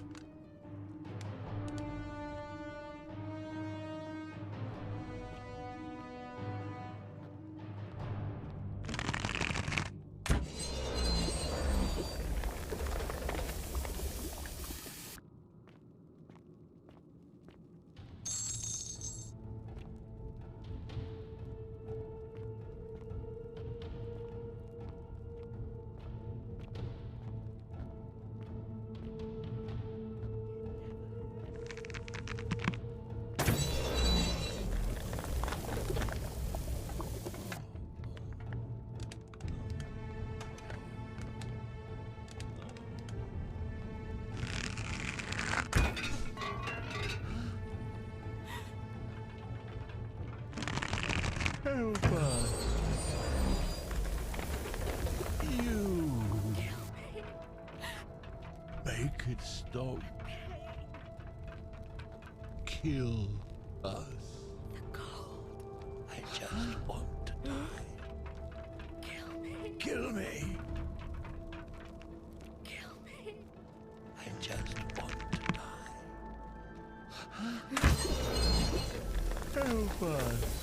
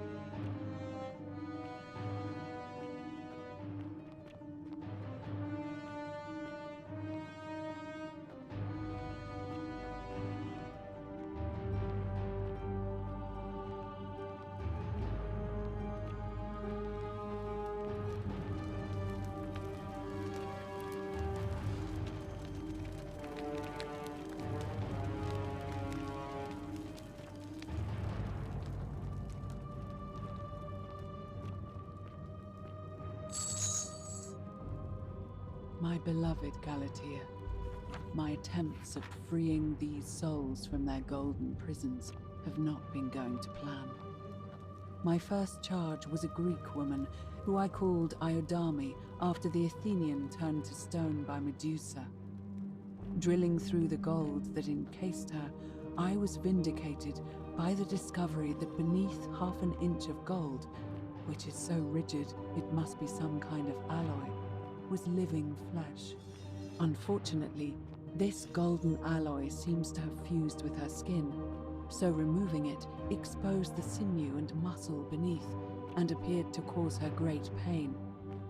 At first, I braced myself, expecting that inflicting such pain would break the golden rule, and yet, somehow, it did not. It seems whichever god is responsible for imprisoning these poor souls does not care about their suffering at all. They are forsaken. Undeterred, I pressed on, working late into the night, attempting to remove the golden layer that encased her as delicately as I could. Eventually, I was able to free most of her body, but when I released her from her restraints, her first act was to lunge for my throat, clawing at me with all her strength and those sharp metal talons. This was my thanks for trying to save her. Whatever possessed Iodame to attack, she was clearly not a suitable subject for my experiment, and I was forced to lock her inside an isolated wing of the palace and bar the door. As I continued working on others, I could hear her flailing and launching herself at the other side endlessly. Regrettably, my other experiments bore similar results, and after relocating a few times, most of the palace is now too dangerous to work in. Still, as much as my heart aches to know that you're suffering, I cannot risk attempting to ungild you yet. Not until I have perfected a method that will bring you back to me, whole in both mind and body, and ensuring your humanity is preserved. I promise you this. One day we will be together, even if I have to free every last statue in this god's forsaken place.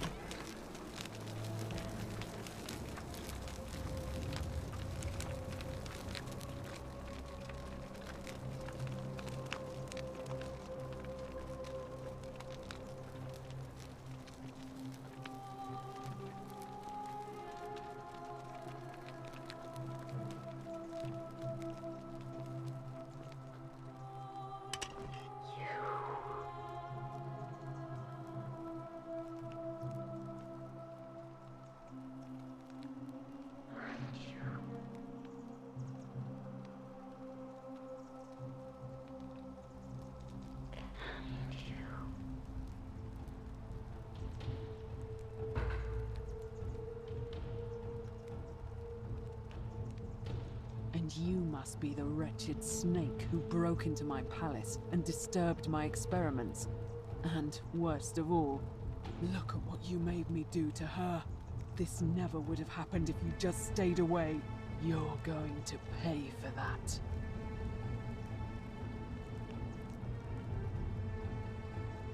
Liar! I locked and barred the gate. I left a message warning you all to leave me alone. I just wanted to do my experiments in peace, for her. And now look at her. You made me turn the most beautiful woman I've ever seen into this. Look at her. She's in agony.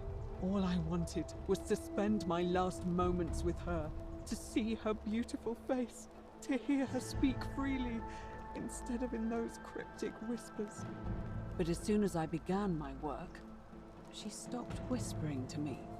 And now I discover she started whispering to you instead. What's so special about you?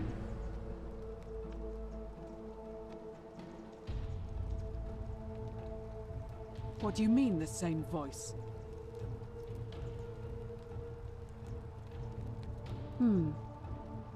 Yes. I remember when they used to whisper to me. They did sound similar. I just thought it was because all voices sound the same when they whisper. But now that I think about it, they were all benevolent and seemed to share a common knowledge. But if these bodies are mere conduits for that one voice, then this body is nobody. And everything I've done here was... Wait, I see what you're doing. You're trying to steal her away from me. Were you planning to wait until I'd done all the hard work, then swoop in? Is that it? Liar! You tried to steal her away from me, and now look what you made me do. Give me one good reason why I shouldn't peel you too. What? What are you talking about? Wait. So you're saying you weren't coming for us? So I did all this. I ruined her. For nothing. What have I done? Oh God, I feel sick. I can't bear the thought of her being like this. And in so much pain. It's the air. Coming into contact with her flesh. It's agonizing for them. But the only way to fix it will be to break the golden rule and let it run its course. At least that way she'd be golden again, and we'd be together. All it would take is one little cut. It's too late. There's nothing you can do. I have to do this. I'm sorry. What? How? Really? I'm not sure I believe you. But if you can undo this mess, I'll give you the key to my old medical chest in the Shrine of Apollo. I imagine it would help Lucretia ease the suffering of those still in the city. But if you're lying to me, I'll break the golden rule and kill you and everyone else in this city. Understood?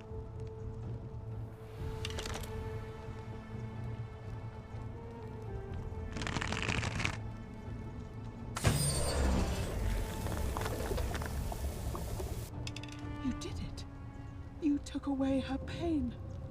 I don't know what to say. Thank you, thank you. I swear I will never harm her again. I swear it. I'll stay here to keep her company. But these poor souls, what can be done for them? I've tried everything I can.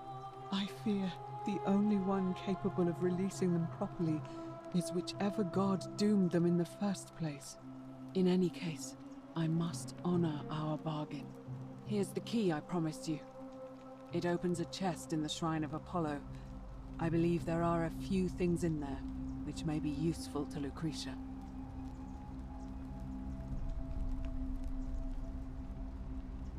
Now, please leave.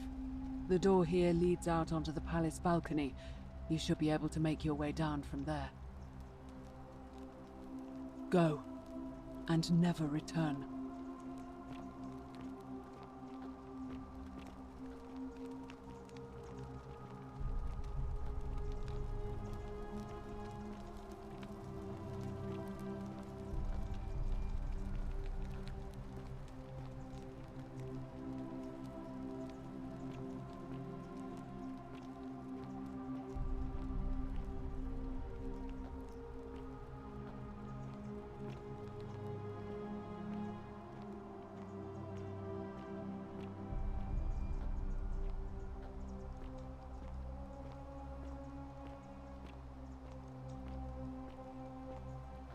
What?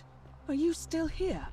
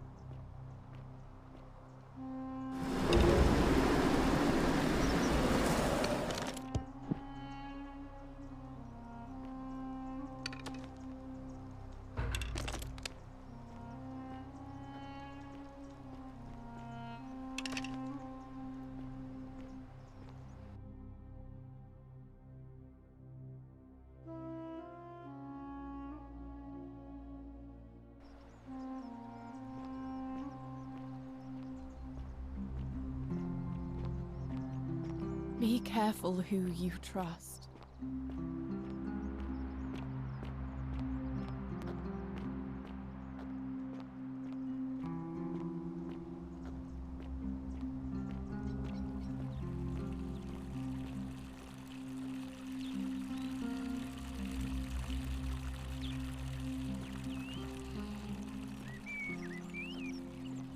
Are they?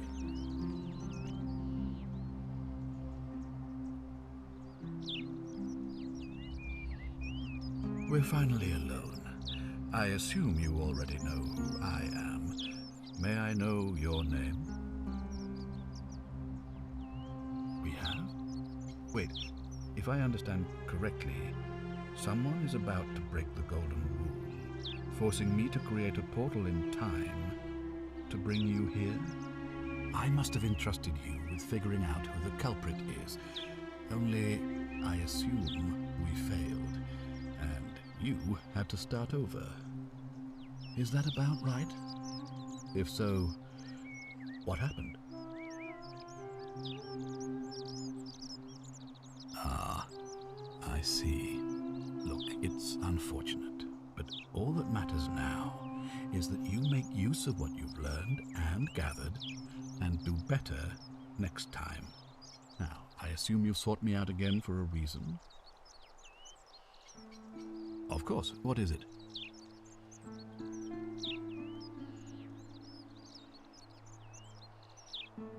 Yes?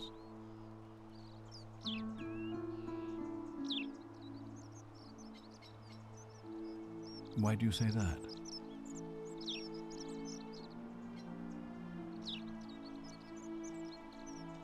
What? I'm speechless.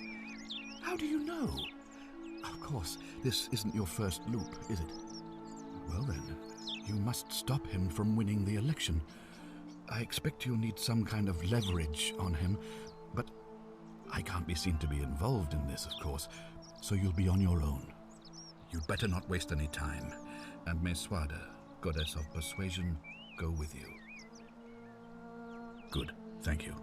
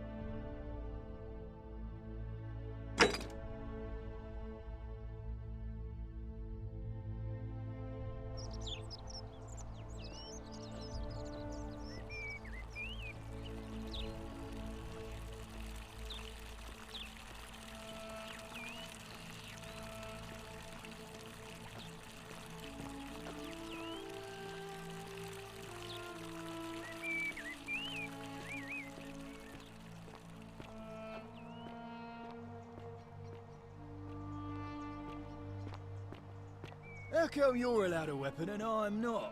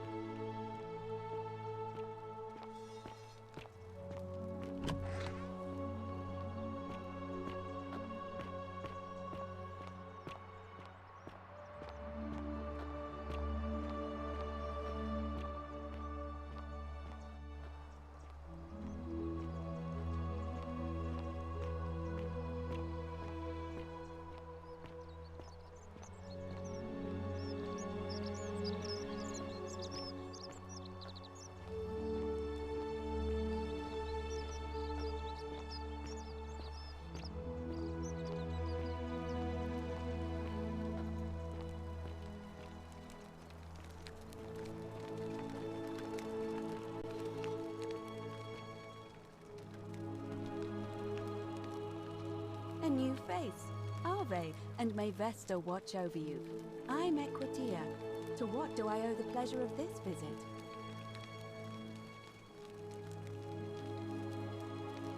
I beg your pardon?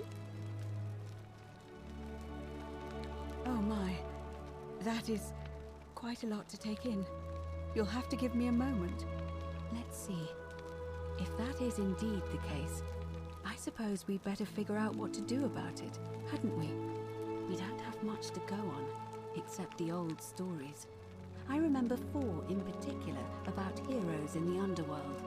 Hercules, the demigod, Sisyphus, and so it... May Fortuna guide you.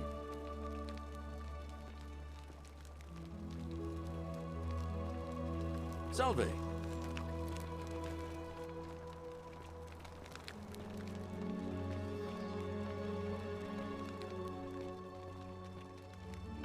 Ave again. Did you find what you need? It must be completed by dusk, just the same as any other official business. It'll be between Sentius, the incumbent, and Galerius, the challenger. Why do you ask?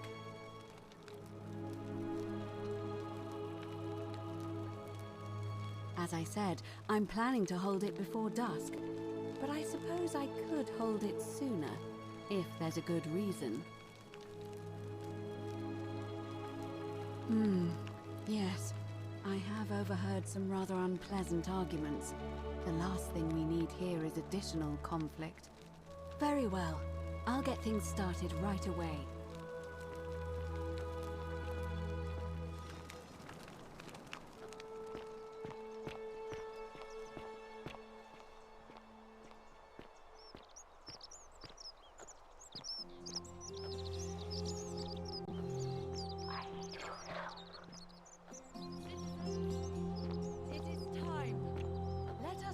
To elect our magistrate.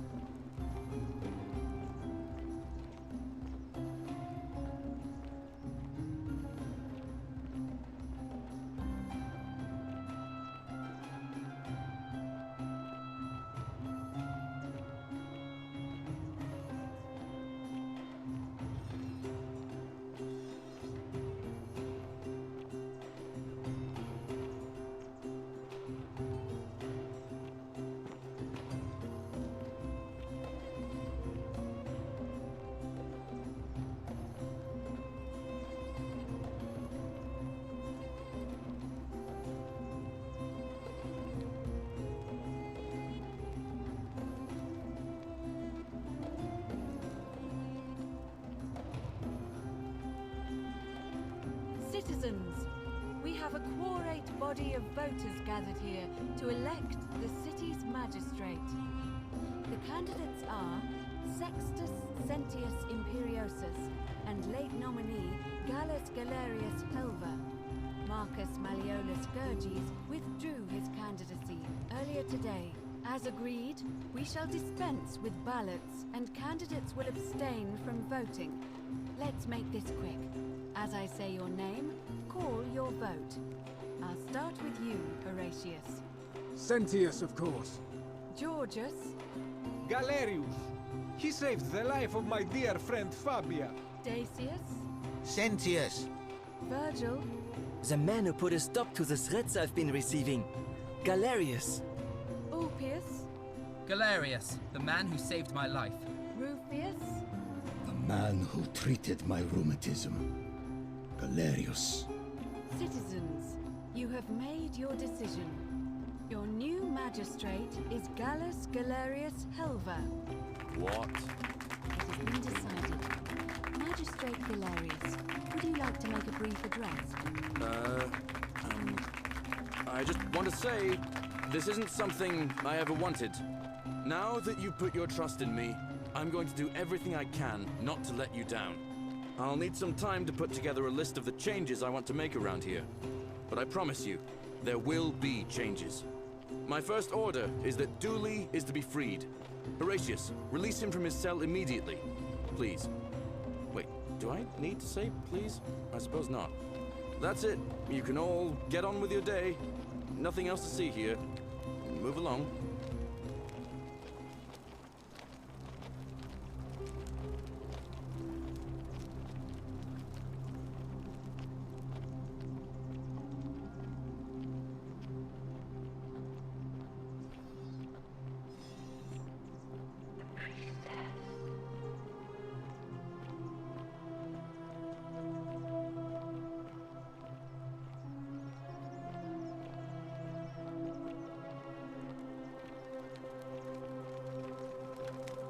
Fortune smiles on you today, Julius. Magistrate Galerius here has ordered your release. You're going to let me out of here? I'm sorry it took so long, my friend. And it wouldn't have happened at all if it wasn't for a newcomer. So be sure to offer your thanks when you can. I will. I will. Thank you, Galerius. I'm so happy. I'd love to stay and chat, but I've got a lot of work ahead of me. Why don't you go to the baths? Then tell Georges I said you could have some new clothes. Then I want you to go home and rest. I'll speak with you soon, Dooley. It's so lovely to see Dooley out and about again.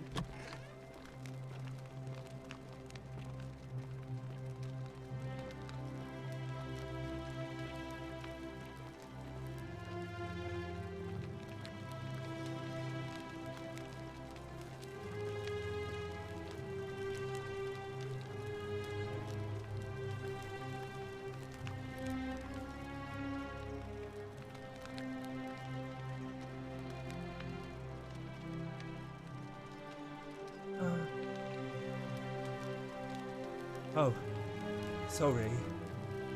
I don't remember things so good. But thank you. You're a big helper. I was locked up, but they let me out again. I'm so happy. You can have my shiny plaque if you want, and maybe you can help me find my treasure.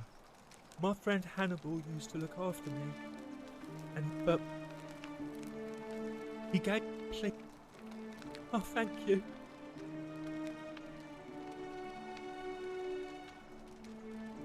Hope you find it. Maybe it is treasure. I can see it for myself. So pretty.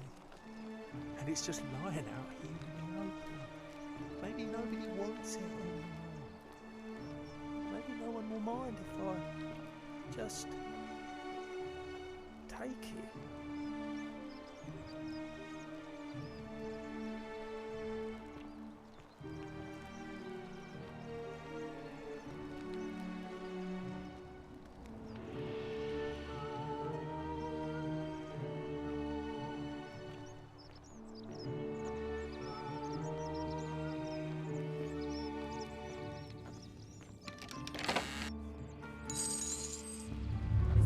The many shall suffer for the sins of the one.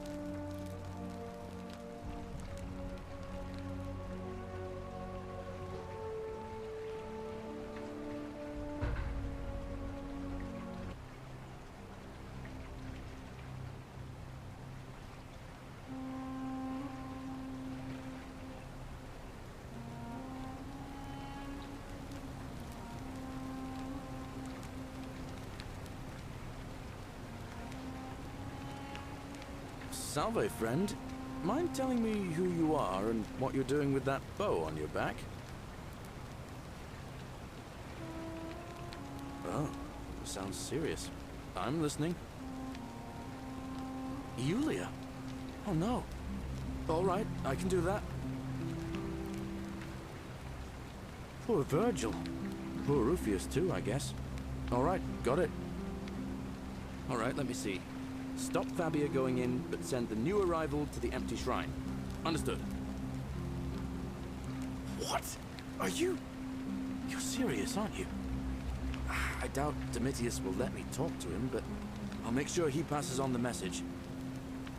I'll go, but once I'm done, I'll need you to tell me how you know all of this. In the empty shrine. Wait, how did you know I was headed in there? No time to explain. Go! All right, I'll be in my bakery. Thank you, Galerius.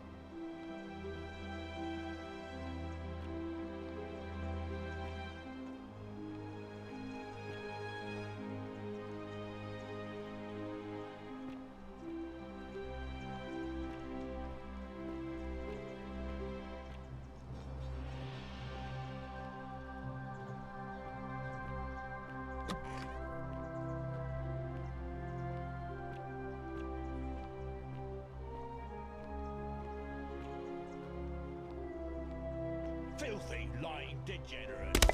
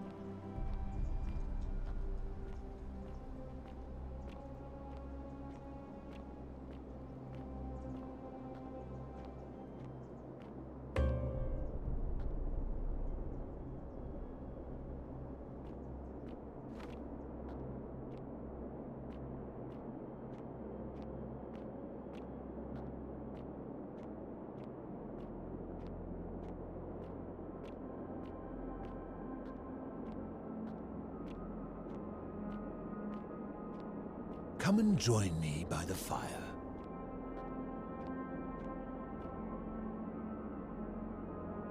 Welcome, welcome. May I ask your name? It's a sincere pleasure to meet you. Tell me, what brings you all the way down here?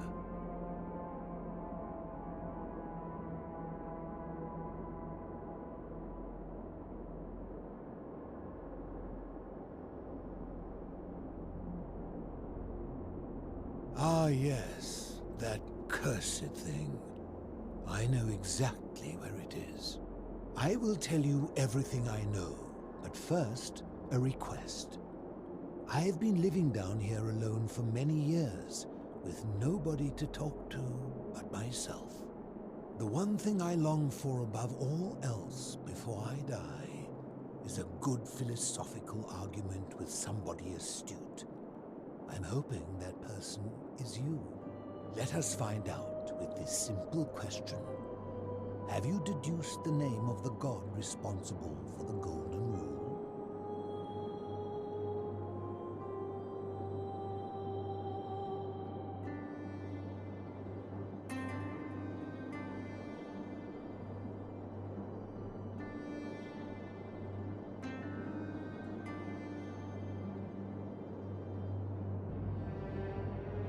Excellent. I see you are indeed quite astute. Very few come to that realization before their time in the sun is over. Now, will you join me in a friendly Socratic dialogue?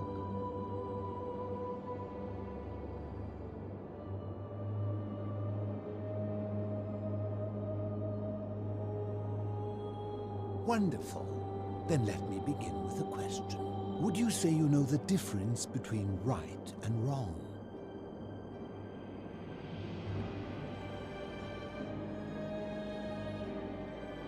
And to what extent? In every situation?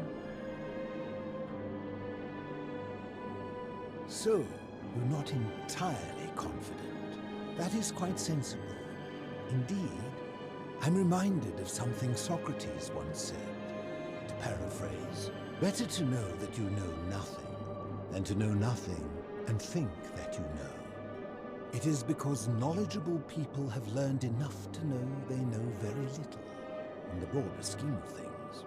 You see, out there in the world, being uncertain about right and wrong was acceptable because our mistakes rarely had consequences.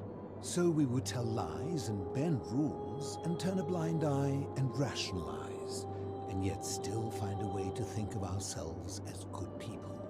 But under the Golden Rule, morality matters. The slightest wrongdoing could result in a mass execution. So to navigate this maze, we would have to be certain about the difference between right and wrong. Wouldn't you agree? So let me ask you this. Is there one system of morality which is always perfectly correct, which you could follow in every situation and always do the right thing?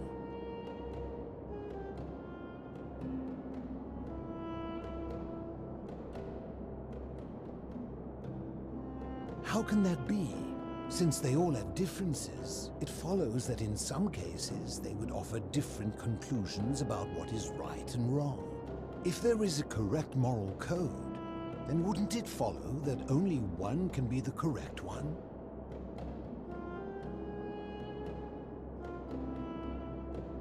Ah, you know, I think you'd find an ally in Herodotus, a scribe from among my people who lived some 400 years ago.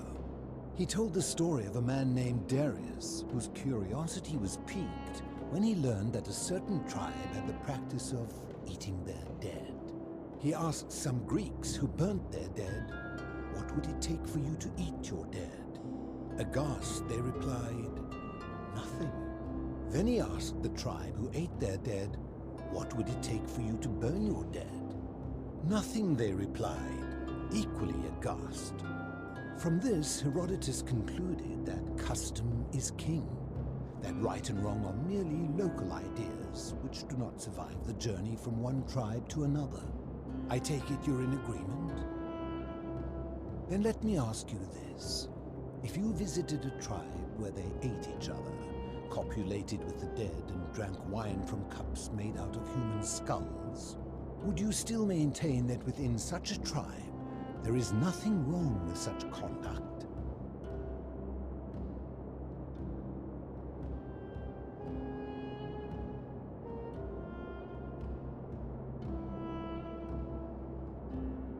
And that's a credit to you. It is the mark of a civilized person to change their position when presented with a superior argument. My point is this. I don't think anyone alive truly knows any hard and fast rules about right and wrong.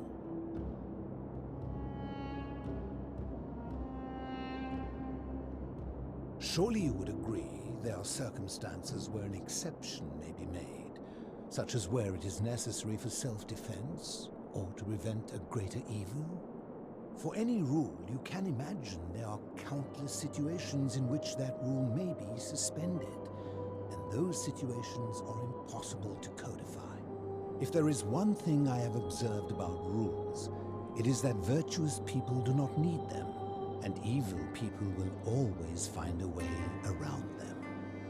And so we must accept our limitations, and the sad truth that no human society will ever achieve the utopia for which it strives. In mathematics, we would call it an asymptote, a line that can be approached but never reached. Because the only way to create a utopia is with the ever-present threat of force, such as the Golden Rule. This and no other is the root from which a tyrant springs when he first appears as a protector. And life under tyranny is no utopia at all. I'm glad to hear that. In any case, thank you for humoring an old man. I would be happy to answer your questions. You mean, how did I end up living alone in this cave with nothing but these relics of the past for company? It's a long story. I was a quarrelsome young man. At 19, I left Corinth for Rome to study rhetoric at one of her finest academies, so I could argue more forcefully. Back then, I used to enjoy verbally sparring with everyone I could, and I was good. One night, I found myself in a tavern, in an argument with a drunken mercenary. It became heated, he drew a gladius, and I won the argument, but lost my life. I woke up on the banks of the Styx at a campfire opposite Karen. Of course, I tried to persuade her to let me return, but even with all my skill, I failed.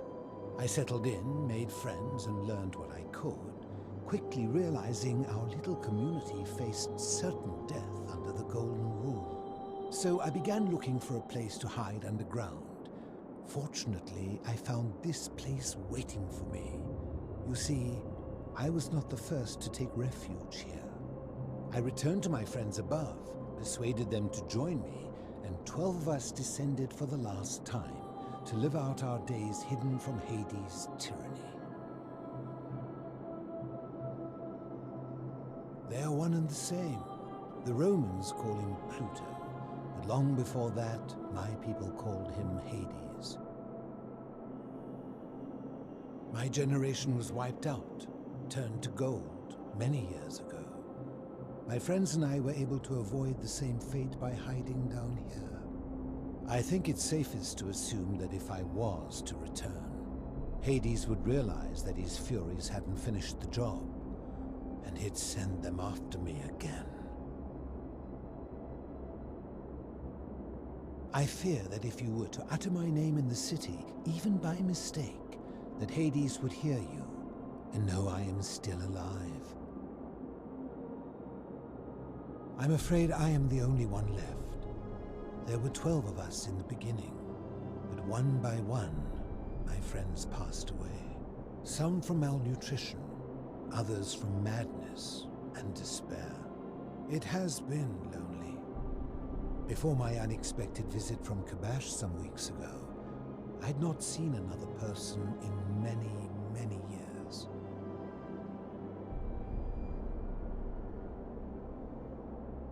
Living in darkness is not without its challenges. The first challenge is diet.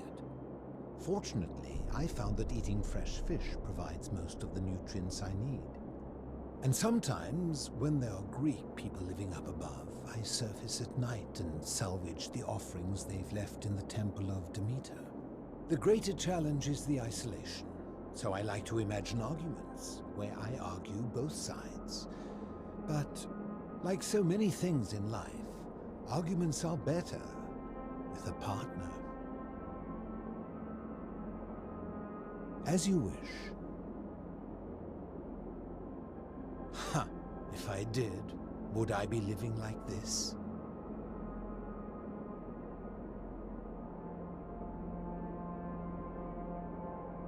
I will tell you, but you may find him hostile. To prepare for your encounter, there are certain things you must know. Very few know this, but before the Romans came to this city, it was once entirely Greek. The architecture, the temples, and the people. When the Romans came, in typical fashion, they claimed it as their own, built over everything that could be built over, and renamed the things that could not. Thus, the shrine of Persephone became the shrine of Proserpina. And when they found an obelisk bearing the name Hades, they tore it off and replaced it with Pluto instead. And the city's dwindling Greek residents, witnessing this compulsive Roman conquest, decided to preserve what they could of their heritage. They gathered their art and valuables, secreted them away through the temple of Demeter, and hid them here, out of reach of the Romans.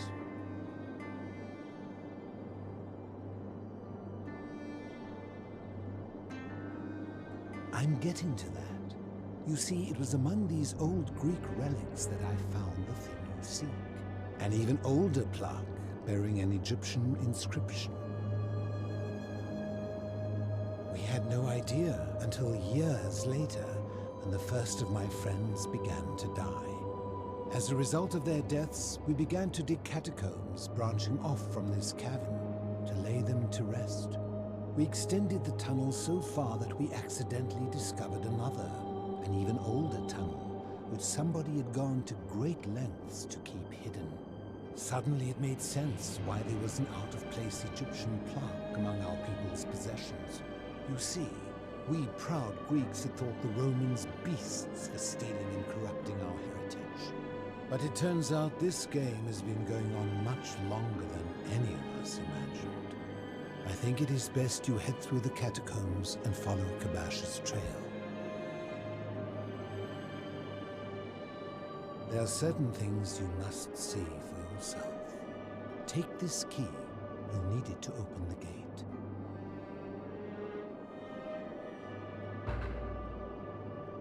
I enjoyed our chat, but please, keep my presence here a secret, yes?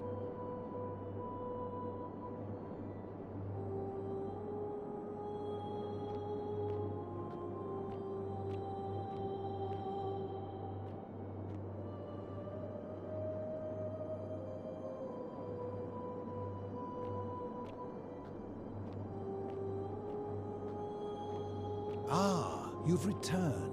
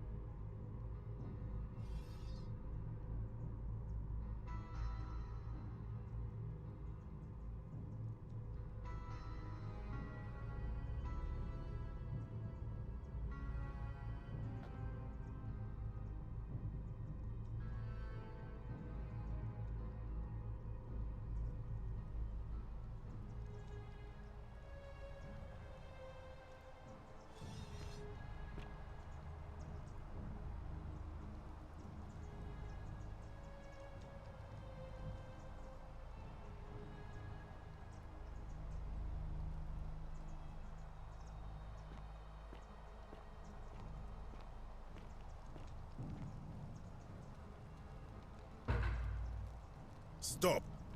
Do not come any closer. Who are you?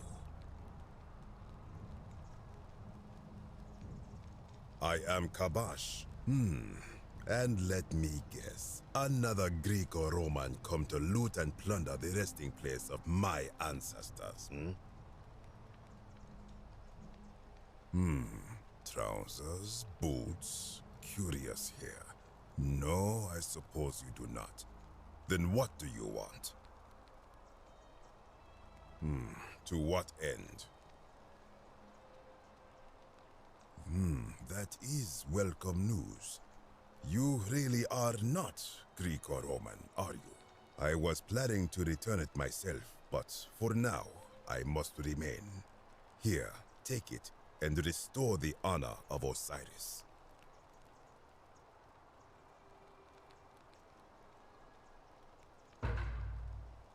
Now, as for the other plaque.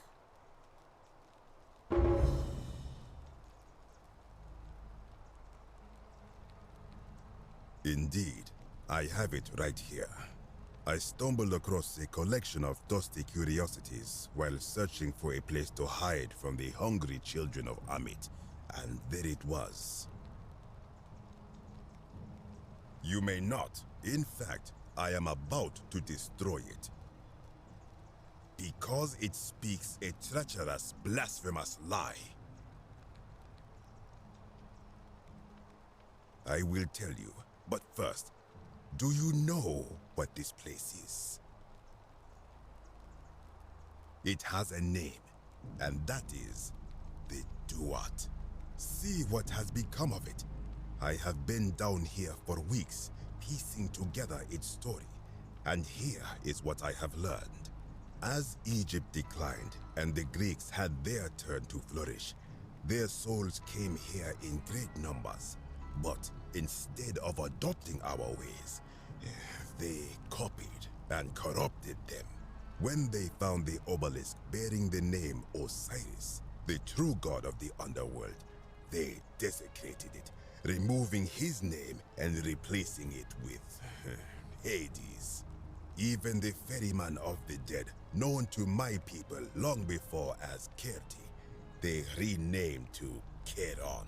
As if that desecration was not enough, they built over this place, using it as the foundation for their own underworld, so that ours was forgotten. My only solace is that the Greeks then suffered the same fate when the Romans rose to power, renaming Hades to Pluto, and the cycle began anew.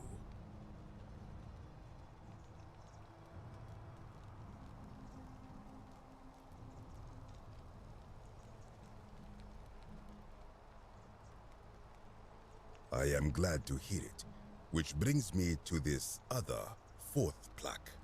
It is inscribed with a script I do not recognize, but it is ancient, almost as if it is older than the plaque bearing Osiris's name. But if that is so, it would imply the gods of Egypt are mere imitations too, copied and corrupted from an ancient people who prospered even before us. And that my people did to them what the Greeks and Romans did to us. But this, I cannot accept. I sense a deception. Perhaps it is the work of Set, the usurper, seeking to undermine Osiris once more.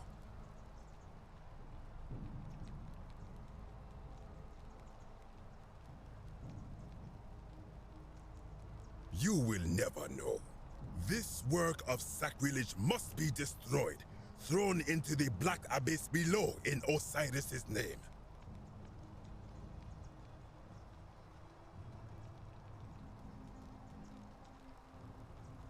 You are too late. It is done.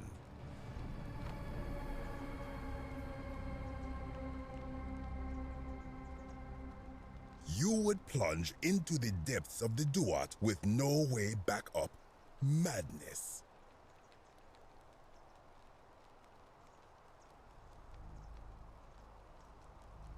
If it will help you to see reason, then ask. I am from Rakotis, which you may know as Alexandria, the name of the city the Greeks built over it. I was a fisherman, like my father before me. Since the Romans had taken over from the Greeks, I took the opportunity to learn Latin and eventually traveled to Rome. When the fires broke out last year, I tried to help. I gathered terrified locals into my boat and led many of them to safety farther along the Tiber. On my 7th trip, a passenger demanded I wait for his brother. But we were full to almost sinking, and smoke was all around us. I told him his brother would have to save himself, and he tried to bribe me by placing a coin into my hand. When I refused, he drew a dagger and thrust it between my ribs. I awoke on the banks of the river to a stranger wearing a ram headdress. He said his name was Kirti, and at the time, I simply thought him odd. It did not dawn on me until much later that he was the Kirti, the ram-headed ferryman described in the Book of the Dead.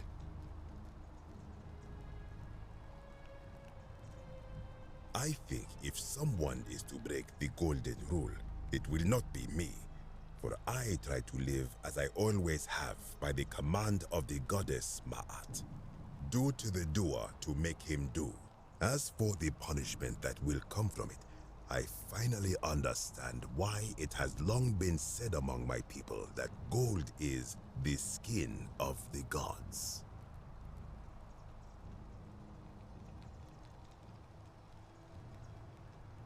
I do not know. What could possibly lie beneath the underworld? Perhaps it is infinite darkness.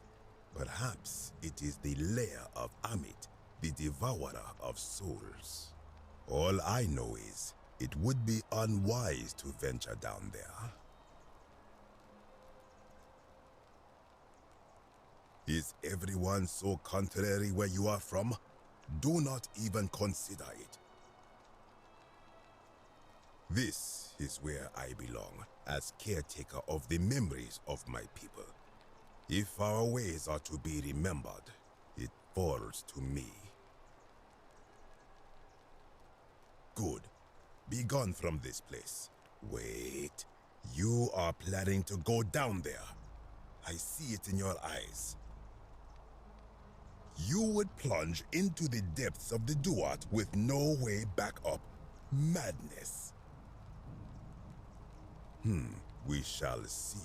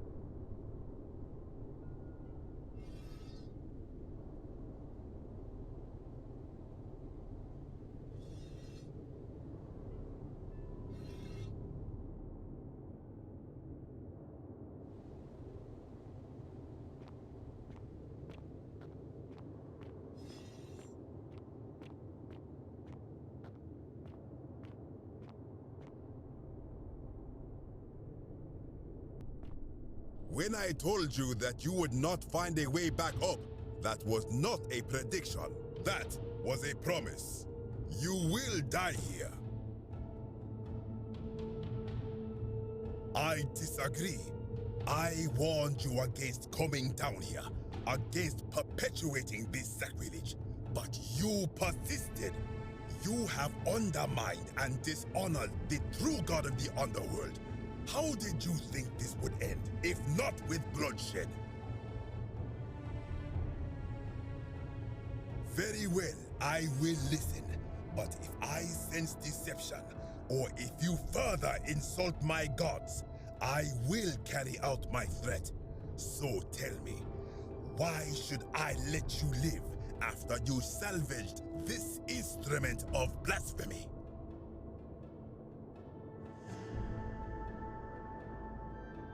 Why? To what end?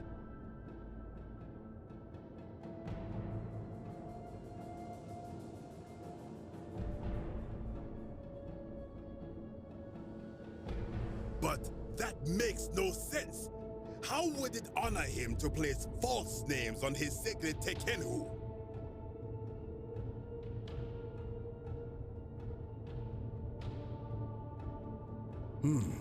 Now that I think about it, my people would sometimes call Osiris the god of many names. Perhaps it is so. But the underworld of my people is so different to this one, and so unlike the way it was described by our priests. Many of my ancestors endured great hardship to live good lives so that we may descend to the Duat in death and be judged accordingly. We prepared to have our hearts weighed on Anubis' scales and to swear ourselves innocent of sin before the 42 assessors of Ma'at. And yet, I arrive here to find the Book of the Dead contained only a seed of truth.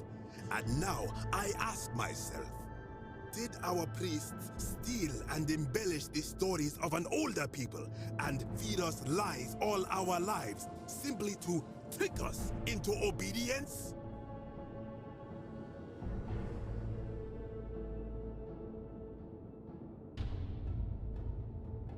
I am not sure I follow. Speak plainly.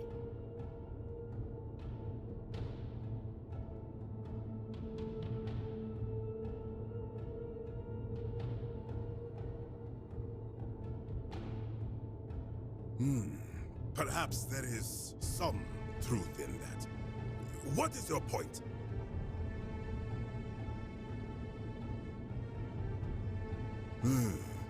You are persuasive. Very well. I will let you live, and you may do what you will with that plaque. I will remain here for a while, and attempt to learn what I can about the foundations of my people's beliefs. Go.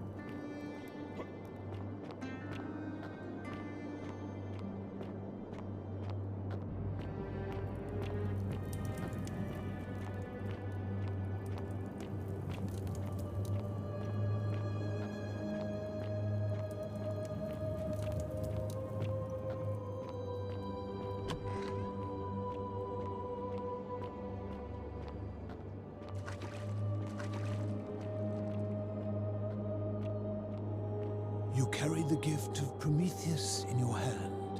Remarkable.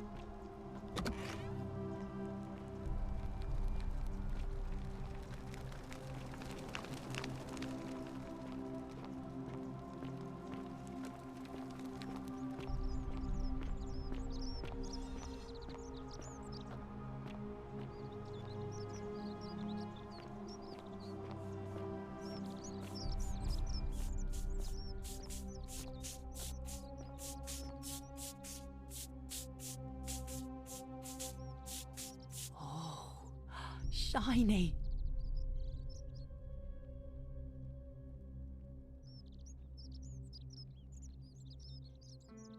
Salve and welcome.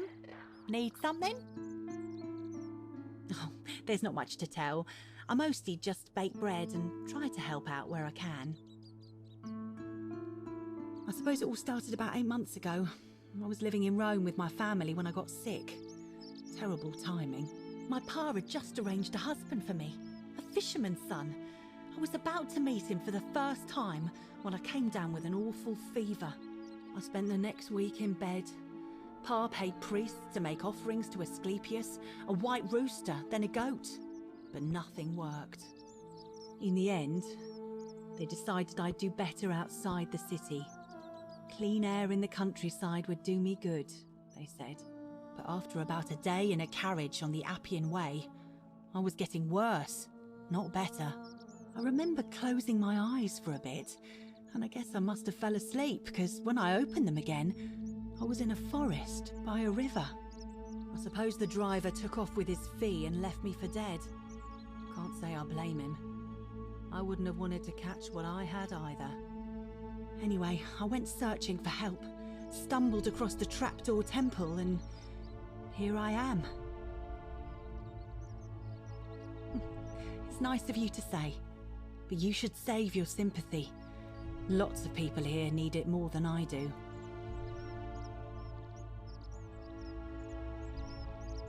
Oh, I try not to worry about it. I mean, if people are nice to each other, we won't have anything to worry about, will we? Thanks. And I like your teeth. They're so white. And your clothes. Oh, I bet my friend Georgius would like to get a look at you. And I'm sure he'd love to chatter about the golden rule with you too. He'll be just across the forum in his shop. What? You've been here a few moments and you're desperate to get out already? Why not give the place a chance before you try to leave? Good people here. Galerius works hard on the farm so I can put food on our tables, and Lucretia tries to keep us healthy. My friend Georgius is always mending our clothes, and Virgil makes sure these old walls don't fall down around us. Well, he does his best. I'm just saying, there are worse places you could live out your days. Well, I can tell from your funny accent you're not from around here, but that doesn't mean you don't belong, does it? All right. Thanks again for taking care of our problem. I won't forget it.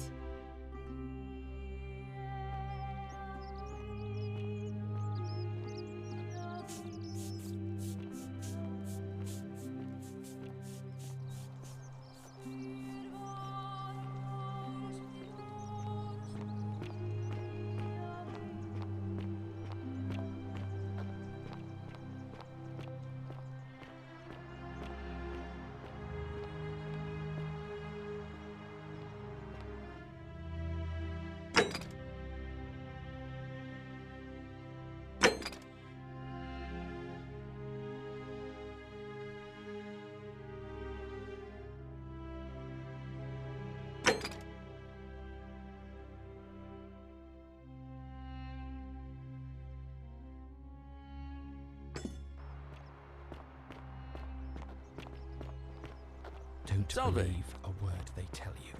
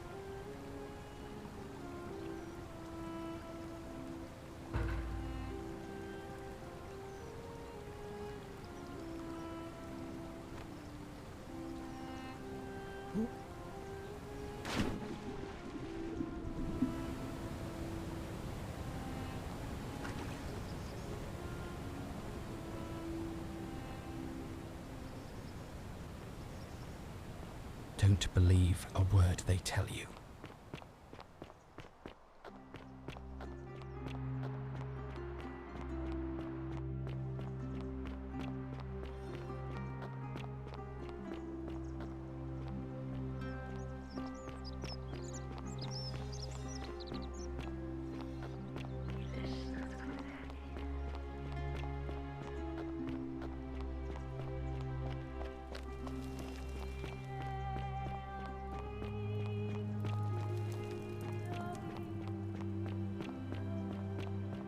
Salve.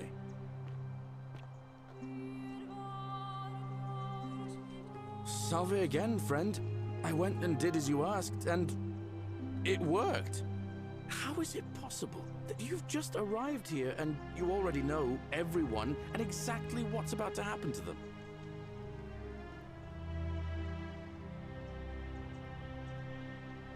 Oh, come on. Citizen. That's a shame. Now everybody's gonna think I'm some kind of oracle for knowing the future before it happens, and I have no way of explaining it. Hey, maybe the patricians will start treating me with a bit more respect. But then again, probably not. All right, I'll leave you to it, friend.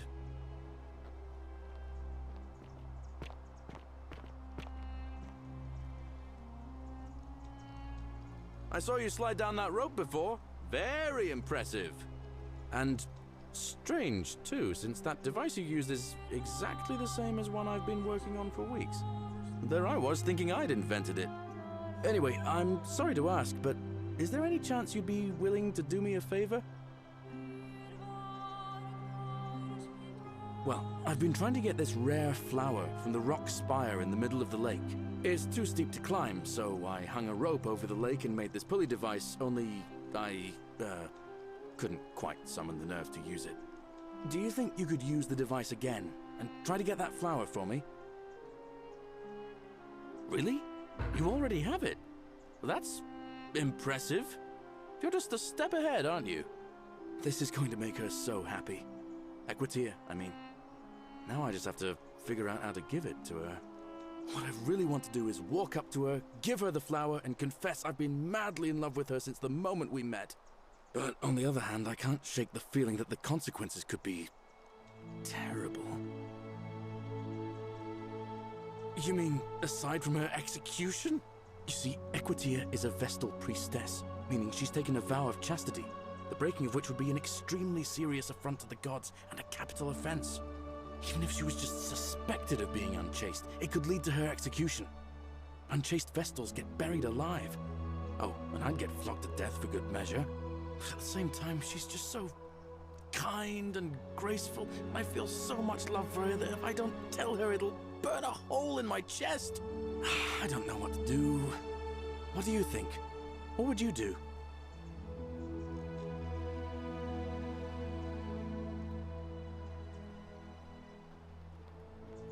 Don't believe a word they tell you.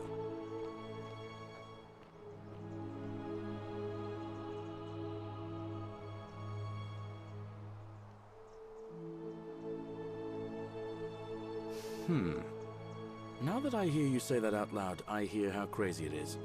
I think maybe I need to be a bit more cautious. What I need is a go-between. Someone who can tell her how I feel and find out how she feels without risking her life. What do you say? Do you think you could help me one more time? Wonderful! Now, all I need you to do is give her the flower and tell her it's from a secret admirer. Tell her I'll keep my distance and that I just want her to know that she's loved. Thank you. Come back as quick as you can and tell me what she says.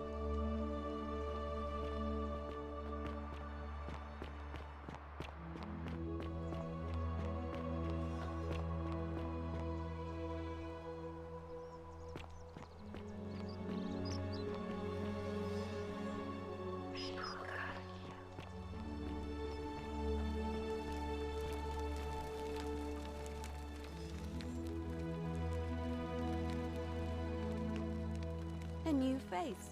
Ave, and may Vesta watch over you. I'm Equitia. To what do I owe the pleasure of this visit?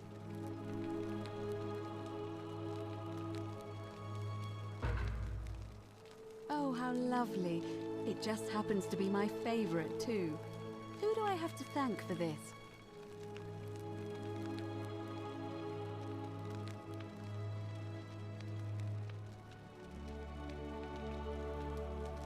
I see. Smile on So, you, brother. it's from Galerius, then? Of course I do. I think everyone in the city knows. That man is a wonderful human being, and my favorite person in the world. But he is the least subtle secret admirer you could imagine. The way he looks at me with those puppy dog eyes. Plus, he's been trying for weeks to get his hands on this flower. He went to so much effort, too. Suspending that rope above the lake, inventing that pulley device all on his own. He'd just stand there each morning, looking at the flower, trying to summon the courage to seize it. Oh, my heart. Tell that adorable oaf that my Vestal's vow of chastity ends once I turn 36. So if we ever make it out of here, and he doesn't mind waiting a few years, then tell him I love him too. I hope so. See you again soon, I hope.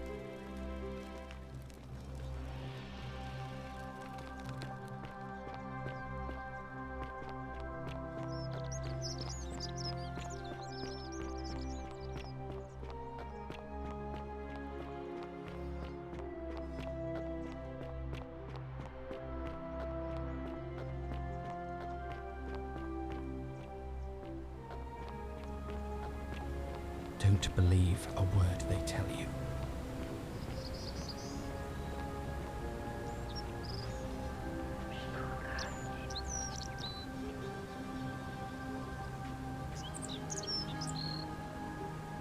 Ah, it's you again. Hope you're settling in, friend. Oh, and I'm in the running for magistrate. Feeling kind of nervous, but I'm hoping it'll all be worth it when I order Dooley's release. I just hope I'll have the votes I need. Now, what's on your mind? Thanks. What did she say?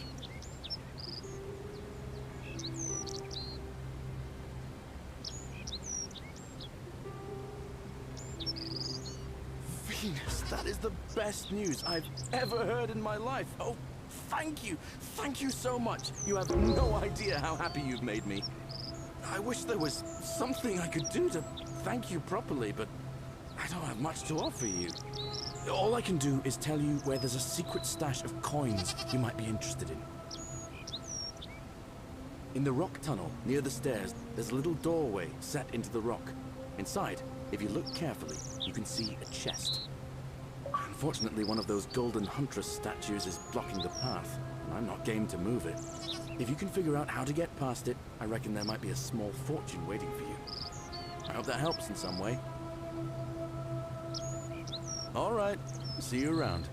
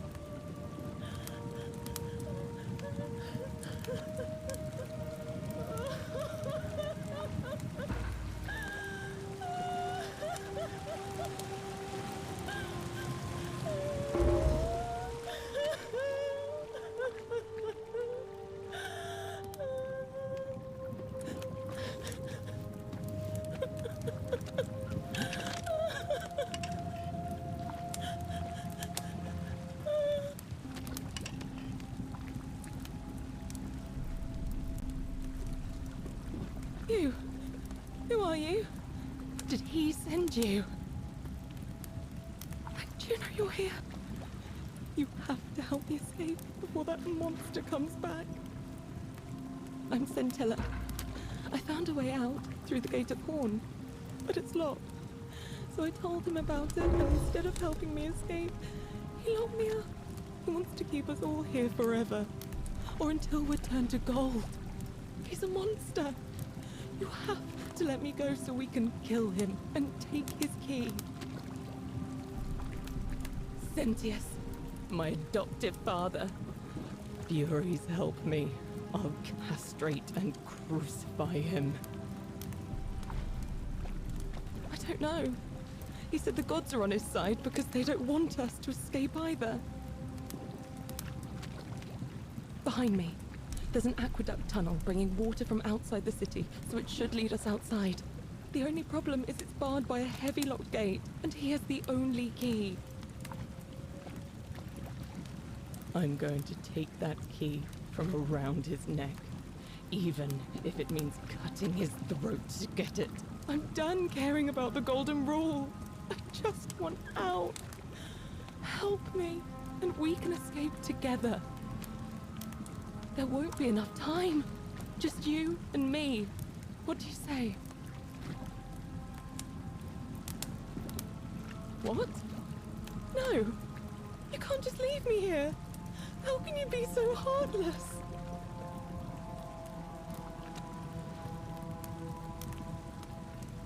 It's no use. You'll never persuade him of anything. I'm telling you, he's a monster. Please. You're making a mistake.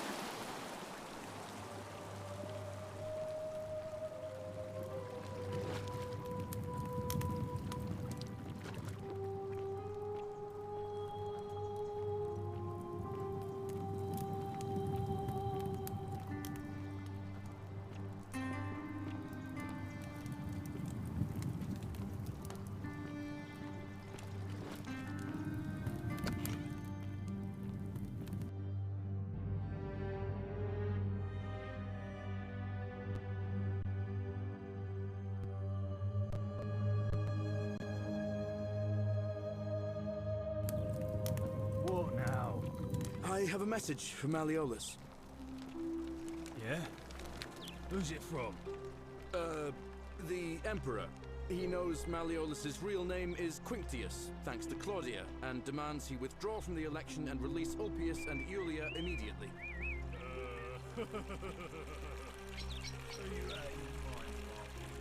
All weapons are to be tossed into the chasm. Magistrate's orders.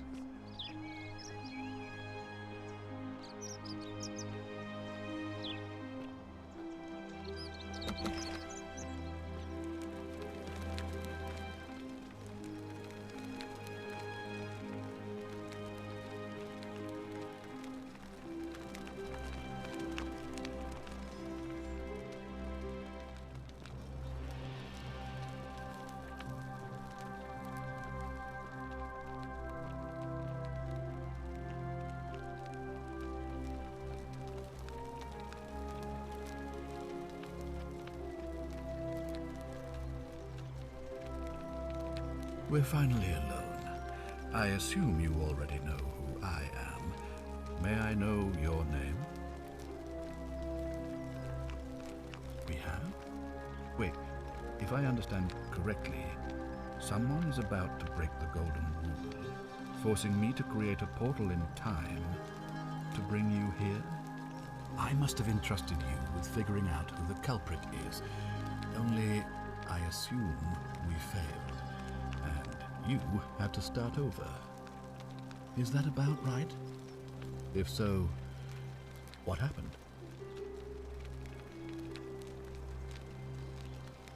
seems rather brash, but all right. Why have you sought me out? Me? What are you talking about?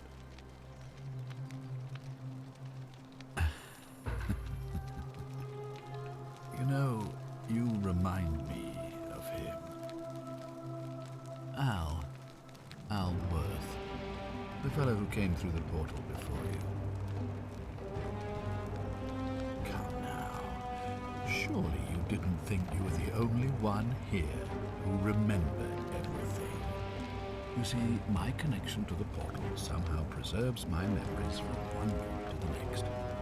Whether that was Proserpina's intention or a happy accident, I'll never know. But I'm surprised you hadn't noticed. Here I was thinking you were a little bit sharper than Al was. Or perhaps you're just more willing to break the rules. He was a moralistic fellow, never once compromised on his principles. And because of that fatal flaw, he relived this day many thousands of times before we finally had this conversation. I watched him come through the portal each time, always a little older, a little more disheveled, a little more haunted. And when he finally saw the futility of it all, as you're about to, it broke him. He drank a jug of wine, tied a noose around his neck, and took his own life, just before he was shot with a golden arrow. The next time I awoke, you showed up, but you've caught up to where he was so quickly. I mean, you've lived through the day, what, 5 times? Extremely impressive. And yet everything you've done has been in vain, because there's no escape. Except the path that Al took, the path he wrote about on his tablet. What was it? Ah, yes. Best to take your own life now. So, you discovered my secret. So what? What are you going to do about it?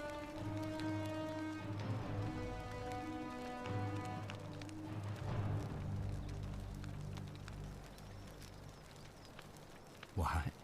Isn't it obvious? Because I have grown attached to all this. My title, my beautiful villa, the sun on my face, the music of birds chirping. And as long as this day keeps repeating itself, I get to enjoy it all, over and over again, for eternity.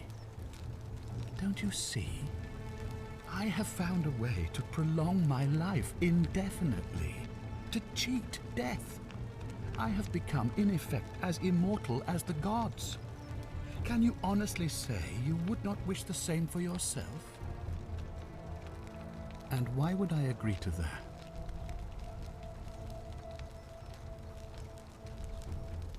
The only way you're getting this key is over my dead body. And if I die, I won't be able to open the portal for you again, meaning you'll have created a paradox. You see, it was my actions that brought you to this point in time. So if you kill me, you'll stop me from doing so, and you being here will be an impossibility. That means if I die, you'll be flung back to your original time, having caused the deaths of everyone here, and you'll never be able to undo it. Is that what you want? I certainly hope not. In fact, I want it to go on and on forever, until you wither and die like Al did, and the gods send yet another useful idiot to extend my life for me.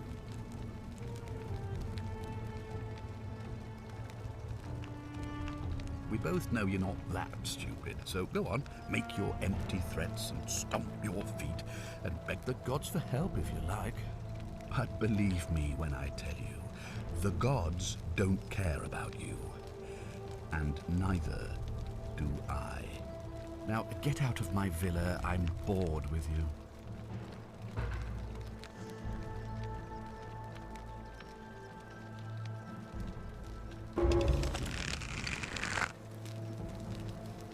Don't be so foolish. If you kill me, we all die.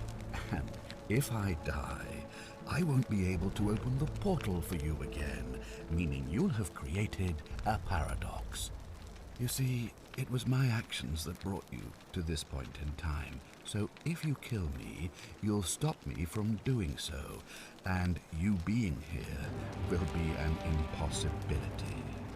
That means if I die, you'll be flung back to your original time, having caused the deaths of everyone here, and you'll never be able to undo it. Is that what you want? Now get out of my villa, I'm bored with you.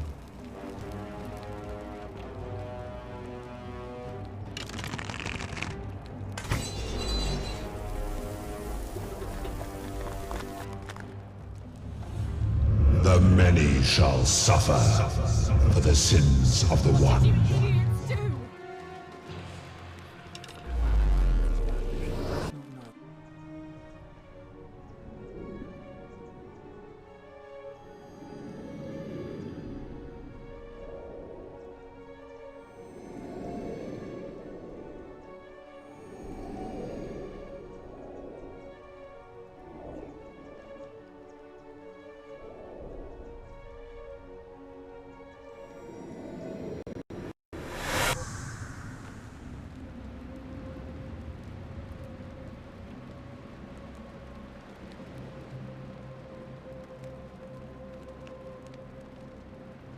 Oh. Hi there. Gave me a bit of a fright. Thought I was in here alone. I'm Al.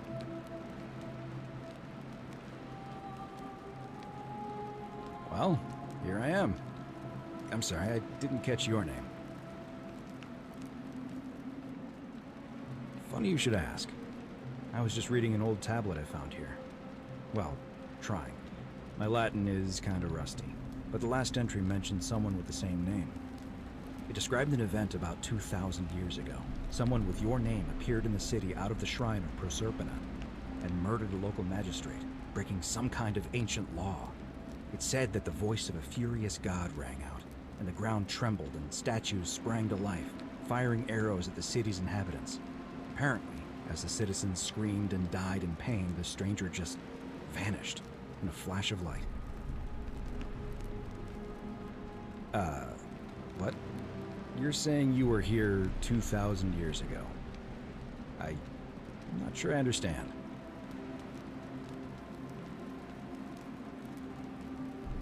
I'm sorry, come again?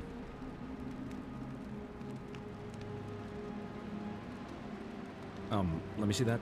God, why does this writing look so familiar? I've spent a lifetime in this place going around and around in circles. This is disturbing, but I don't understand how I could have written it.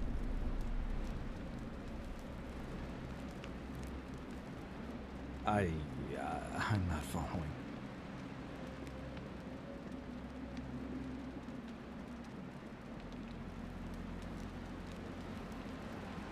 So you're saying, because a man from 2,000 years ago is dead, he never created a time portal, so I never went through it, and that's why I don't remember any of this. I guess. So what you're really saying is, you brought me back from the dead to let me die all over again. You saw the tablet. I spent a lifetime searching for a way out, and never found one. I can't see how I could possibly find one now, so it seems like we're both gonna die here.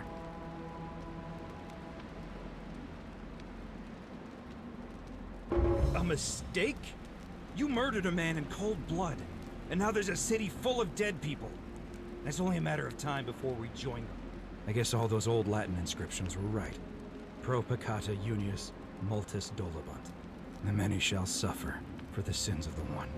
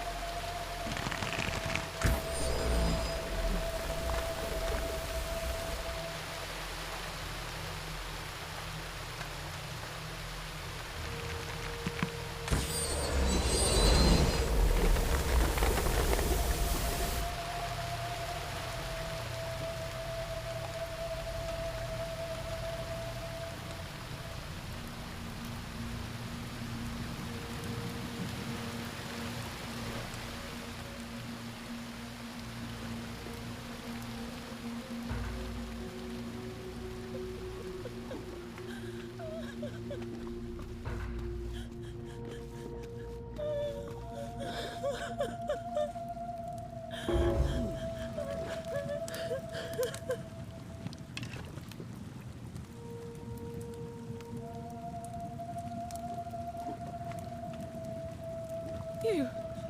Who are you? Did he send you? And do you know you're here?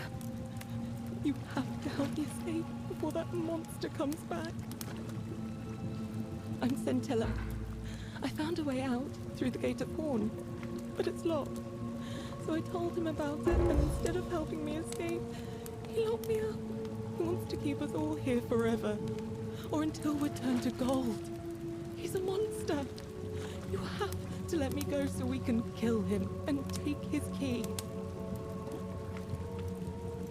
Sentius, my adoptive father. Furies help me. I'll castrate and crucify him. I don't know. He said the gods are on his side because they don't want us to escape either. Behind me, there's an aqueduct tunnel bringing water from outside the city, so it should lead us outside. The only problem is it's barred by a heavy locked gate, and he has the only key. I'm going to take that key from around his neck, even if it means cutting his throat to get it. I'm done caring about the golden rule. I just want out. Help me, and we can escape together. There won't be enough time. Just you and me. What do you say?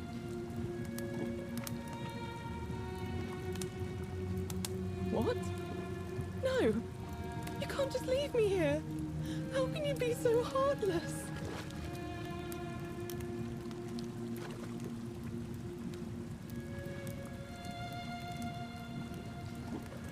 I hate you. I spit on you. I hope Dis drags you to Tartarus. You're back.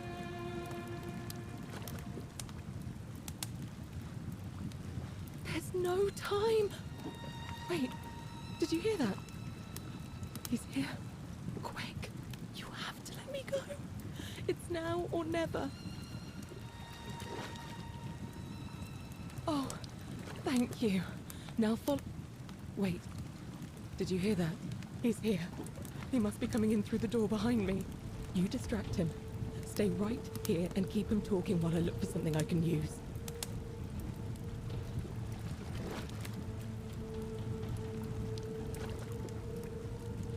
What did you do with Centilla? Where is she? So that is how it's going to be. Oh well, this doesn't change anything for me. It's a shame, really. If you'd just done what you were supposed to, you'd have been looping through time forever until you gave up and killed yourself. Just like that soft-hearted pleb, Al. Come now. Surely you didn't think you were the only one here who remembered everything. You see, my connection to the portal somehow preserves my memories from one loop to the next. Whether that was Proserpina's intention or a happy accident, I'll never know. But I'm surprised you hadn't noticed. Here I was thinking you were a little bit sharper than Al was. Or perhaps you're just more willing to break the rules. He was a moralistic fellow, never once compromised on his principles. And because of that fatal flaw, he relived this day many thousands of times before we finally had this conversation. I watched him come through the portal each time, always a little older, a little more disheveled, a little more haunting. And when he finally saw the futility of it all, as you're about to, it broke him. He drank a jug of wine, tied a noose around his neck, and took his own life, just before he was shot with a golden arrow. The next time I awoke, you showed up, but you've caught up to where he was so quickly. I'd have preferred if you'd given me more time to enjoy the trappings of my success. How many extra days did you give me? Just the 4? Not many. But don't worry, I'm sure there'll be another useful idiot who comes along after you're dead. In any case, there's no escape for you except the path that Al took, the path he wrote about on his tablet. What was it? Ah, yes. Better to end it all now, then find out what awaits you beyond that portal. So, you discovered my secret. So what? What are you going to do about it?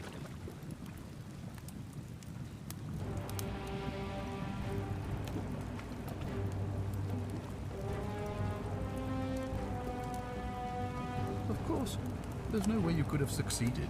Every soul who has ever found themselves here has broken the golden rule eventually. It is inevitable. Man will always sin sooner or later.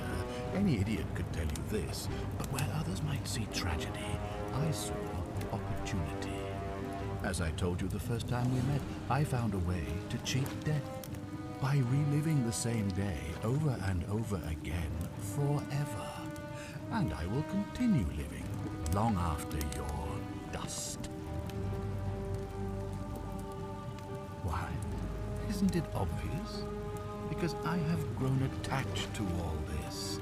My title, my beautiful villa, the sun on my face, the music of birds chirping.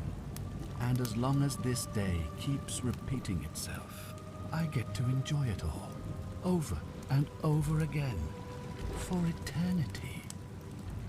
Don't you see? I have found a way to prolong my life indefinitely, to cheat death. I have become, in effect, as immortal as the gods. Can you honestly say you would not wish the same for yourself?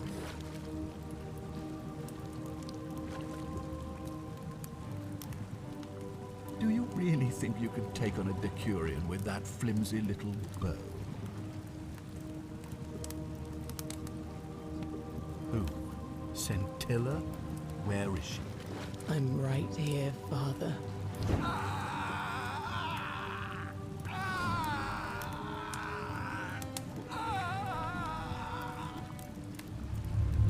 The many shall suffer for the sins of the one.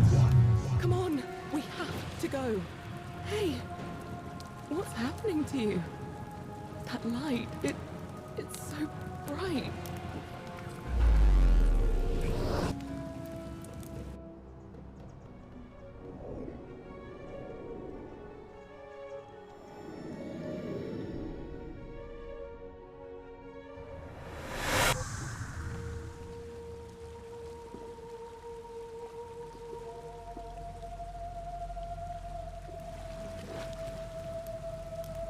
Hi there.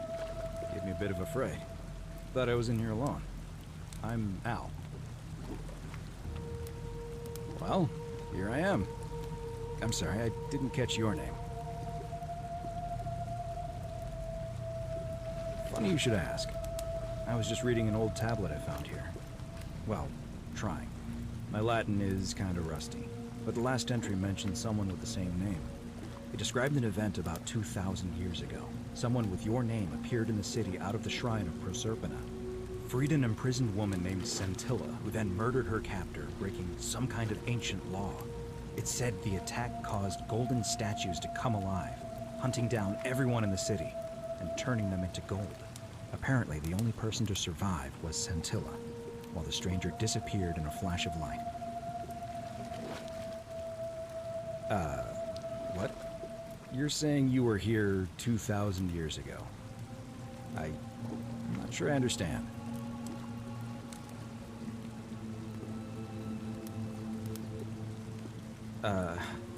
I'm sorry, come again?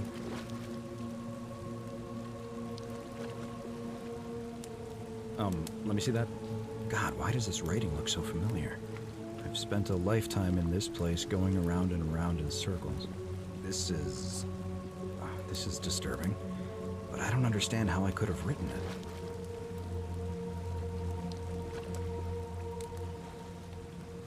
I'm not following.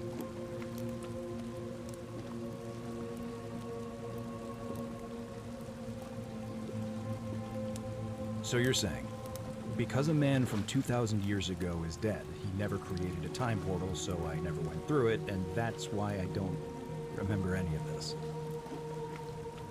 I guess you saved my life then, as well as helping that poor woman to escape. That's a lot to take in. Maybe we can escape through the same aqueduct Scintilla used, if we can find it.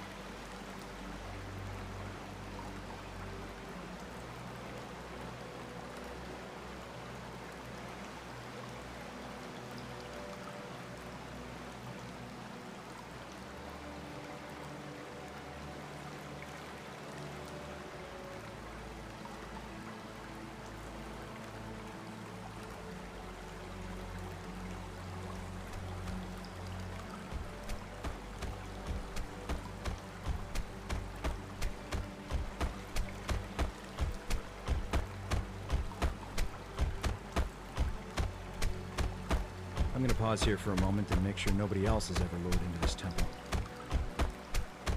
You go on ahead, and I'll be there soon.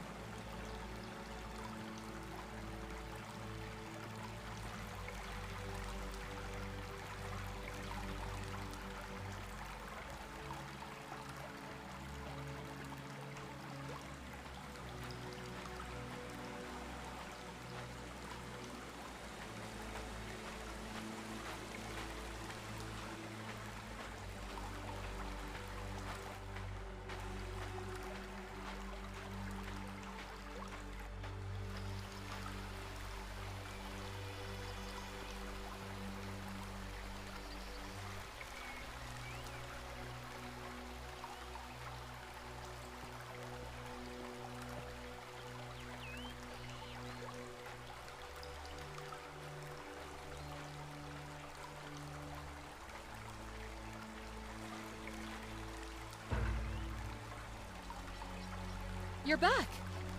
But you're alone. Does that mean you didn't find Al?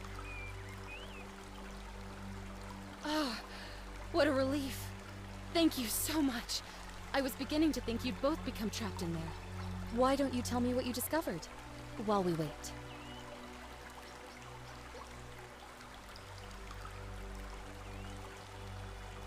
Really? Sounds amazing. And did you... Oh, look! Here he comes. Al! It's so good to see you. You were gone so long I thought I'd never see you again. Kinda lost track of time in there. You wouldn't believe what we found. The ruins of a long-forgotten city. And there was a tablet describing an event 2,000 years ago. Supposedly, the city was destroyed when a woman murdered a tyrant with the help of... well, my new friend here. I know how crazy that sounds. Maybe not that crazy. That woman. I don't suppose her name was... Scintilla? How could you... what? She left a tablet of her own.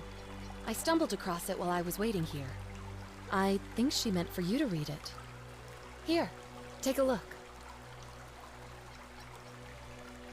I don't know what became of you, or if you'll ever read this, but I want you to know that I will never forget you, or what you did for me. It pains me that so many dear friends were not so fortunate. Ulpius, Sentia, Lucretia, Horatius, Galerius, poor Dooley, and the others. But please understand, their blood is on my hands, not yours. I will live with the consequences of my actions, and all I can do is move forward, trying to show others the same compassion you showed me. I promise you, that saving my life will not be for nothing. Scintilla. Sounds like you meant a lot to her. I'd love to hear your story, but first, you two look exhausted. Why don't you hop in my boat and rest while I ferry you back to civilization? Sounds good to me. And you? Are you ready to go home?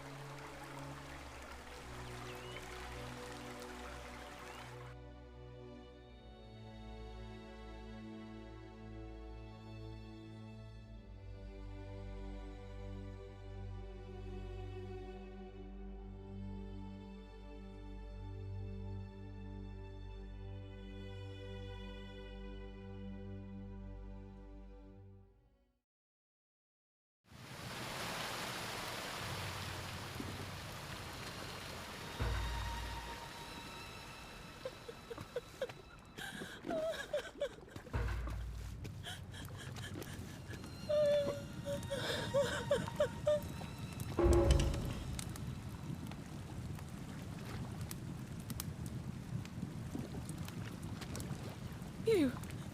Who are you? Did he send you? Thank Juno you're here. You have to help me escape before that monster comes back. I'm Scintilla. I found a way out through the Gate of Horn, but it's locked. So I told him about it, and instead of helping me escape, he locked me up.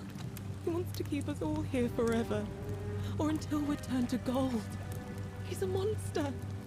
You have to let me go so we can kill him and take his key. Behind me, there's an aqueduct tunnel bringing water from outside the city, so it should lead us outside. The only problem is it's barred by a heavy locked gate, and he has the only key. Sentius, my adoptive father. Furies help me. I'll castrate and crucify him.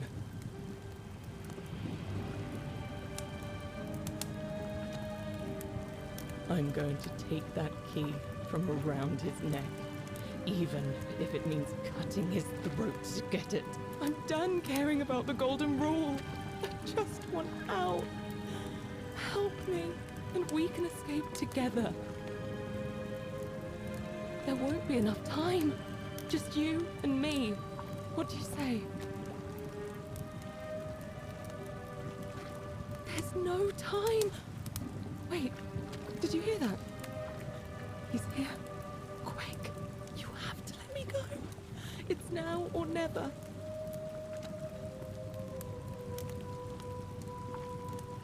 What? No, you can't just leave me here. How can you be so heartless? I hate you. I spit on you. I hope Dis drags you to Tartarus.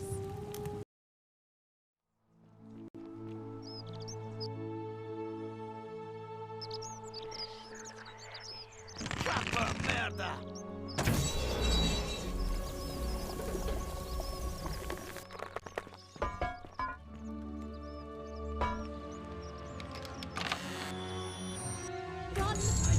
The many shall suffer for the sins of the one.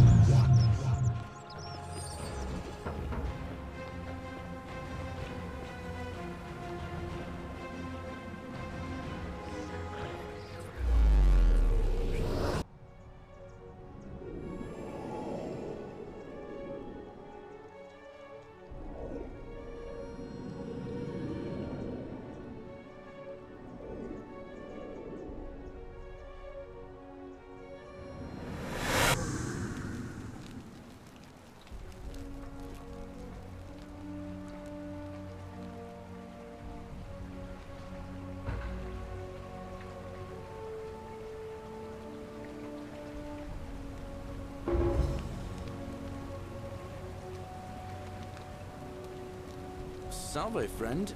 Mind telling me who you are and what you're doing with that bow on your back?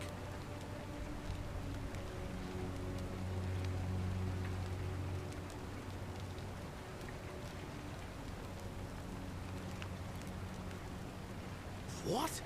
That's a big ask. But something tells me you're not kidding.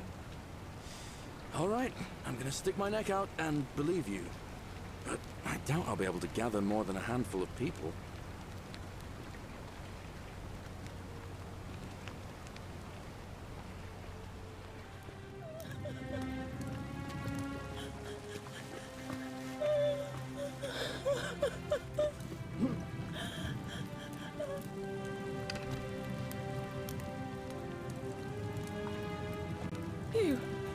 Who are you? Did he send you? And do you know you're here? You have to help me escape before that monster comes back. Wait, what? God, am I going out of my mind? Are you going to let me go or not?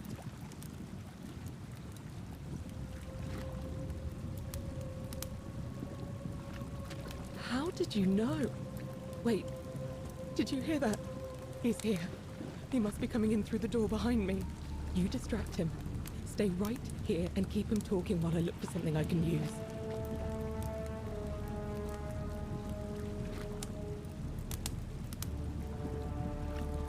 What did you do with Scintilla? Where is she?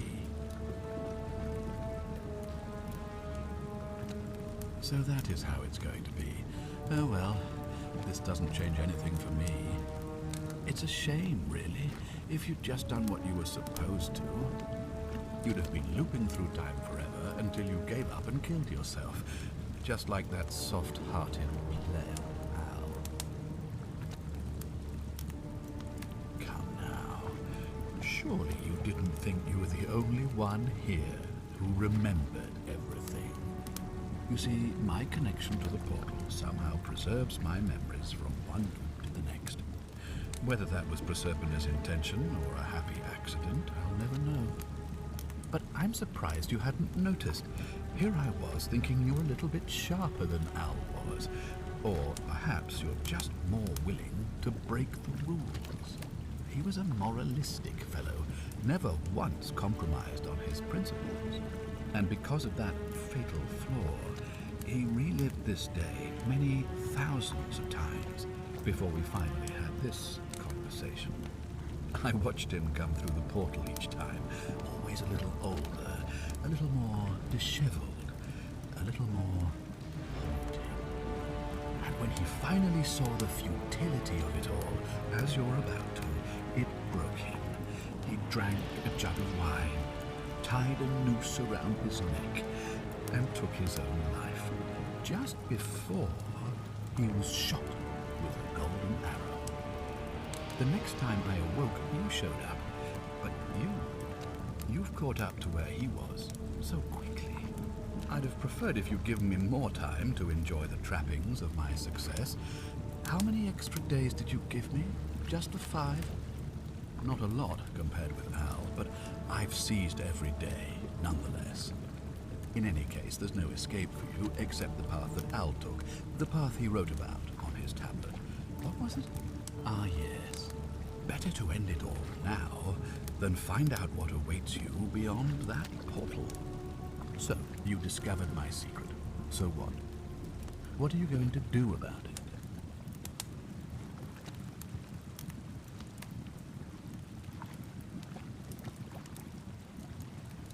Of course. There's no way you could have succeeded. Every soul who has ever found themselves here has broken the golden rule eventually. It is inevitable. Man will always sin sooner or later. Any idiot could tell you this. But where others might see tragedy, I saw opportunity. As I told you the first time we met, I found a way to cheat death. By reliving the same day over and over again, forever. And I will continue living long after your dust. Why? Isn't it obvious? Because I have grown attached to all this. My title, my beautiful villa, the sun on my face, the music of birds chirping. And as long as this day keeps repeating itself, I get to enjoy it all, over and over again, for eternity. Don't you see? I have found a way to prolong my life indefinitely, to cheat death. I have become, in effect, as immortal as the gods. Can you honestly say you would not wish the same for yourself?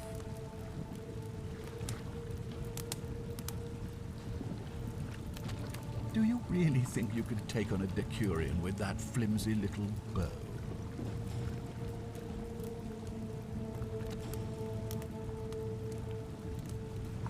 Is that supposed to be intimidating? I have no idea what that little thing is. What are you going to do? Throw it at me? Nonsense. Not even the gods possess such weapons.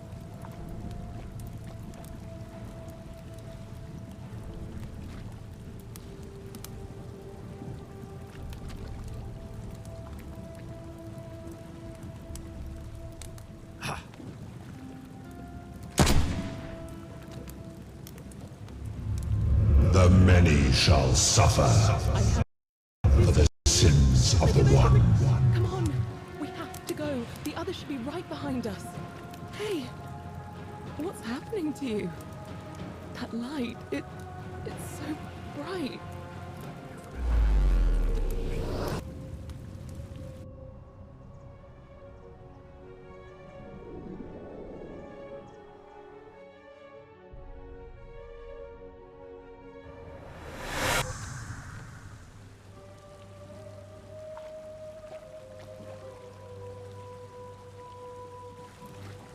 Hi there. Gave me a bit of a fright. Thought I was in here alone. I'm Al.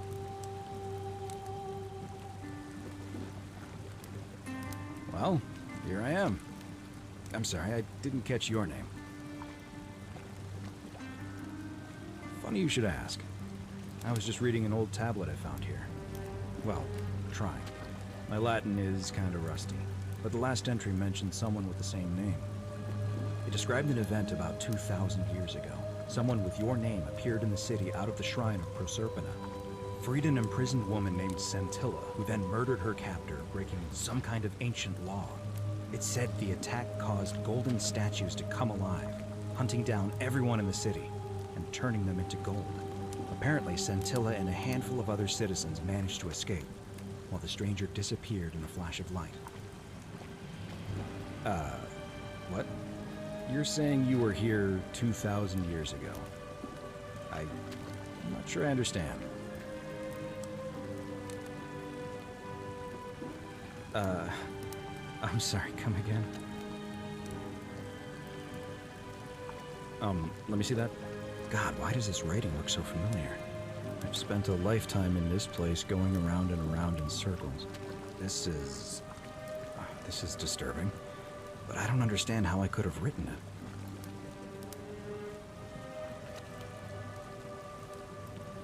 I'm not following.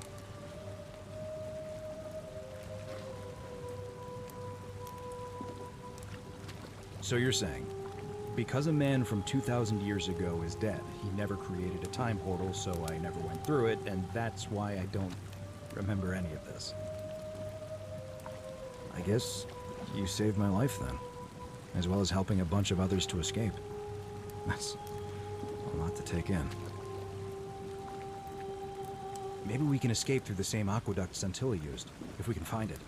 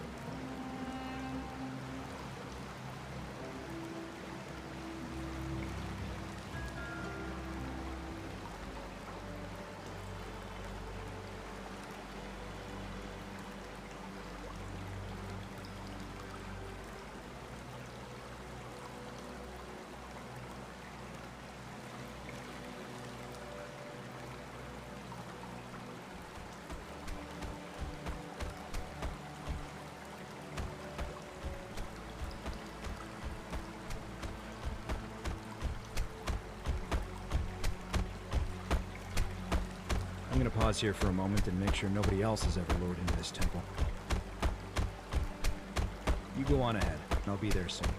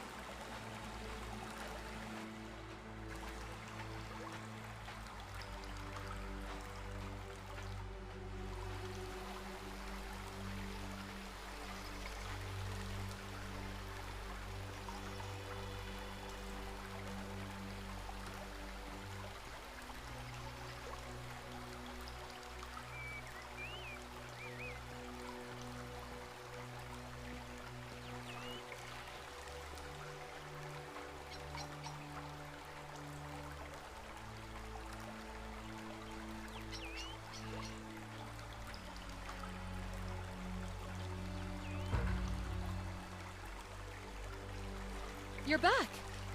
But you're alone. Does that mean you didn't find Al?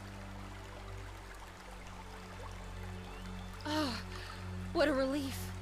Thank you so much. I was beginning to think you'd both become trapped in there. Why don't you tell me what you discovered while we wait?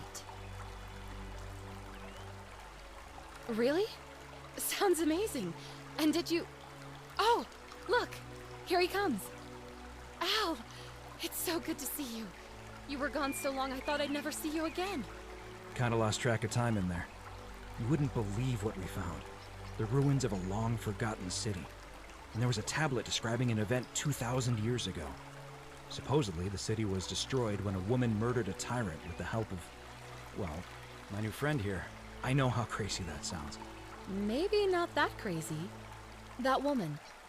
I don't suppose her name was... Scintilla? How could you... what?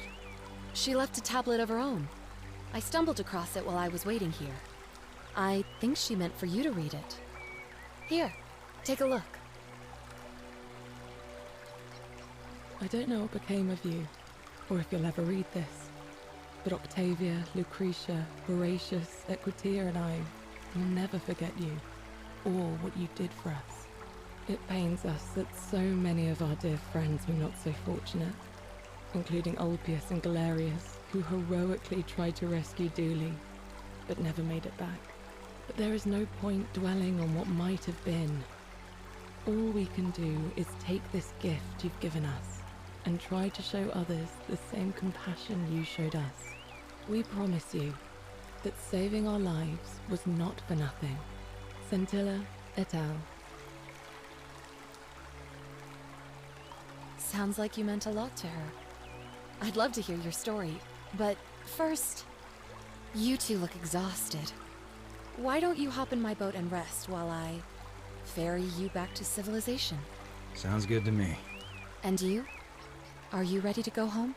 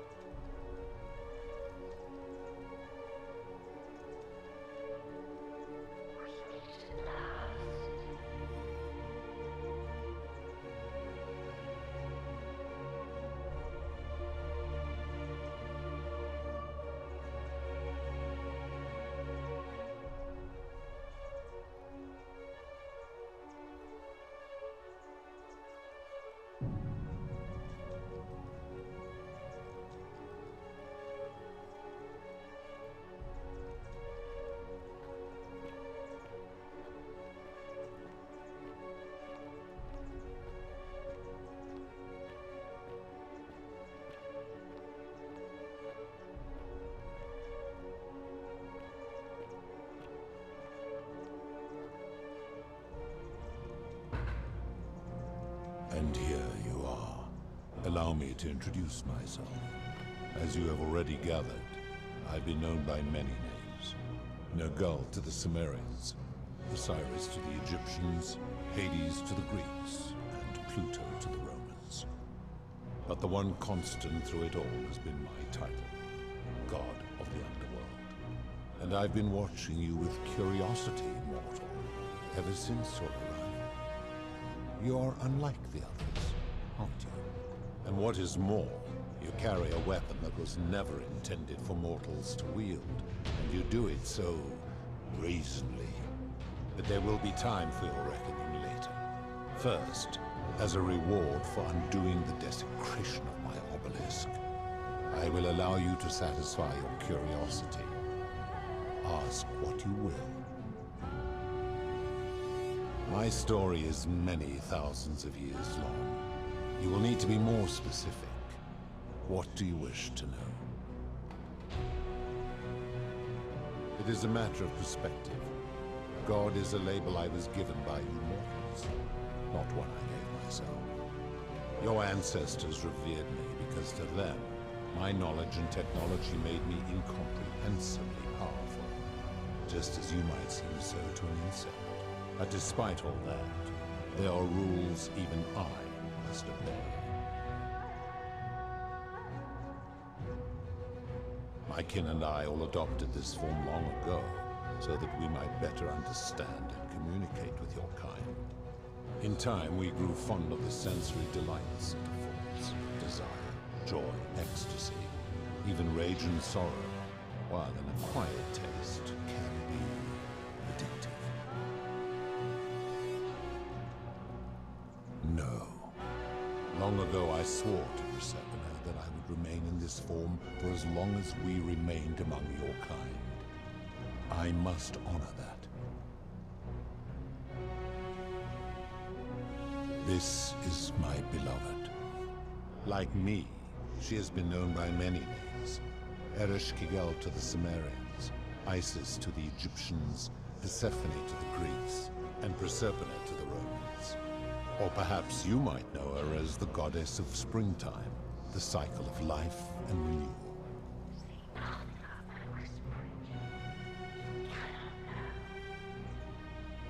Your gaze lingers too long. That is my servant. You would have met by the river, though she wears many faces and goes by many names. Kumutubal to the Sumerians, Kirti to the Egyptians, Charon to the Greeks, and Charon to the Romans. Her role is to ferry souls between the mortal world and this one, and to make their transition as seamless as possible. For that, she earned herself the infamous, if erroneous, moniker, the Ferryman. You will talk more later. For now, ask your questions.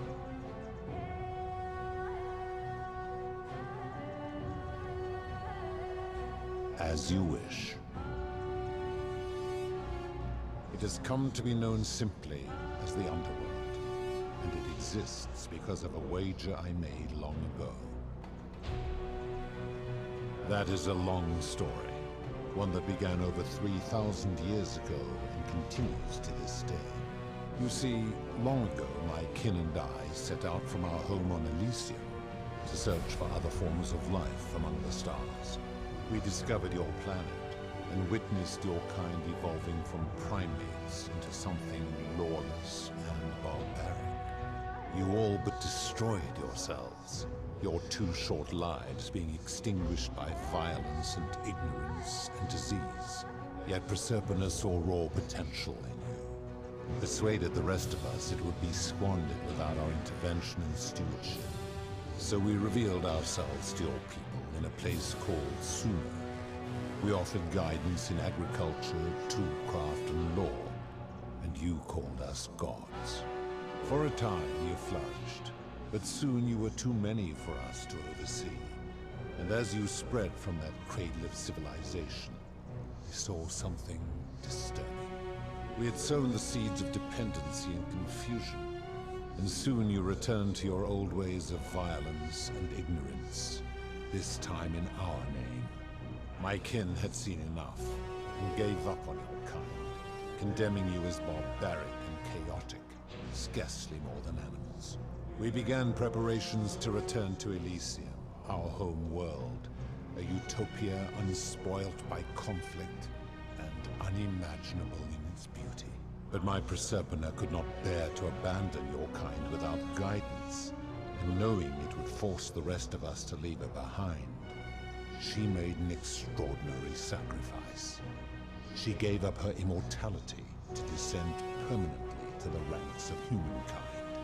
And so she began her inescapable trajectory toward death. Horrified, I acted swiftly. I placed her in suspended animation in a deep frozen sleep to prevent age and sickness from claiming her. And then I pleaded with Proserpina's father, who the Romans called Jupiter, to bring her with us to Elysium. It was and is my hope that once there, we might one day learn to undo what she has done to herself. But he refused. I did everything I could to persuade him, but he would not relent. He would rigidly uphold his final pronouncement. Humans were unworthy of ascension to Elysium. No exceptions would be made. But seeing that I was aggrieved, he proposed a wager, the terms of which were as follows.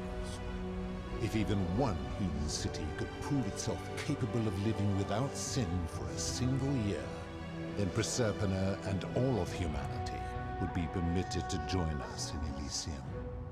My part would be to remain behind, the last of my kind, to watch over you, without interfering, and to sit in silent judgment. And so my reward has been to languish here, enduring a 3,000-year winter, waiting for the day your kind proves itself worthy of her faith in you, so that I might take her with me to Elysium and unthaw my goddess of springtime. And here I am, after all this time, still waiting. There were also gods who, like me, have been known by many names, but perhaps you knew them by their Roman names. Our leader, Jupiter, as well as Neptune, Saturn, Juno, Minerva, Mars, Venus, Apollo, Diana, Vulcan, Vesta, Ceres, and of course, my beloved Proserpina.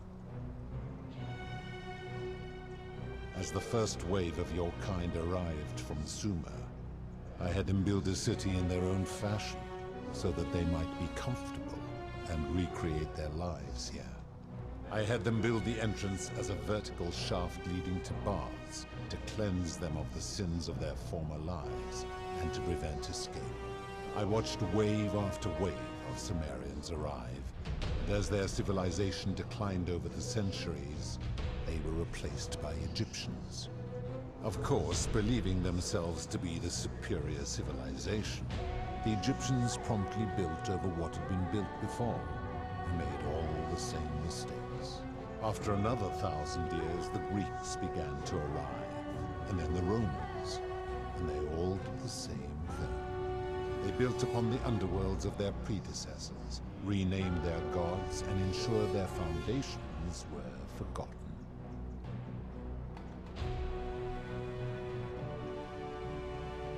To ensure the wager was fair, it was important that my subjects were chosen at random. To this end, I had my servant distribute 1,000 tokens fashioned from silver, a rare element at the time, across all of Sumer.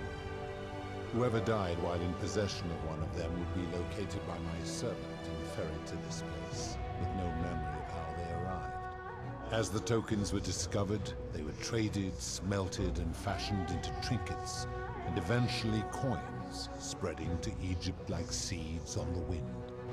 Later, when they spread to Greece, they would come to be known as Charon's obol, or as coins for the ferryman. Some placed coins in the mouths of their dead, hoping they would awaken here, though they had no way of knowing which coins were fashioned from the original tokens. In fact, almost all of the tokens are accounted for, only 2 remain. And so after this wave destroys itself, as it is destined to do, Your kind will have squandered the last of its potential to ascend beyond this rock, and Persepolis along with it.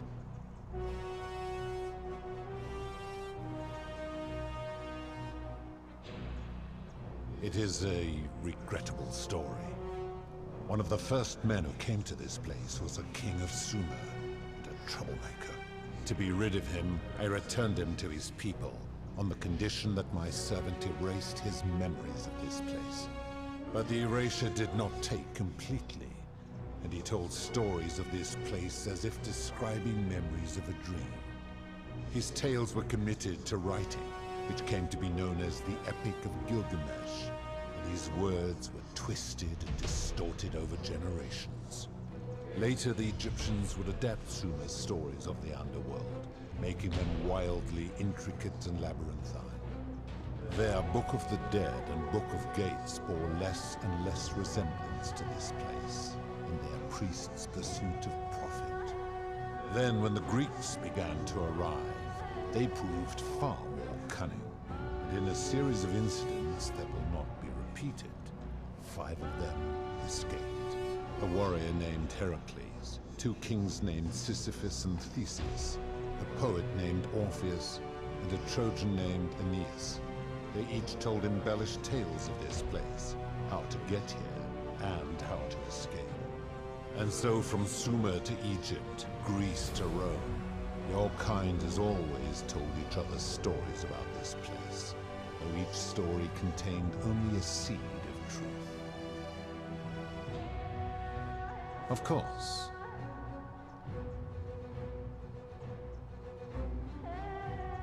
That is merely the name your people have given to it, but yes, it is my doing. That is a story dating back to the very first wave. After the Sumerians finished building their city, the self-declared ruler threw a banquet to celebrate. Now this man was unmarried, and many women were vying to become his wife, a prestigious position of power and influence in a new world. Of all the women, 2 were particularly ambitious. Both were beautiful, and both arrived at the banquet wearing eye-catching dresses and painted faces, their hair woven in elaborate fashion. The first woman, recognizing that she would require an advantage to win the ruler's affection, draped herself in jewelry, ornate necklaces, bracelets, and rings fashioned from gold. Seeing this ostentatious display, the second woman grew envious, for she had no such jewelry at her disposal. She prayed aloud to any gods that would listen to cover her in gold. And when her prayer went unanswered, she took matters into her own hands. While the others indulged at the banquet, the second woman summoned the first for a discussion in a quiet place. She checked that nobody was watching, and pushed her rival from the top of the ziggurat, where she broke her neck on the rocks below. But I was watching, and I decided to answer her prayer. I took the golden bow left behind by Diana, and I shot that woman in the heart, covering her from head to toe in a layer of molten gold. And I left her to stand there, that she might serve as a grim reminder of what befalls those who sin in my domain. But that was not enough, for the entire city was tainted by her sin, and the wager could no longer be won. So I had no choice but to wipe the slate clean. I gilded them all, to make way for a new wave, and began the wager again. And to this day, each of them, and all who came after, line the halls of this city, inanimate but conscious, suspended in time with only their sight and hearing preserved, so they may bear witness to and lament the folly of your kind for eternity, the silent golden sentinels.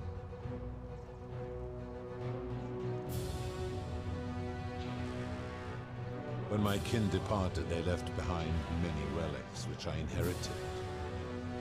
Consolation prize of sorts. The golden bow originally belonged to one of my kin, who the Romans called Diana. As my collection of golden statues grew, I chose the most ferocious among them and equipped them each with a duplicate of her bow, and tasked them with hunting down the Forsaken at my behest. They became known simply as Furies.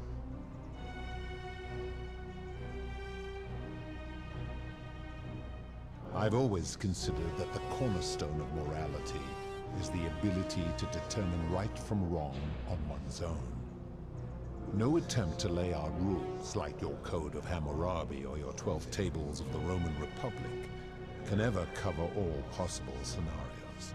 This should come as no surprise to you, since the core principle has been expressed in many forms by many of your civilizations. The Egyptians made a rudimentary attempt with do to the doer to make him do. The Greeks refined it with avoid doing what you would blame others for doing. The Roman Stoics added, treat your inferior as you would wish your superior to treat you. Even the so-called cultists hiding among you often say, do unto others as you would have them do unto you. It is the simplest of concepts, and each one of you is born with the faculties required to apply it to any situation. Yet none of the peoples who expressed this rule were able to uphold it. Curious, is it not?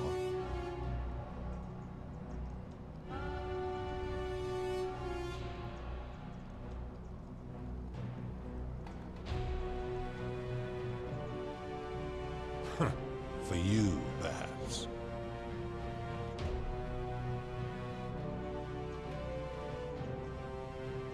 I am able to commune with all the statues in the city. Their ears are my ears, and their eyes are my eyes.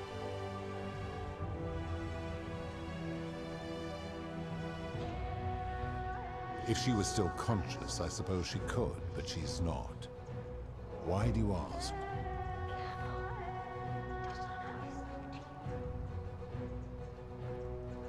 Then what an odd question.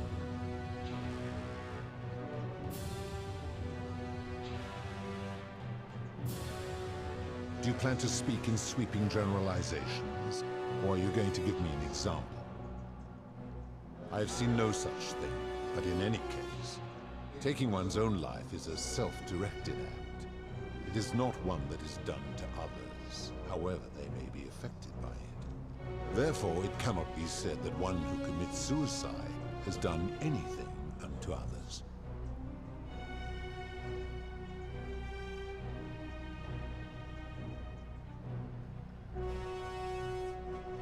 Now tell me, what other sins do you believe I've overlooked?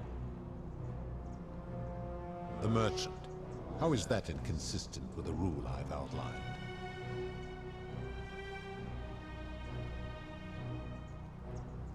I disagree. Having watched this merchant, that is precisely what he would expect from others, and he would be quite capable of paying the price anyway.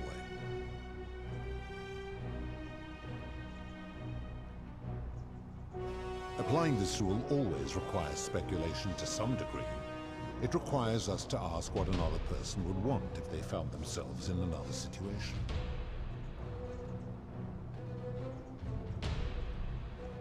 Not if we're wise enough to know the mind of man.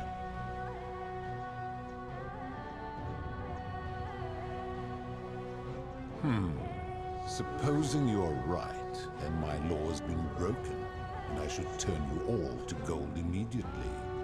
Is that what you want?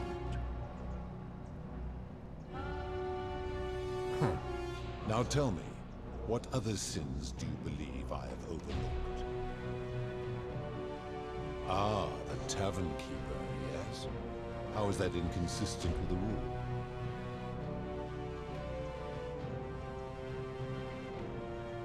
I disagree. Having watched that tavern keeper, that is precisely what she would expect from others. She would view it as a game, one she intends to win.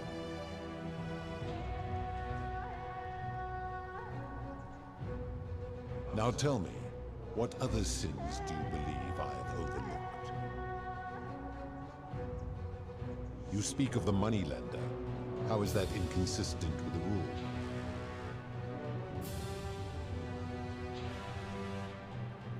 And he would never have signed a contract pledging his labor for 30 years. All he did was enforce the terms of a contract signed voluntarily by others.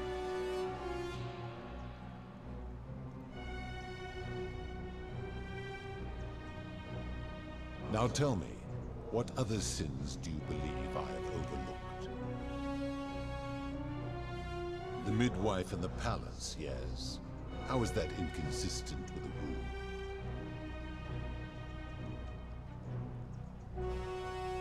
The rule is do unto others, meaning other people.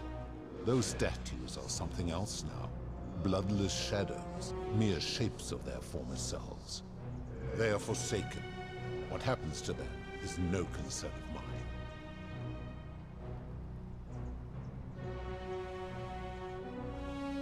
Now tell me, what other sins do you believe I have overlooked?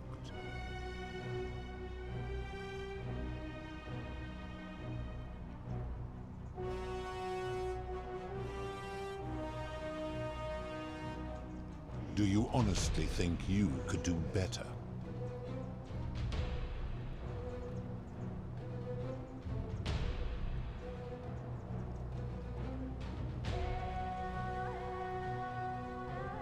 Then you are a fool.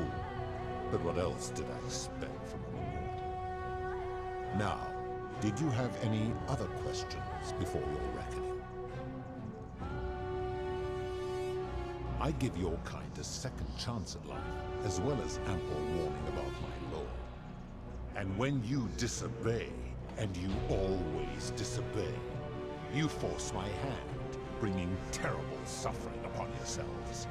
And so you ask if I am the one destroying your lives. And I say, no, you destroy yourselves. I am merely the means by which you do it. Very well. Good. Then now it is time for your reckoning. Only, it seems, something is wrong. It has long been within my power to see into the hearts of mortals and weigh their deeds in life. But when I peer into you, I see only a blank slate, as if you did not exist until you appeared in this city. How is this possible? Charon, where did you find this one? I do not remember ferrying you. How did you come here?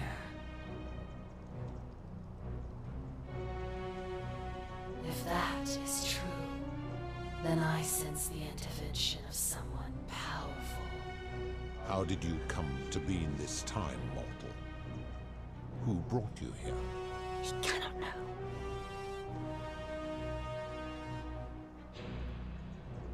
I do not know. My kin departed long ago, and Proserpine has slumbered for 3,000 years.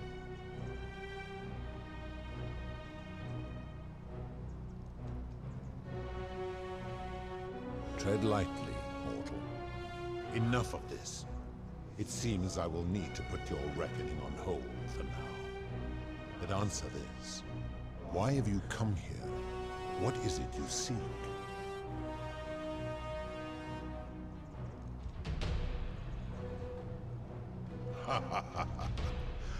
Your hubris is amusing, so I will allow you to make your case. But I warn you, if you anger me or waste my time with lies or wrong-headed arguments, you face death here. So, tell me, why should I put an end to the so-called Golden Rule?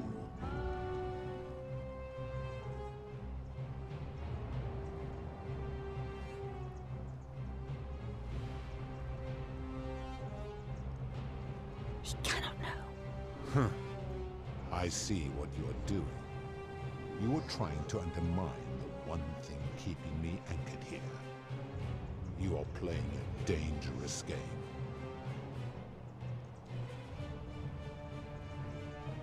You have no idea how close you just came to eternal torment, mortal. You will need to do better than that.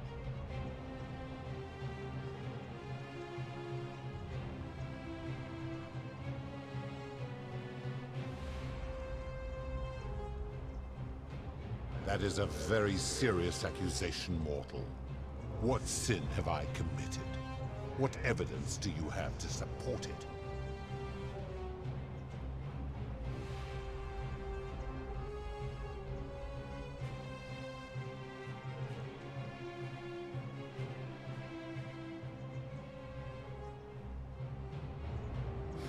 I am well aware of the story told by the Greeks and Romans of my so-called abduction.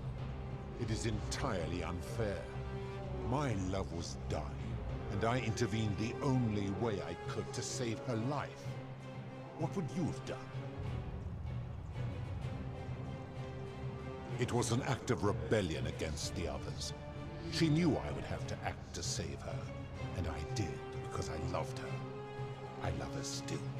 Accordingly, I reject your argument.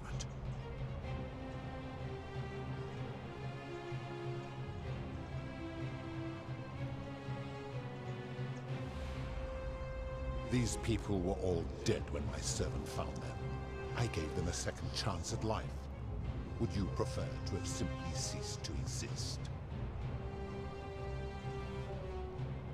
Accordingly, I reject your argument.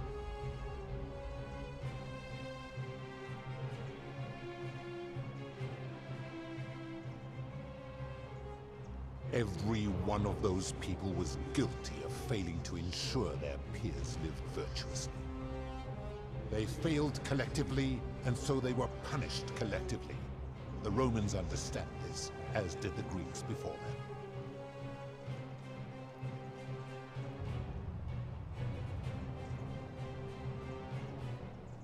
Ah, but I am a god, and you are a mortal. Why would you expect me to treat you as I treat my own kind? You are not a peer. You are not a respected equal. Let me ask you this. Do you treat insects as you wish to be treated? Do you care for their well-being as you would your fellow man? Do you ensure they have food and shelter and protection from predators? Do you give them rights? Of course not, because that would be absurd. Just as it would be absurd for me to treat your kind as equals.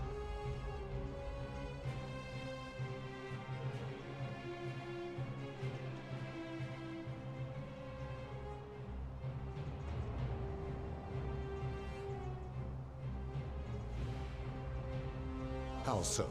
And be specific. You have made a grave allegation, and I expect you to back it up.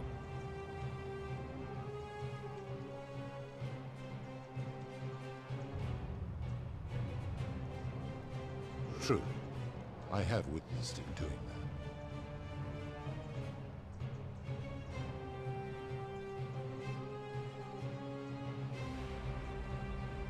He is a volatile and confused fellow, that one.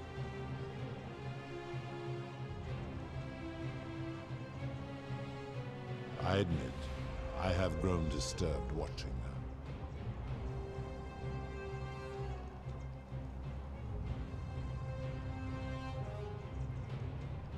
His cruelty does seem to grow greater by the day. If you're right, my involvement has corrupted the very thing I sought to observe impartially. But if I were to accept that, are you telling me these humans could coexist peacefully, without theft or violence, without my law?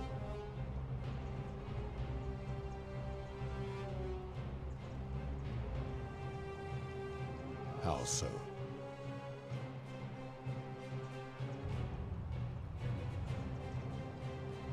And how is that working for you?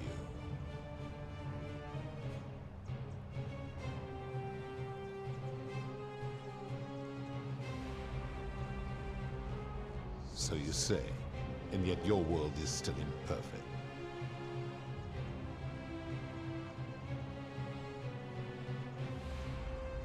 Your words are breathtakingly naive. I reject your argument.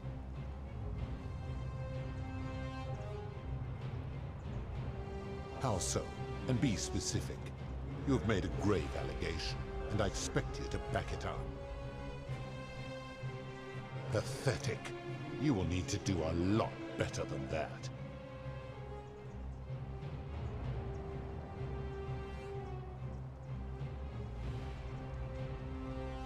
That is a very serious accusation, mortal. What sin have I committed? What evidence do you have to support it?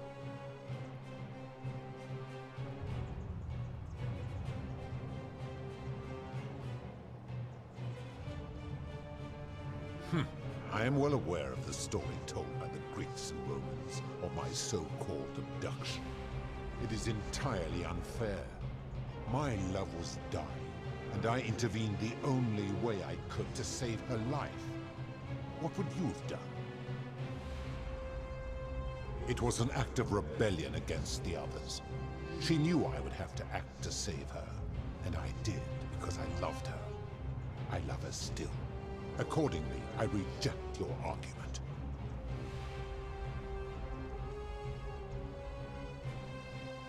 These people were all dead when my servant found them. I gave them a second chance at life. Would you prefer to have simply ceased to exist? Then you still have the option to end your life should you wish, and you are no worse off than if I had not intervened. Accordingly, I reject your argument. Every one of those people was guilty of failing to ensure their peers lived virtuously. They failed collectively, and so they were punished collectively. The Romans understand this, as did the Greeks before them. How unfortunate that we are not where you are from.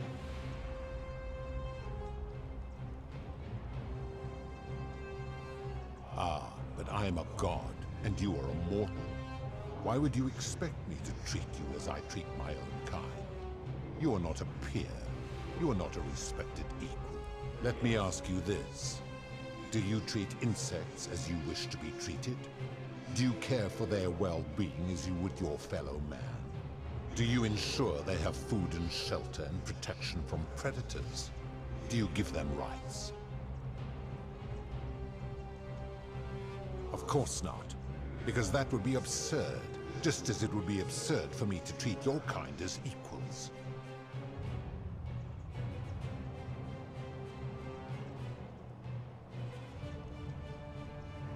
My love for her does not mean I am not superior, now that she is mortal.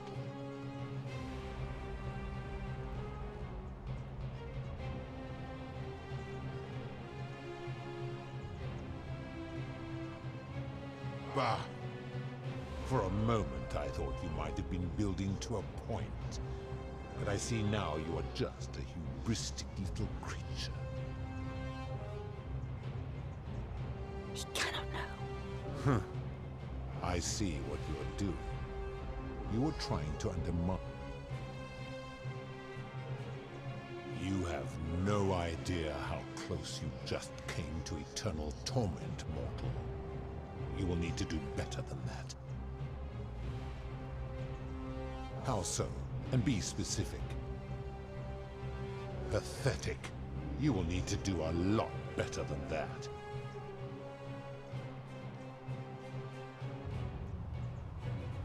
That is a very serious accusation, mortal.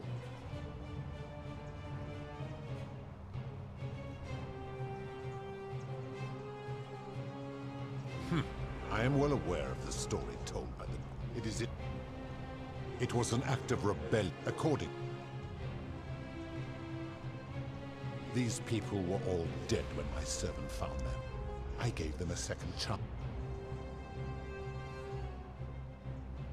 Then you still have the option to end your life should you wish, and you are no worse off than if I had not intervened. Accordingly, I reject your argument.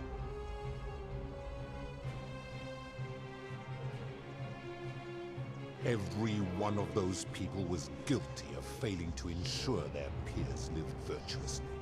They failed collectively, and so they were punished collectively. The Romans understand this, as did the Greeks before them.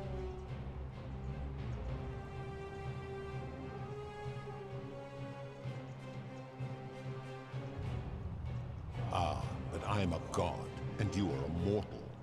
Why would you expect me to treat you as I treat my own kind? You are not a peer.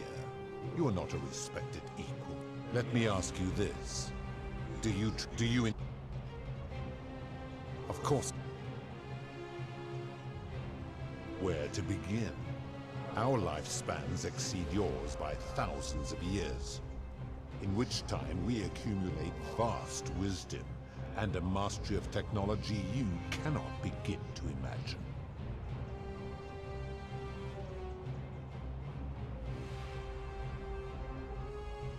It would be most unwise to get ideas about attacking me. Because that is the source of our power over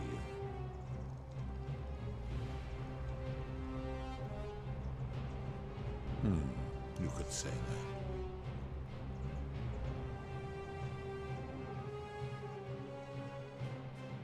My kin have no superiors.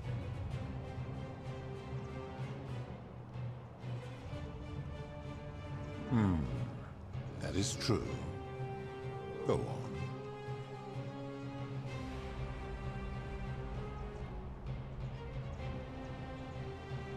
Make your point, mortal.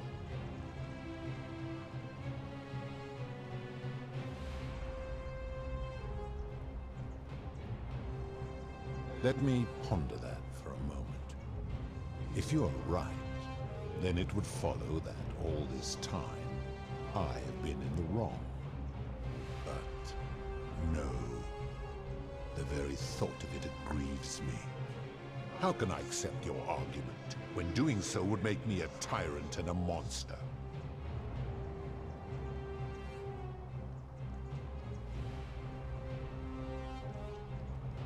Wait, what? What are you saying?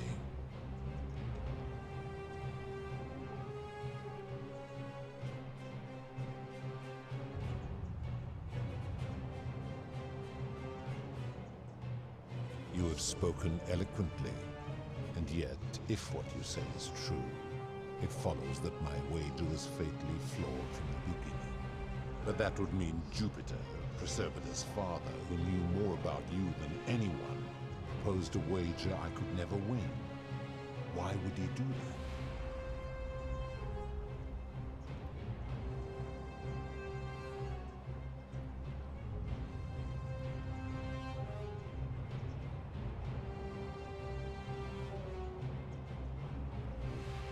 Perhaps, but if that was so, surely I would have sensed his deception. How could I have been so blind for so long?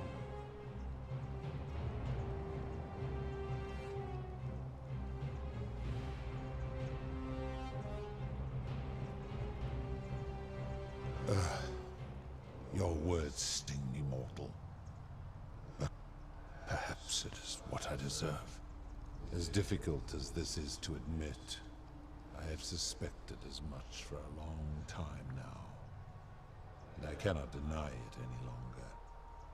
I've been so fixated on taking my beloved to Elysium that every time one of you sinned, it wore away my hope of being with her again. In time, I began to despise your kind for making her believe that you could ever be better than you are. But my rage was not born of malice. Quite the opposite. Everything I have done, I did because I loved her. Who knew this empathy of yours, which you celebrate so much, could have such a dark underside? This has gone on too long. It is time for me to let go of this form, of her, of all of you.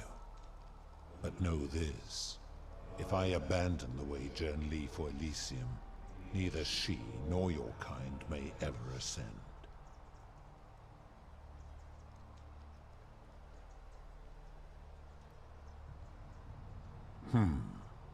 Very well. I will have Charon make arrangements to ferry the others. But as for you, be aware you will be separated from the rest. Once this exodus begins, the events that brought you to this moment will never have taken place, and you will have created a paradox. What will become of you is difficult to predict, but that is the risk you have taken by interfering in the natural flow of time. Now, are you ready? Farewell, mortal.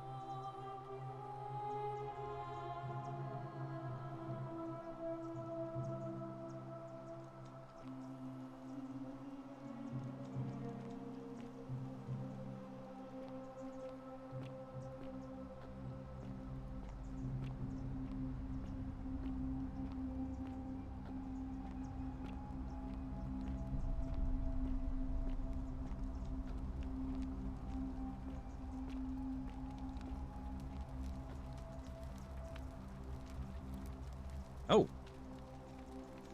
Hi there. Gave me a bit of a fright. Thought I was in here alone. I'm Al. Well, here I am. I'm sorry, I didn't catch your name. Know who you are? I barely remember how I got here myself. Oh, did that lady in the forest send you in here after me? I guess I lost track of time, learning about the history of this place, and it is extraordinary. I'm fairly certain you and I are the first people to set foot in this city for about 2,000 years. Fortunately for us, the last person in here was a Roman man named Galerius, who inscribed an account into a tablet. Apparently, there was a community of 20-something people trapped in here, and living in fear of a curse they called the Golden Rule. They believed that if even one person sinned, an unknown god would cast them all into gold, like the 1,000 people who'd lived here before them. Then, one day, just as Galerius had finished praying for a good harvest at the shrine of Proserpina, an oracle appeared and told him how to solve the ills of the city, like saving the life of a dying woman, preventing the suicide of a man in debt bondage, freeing a falsely accused prisoner, foiling an assassination attempt, and so on. Meanwhile, the oracle walked up to the temple of the mysterious god, this one right here, and demanded an audience, and the doors just opened up to him. Nobody knows what went on in there, but Galerius wrote the oracle must have been more persuasive than Odysseus, because the next thing he knew, the ground shook and the voice of that god rang out over the city. The many have suffered long enough. Unfortunately, Galerius' account just sort of stops after that, leaving a lot of questions unanswered. What became of him and the other people who lived here? What happened to all the golden statues? And did this mysterious oracle single-handedly undo the curse that had terrorized people for hundreds of years?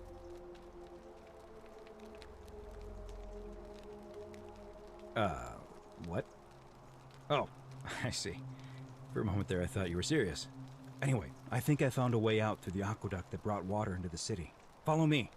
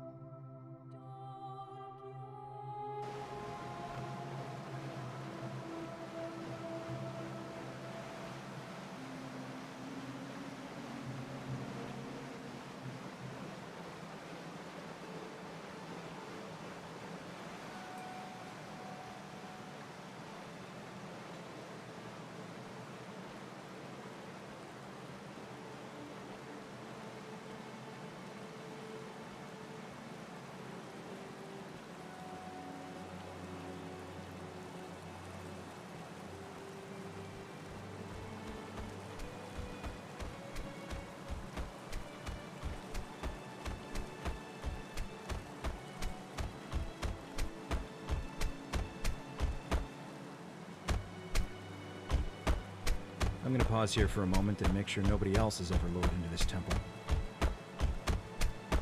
You go on ahead. I'll be there soon.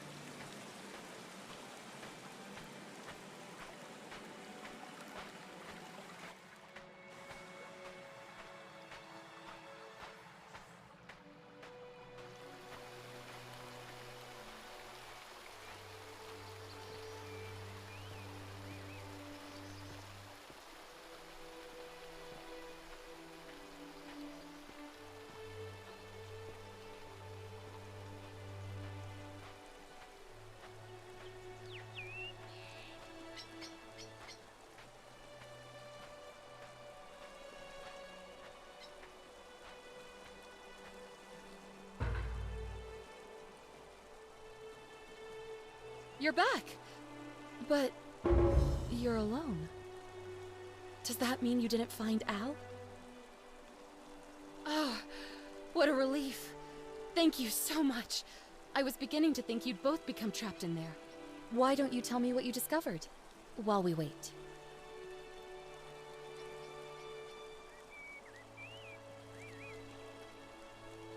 Ah, I see. I thought you might. Well, now you know. I suppose you have questions. You can just call me Charon, if you like. I am sorry I was not completely honest with you when we first met. I do not enjoy deceiving people. Believe me, I do not. But I have learned, from 5,000 years of experience, that most people find comfort in familiarity, in gradual change, and coming to see the truth in their own time. That you died, of course. You were dead when I brought you here.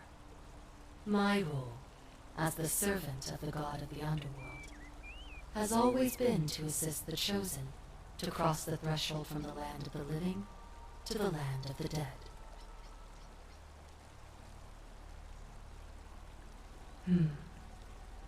Usually, when people do not remember how they died, it is because they suffered a terrible trauma. Most souls would rather not remember. Ask yourself honestly, do you really want to know? As you wish. You were murdered. You were on a mission to recover a collection of stolen relics, including 2 silver coins of ancient origin, from a powerful criminal. You succeeded, but as you escaped into the street, you were followed by 2 of his men.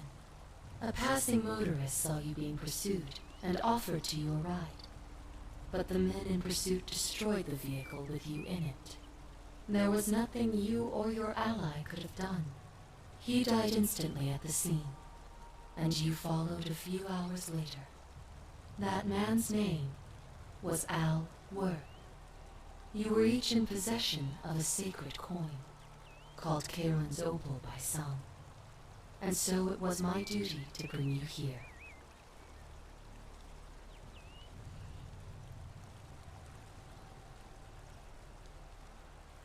It means I am now bereft of purpose. There is nobody else to ferry here, nobody to keep you company.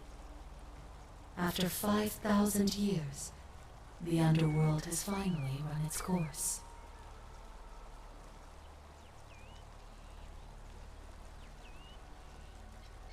Perhaps you have heard the tales of the Greeks and Romans burying their dead with a coin in their mouths to pay the ferryman for passage across the river.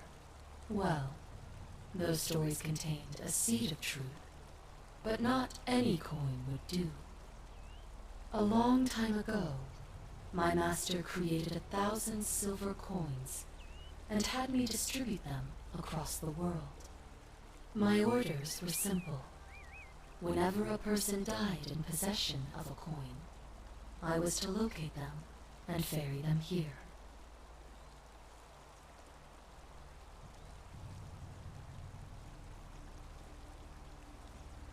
It means I am now bereft of purpose. There is nobody else to ferry here, nobody to keep you company. After 5,000 years, the underworld has finally run its course. I see no point in keeping you here, but I have to ask one thing. That you keep this to yourself. Look! Here comes Al now. Al! It's so good to see you.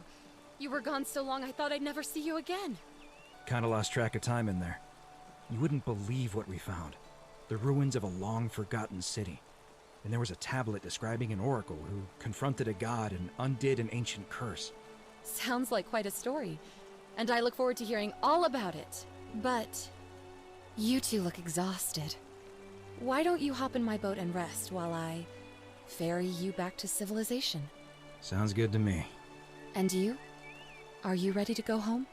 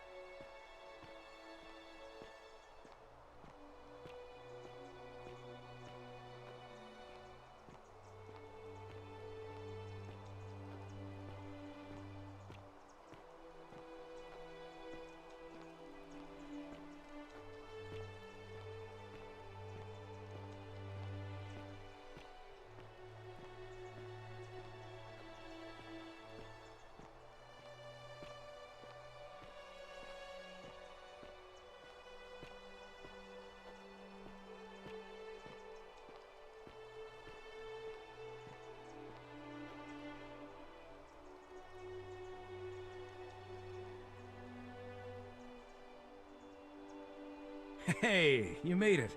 It's great to see you again. I hope you're adjusting to life as a civilian. I hear it takes a long time. Anyway, after everything you've been through, I thought you might appreciate some good news. So after we got back to the real world, I started doing some research into the people mentioned in Galerius's tablet, and I found something strange. I'm sorry I've been so cryptic. I've been dying to tell you, I just really wanted you to see this for yourself. Why don't you head on down there? I'll catch up with you at the other end.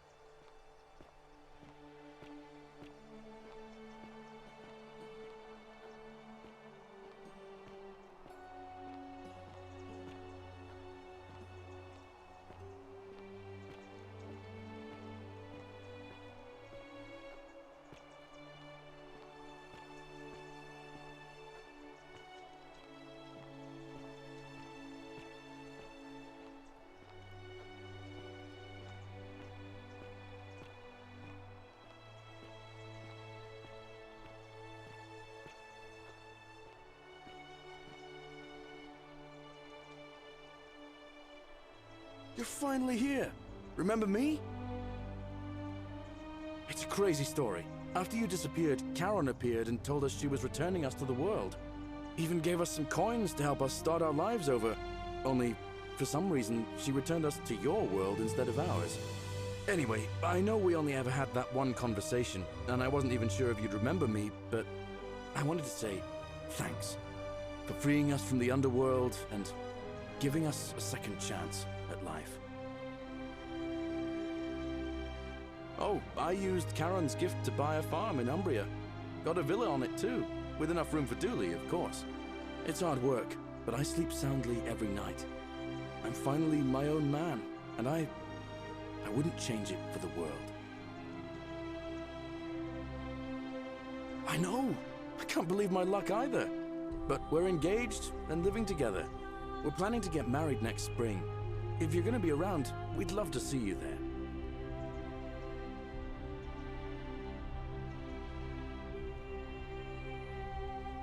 Of course, there's a whole museum full of people waiting for a chance to thank you, so you'd better keep moving. We'll speak again soon, my friend. Oh, hello. You're here. It's lovely to finally meet you. Galerius told me all about you. So, you're the hero who somehow vanquished the last of the Roman gods. As I'm a priestess, you realize you've put me out of work. I'm just teasing. Actually, and it still feels a little sacrilegious to say this, I'm finding life after religion quite enjoyable. Galerius and I are engaged and expecting. We've just bought a lovely villa in the countryside, with room for a large family, and Dooley too, of course. It feels like the world has just opened up for us. There's so much to learn, and so many more possibilities for our children than we ever imagined. We're just so thankful for what you did for us. For all of us. Oh, it's sweet of you to ask. She recovered nicely. In fact, she's here somewhere, if you'd like to ask her yourself.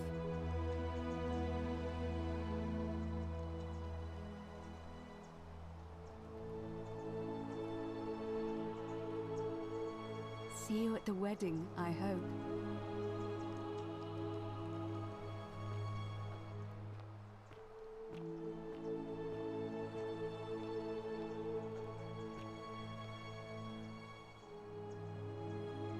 Hello, I'm Dooley. Galerius said you're very nice and a big helper. Thank you for getting us out of the bad place.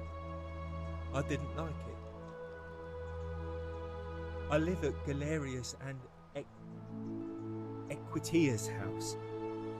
They look after me now and help me remember when I forget things, like brushing my teeth. Bye-bye.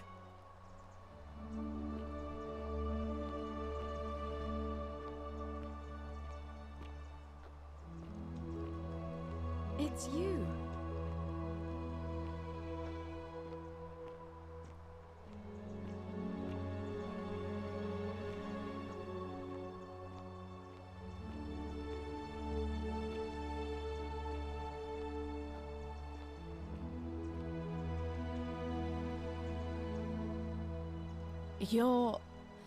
You're the Oracle, right?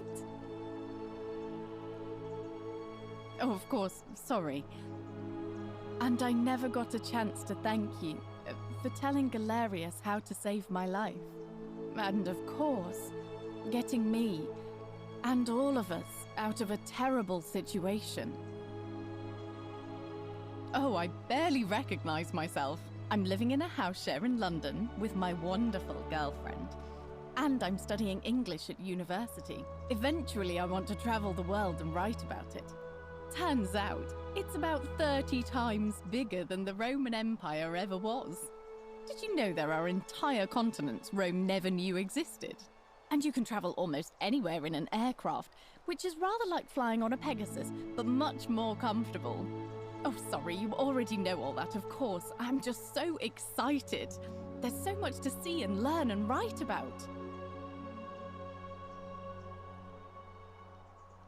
I have noticed people from your time have no idea how fortunate they are. I hope to change that. One day.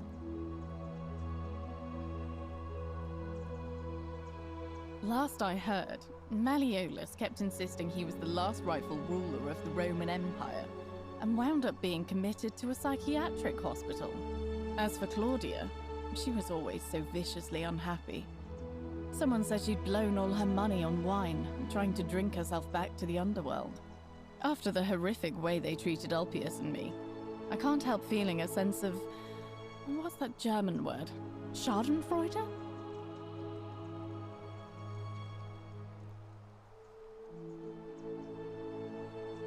I couldn't agree more. Ugh.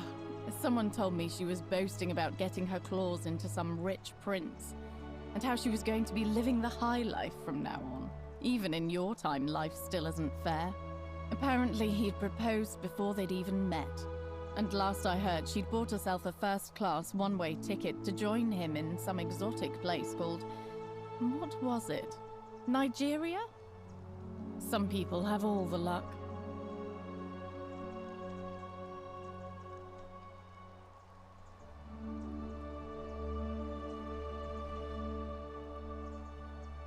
Well, you are the Oracle, so I suppose I'll take your word for it.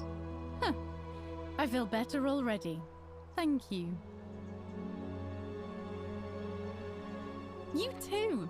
If you're ever in London, let me know. We can go to bars and drink wine and listen to the stories of the 9 million people who live there. I hope so.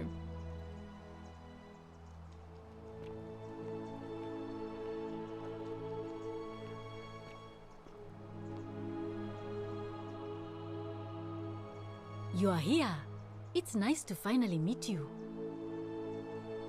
Lucy is fine. I'm making an effort to blend in, as you can see. We are all trying to keep a low profile. If the world knew we died 2,000 years ago and were suddenly brought back to life 12 months ago, they'd never leave us alone.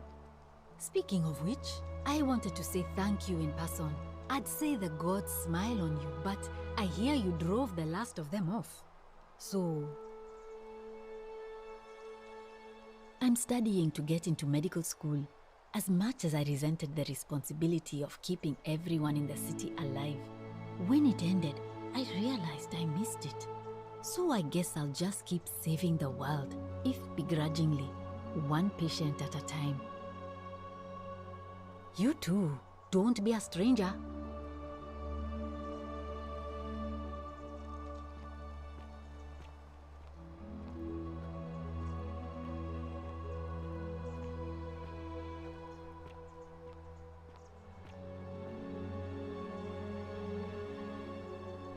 Hi there, I'm Horatius. I understand we have you to thank for giving us a second chance at life, and reuniting Scintilla with us as well. So, thank you.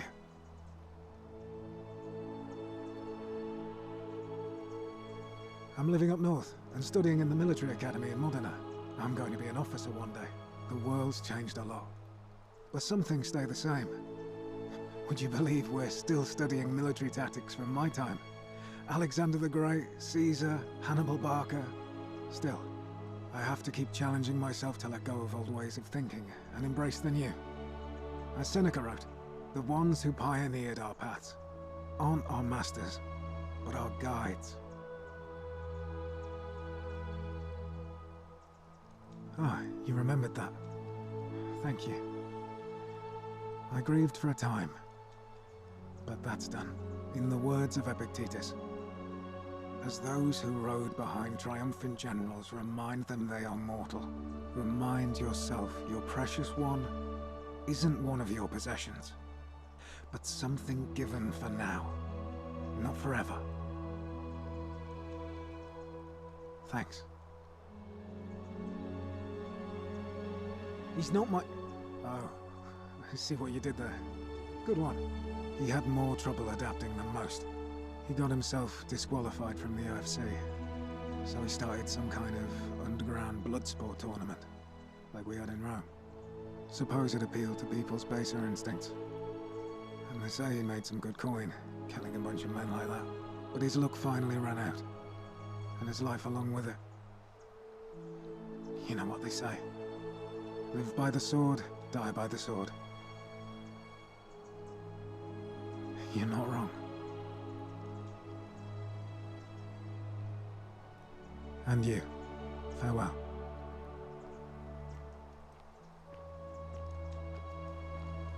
Hey.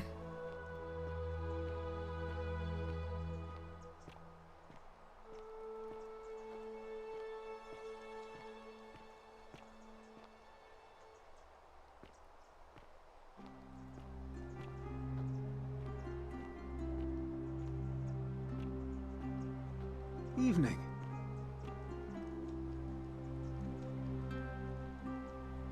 I take it you're the Oracle. Thanks for coming. Actually, I changed my name to Cynthia. I didn't want to be associated with Sentius after what happened. I'm not sure if you heard, but after you drove Pluto off, Proserpina emerged from the Great Temple. She knew right away what none of us had figured out about that psychopath. He'd been keeping my little sister locked up in the upper cistern all that time. But he's been dealt with. He's... you know what? The important thing is, we'll never see him again.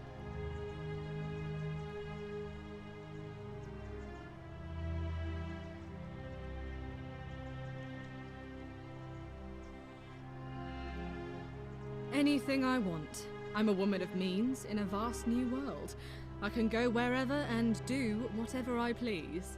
Of course, I mostly just stay in my villa and have my servant Alexa summon things for me, because it's just awful out there. Barbarians everywhere. He's still there, all alone. The last golden statue in the underworld. Trapped in a metal shell, slowly losing his mind until the end of time. Eternal torment. Just what he deserves, if you ask me. Meh, I try not to think about him at all. You too. See you around.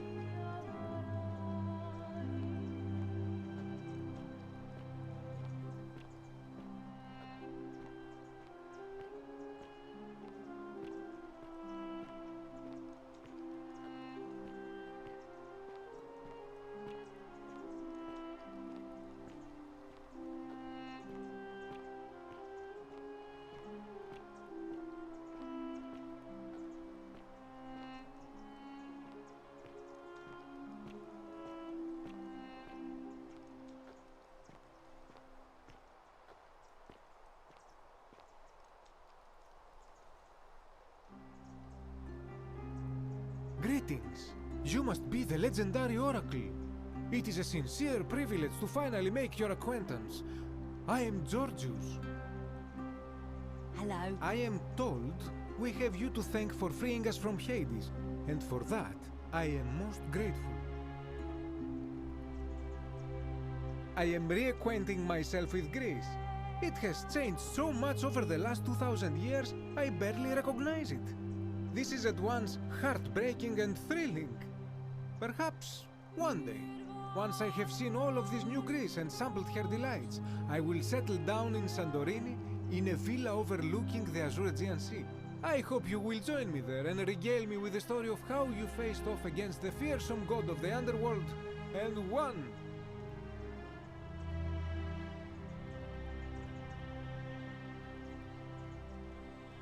You too, my friend.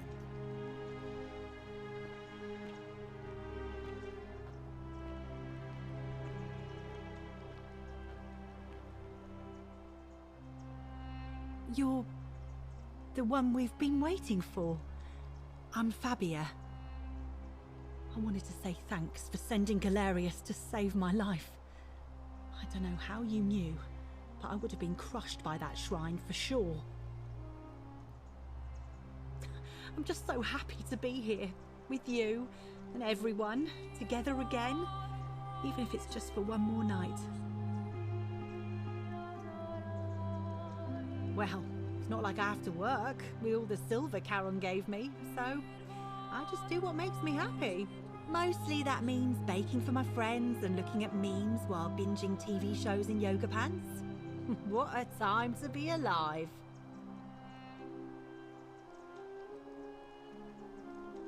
Oh, it really is.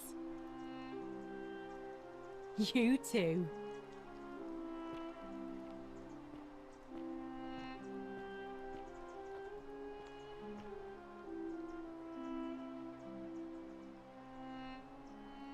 I take it you're the oracle everybody's talking about. It's a pleasure to finally meet you. We have? I'm sorry, I don't remember. In any case, I'm Philip. I never thought I'd leave that cave, let alone the city. And now I'm living in the 21st century. What a time to be alive. And it seems I have your catabasis to thank for it. I'm working as a consultant to the Faculty of Classics at Cambridge University, helping fill the odd gap in their knowledge. Not that I need the money, but I do love being around enlightened minds again. My sincere thanks once again.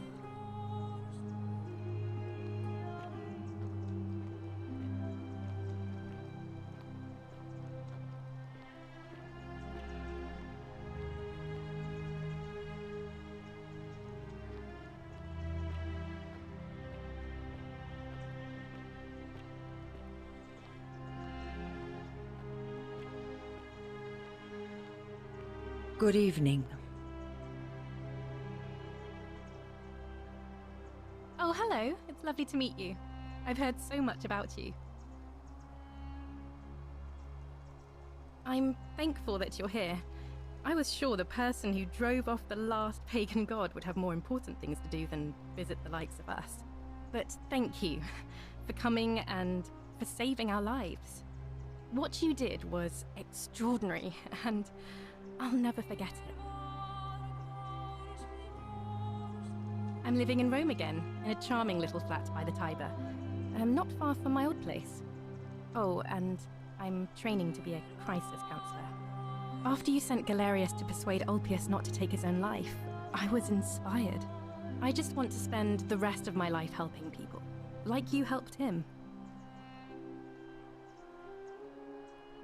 Thank you.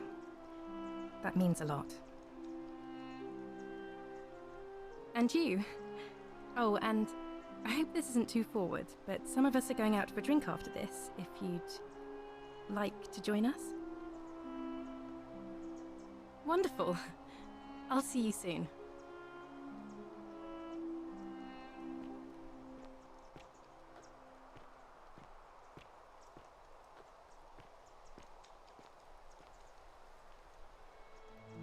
Greetings. Thank you for your kind words and for liberating us all. Hello there. In all the time I was in the underworld, I never once imagined that I might end up in a place so much like Elysium.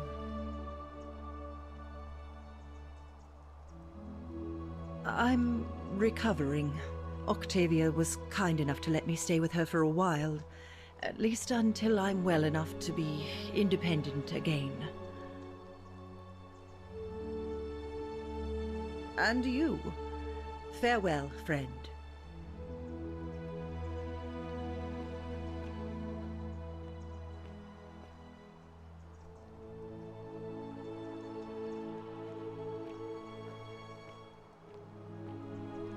Some soiree, innit?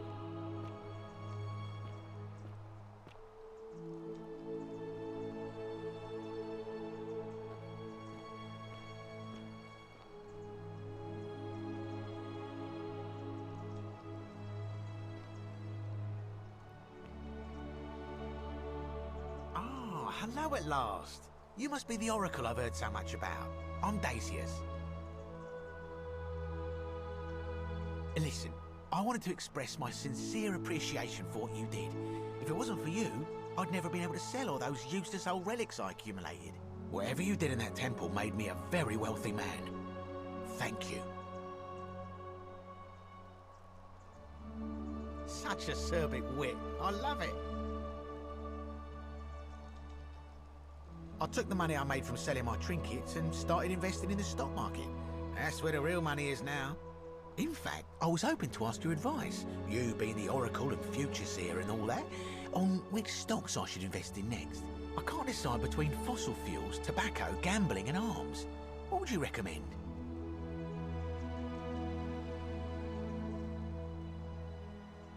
Oh, don't be like that. You can tell your old pal Dacius. I won't take no for an answer. Oh, of course, yeah. I was just thinking the same thing. I'll go home and buy up as much stock as I can tonight. I'm going to make a bloody fortune. Of course, don't let me keep you. Thanks again for the tips, my friend.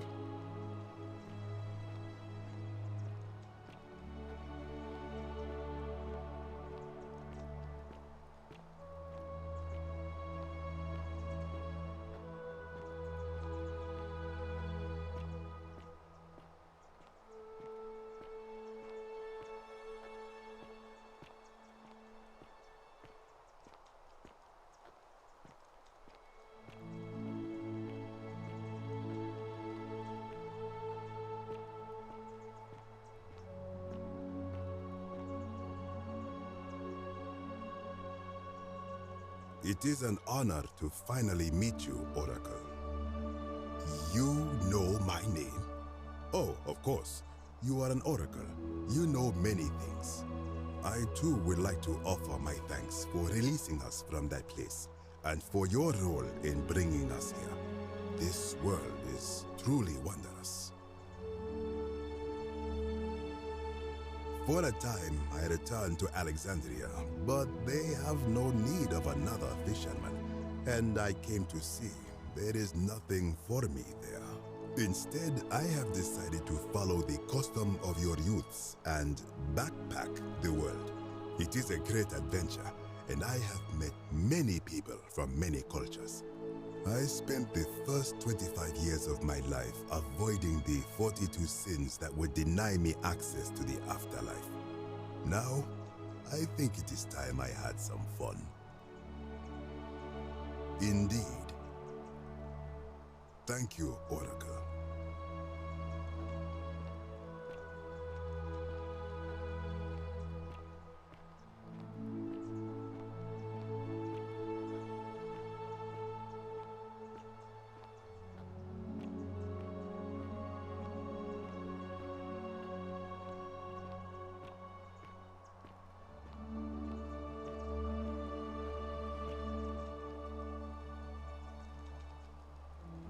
Nice to meet you.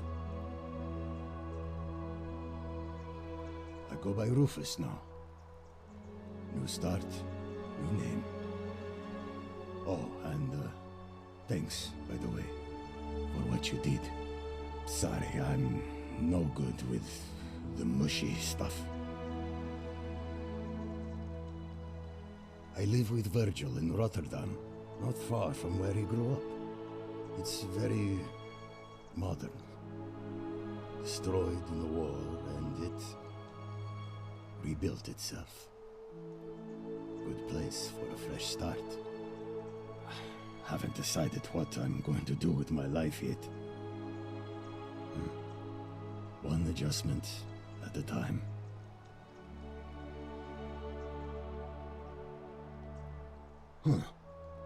Good to know. Anyway, it was good practice for the new world. Security cameras and smartphones everywhere. Got to stay vigilant.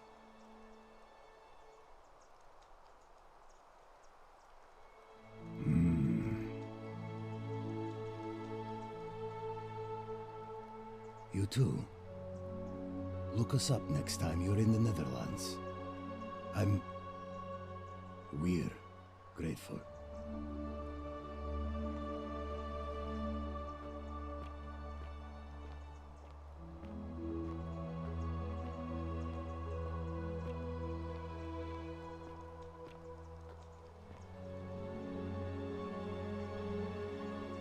It's so nice to finally meet you. I've heard so much about you. I wanted to thank you personally for getting us out of there. And for helping Rufus come to terms with himself.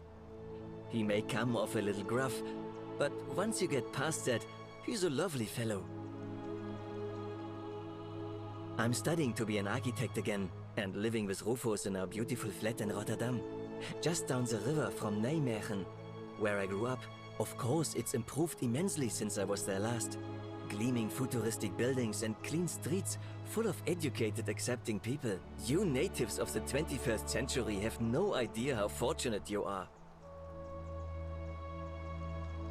You too, as Rufus said in his own laconic way. If you're ever in the Netherlands, we'd love to show you around. It's the least we could do.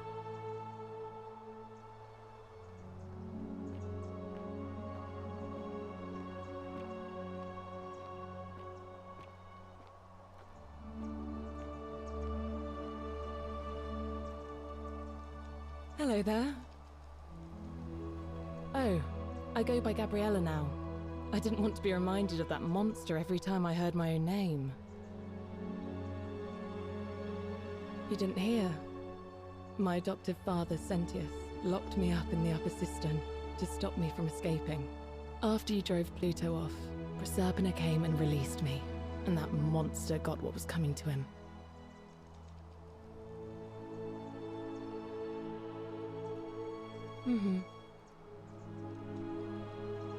I'm living with Ulpius on a little vineyard in Umbria. It's even more wonderful than I dreamed it would be. I'm so grateful to you for making sure he's still with us. If you're ever passing through the region, I hope you'll come and visit us. You can try some of our very own wine. Thanks. You too.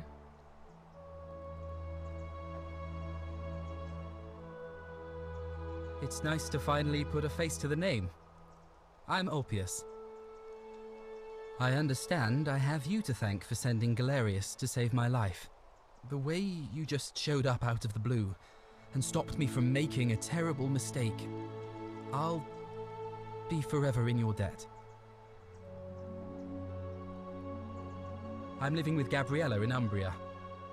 We finally bought the little vineyard we always dreamed of. It'll be a little while before we know what we're doing, but every day I look at her and this extraordinary new world with all its beauty, and I think, what if I'd given up hope and missed out on all of this? So we're living each day to the fullest. And we end them all the same way, sitting together on our terrace with a glass of our wine, which the locals say is almost drinkable now, and watching the sunset over the rolling hillside. And I couldn't be happier. Thank you. I wouldn't be here without you. You too.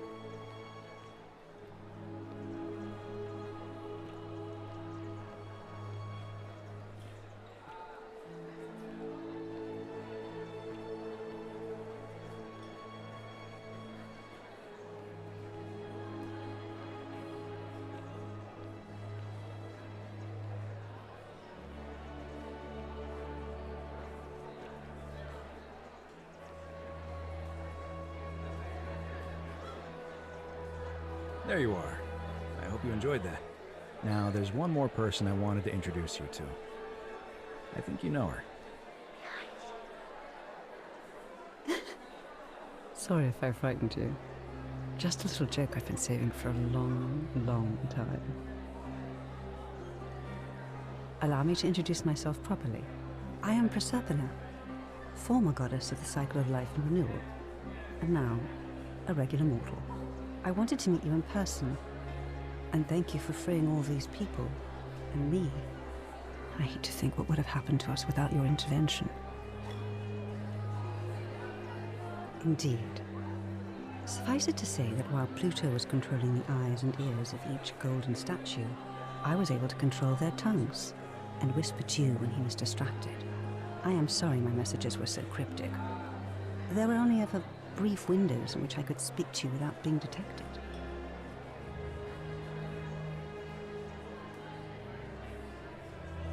I did.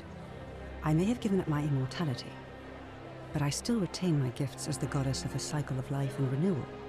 After witnessing Pluto punish countless poor souls over thousands of years, I knew this generation, the final wave, would not survive. So I tried to give them a way to buy more time. A second chance. Rather, as many second chances as they needed to avoid his wrath. I don't know what happened to him. I haven't heard from him, and I rather hope it stays that way. Oh, she inherited dominion over the underworld. Last time we spoke, she was working on a new world of some kind. She wouldn't say what it was, but I'd be surprised if you don't run into her again. I imagine we all will, one day. And you, although it feels like I've known you forever. Oh, and one last thing. Do you remember all those golden statues scattered throughout the city?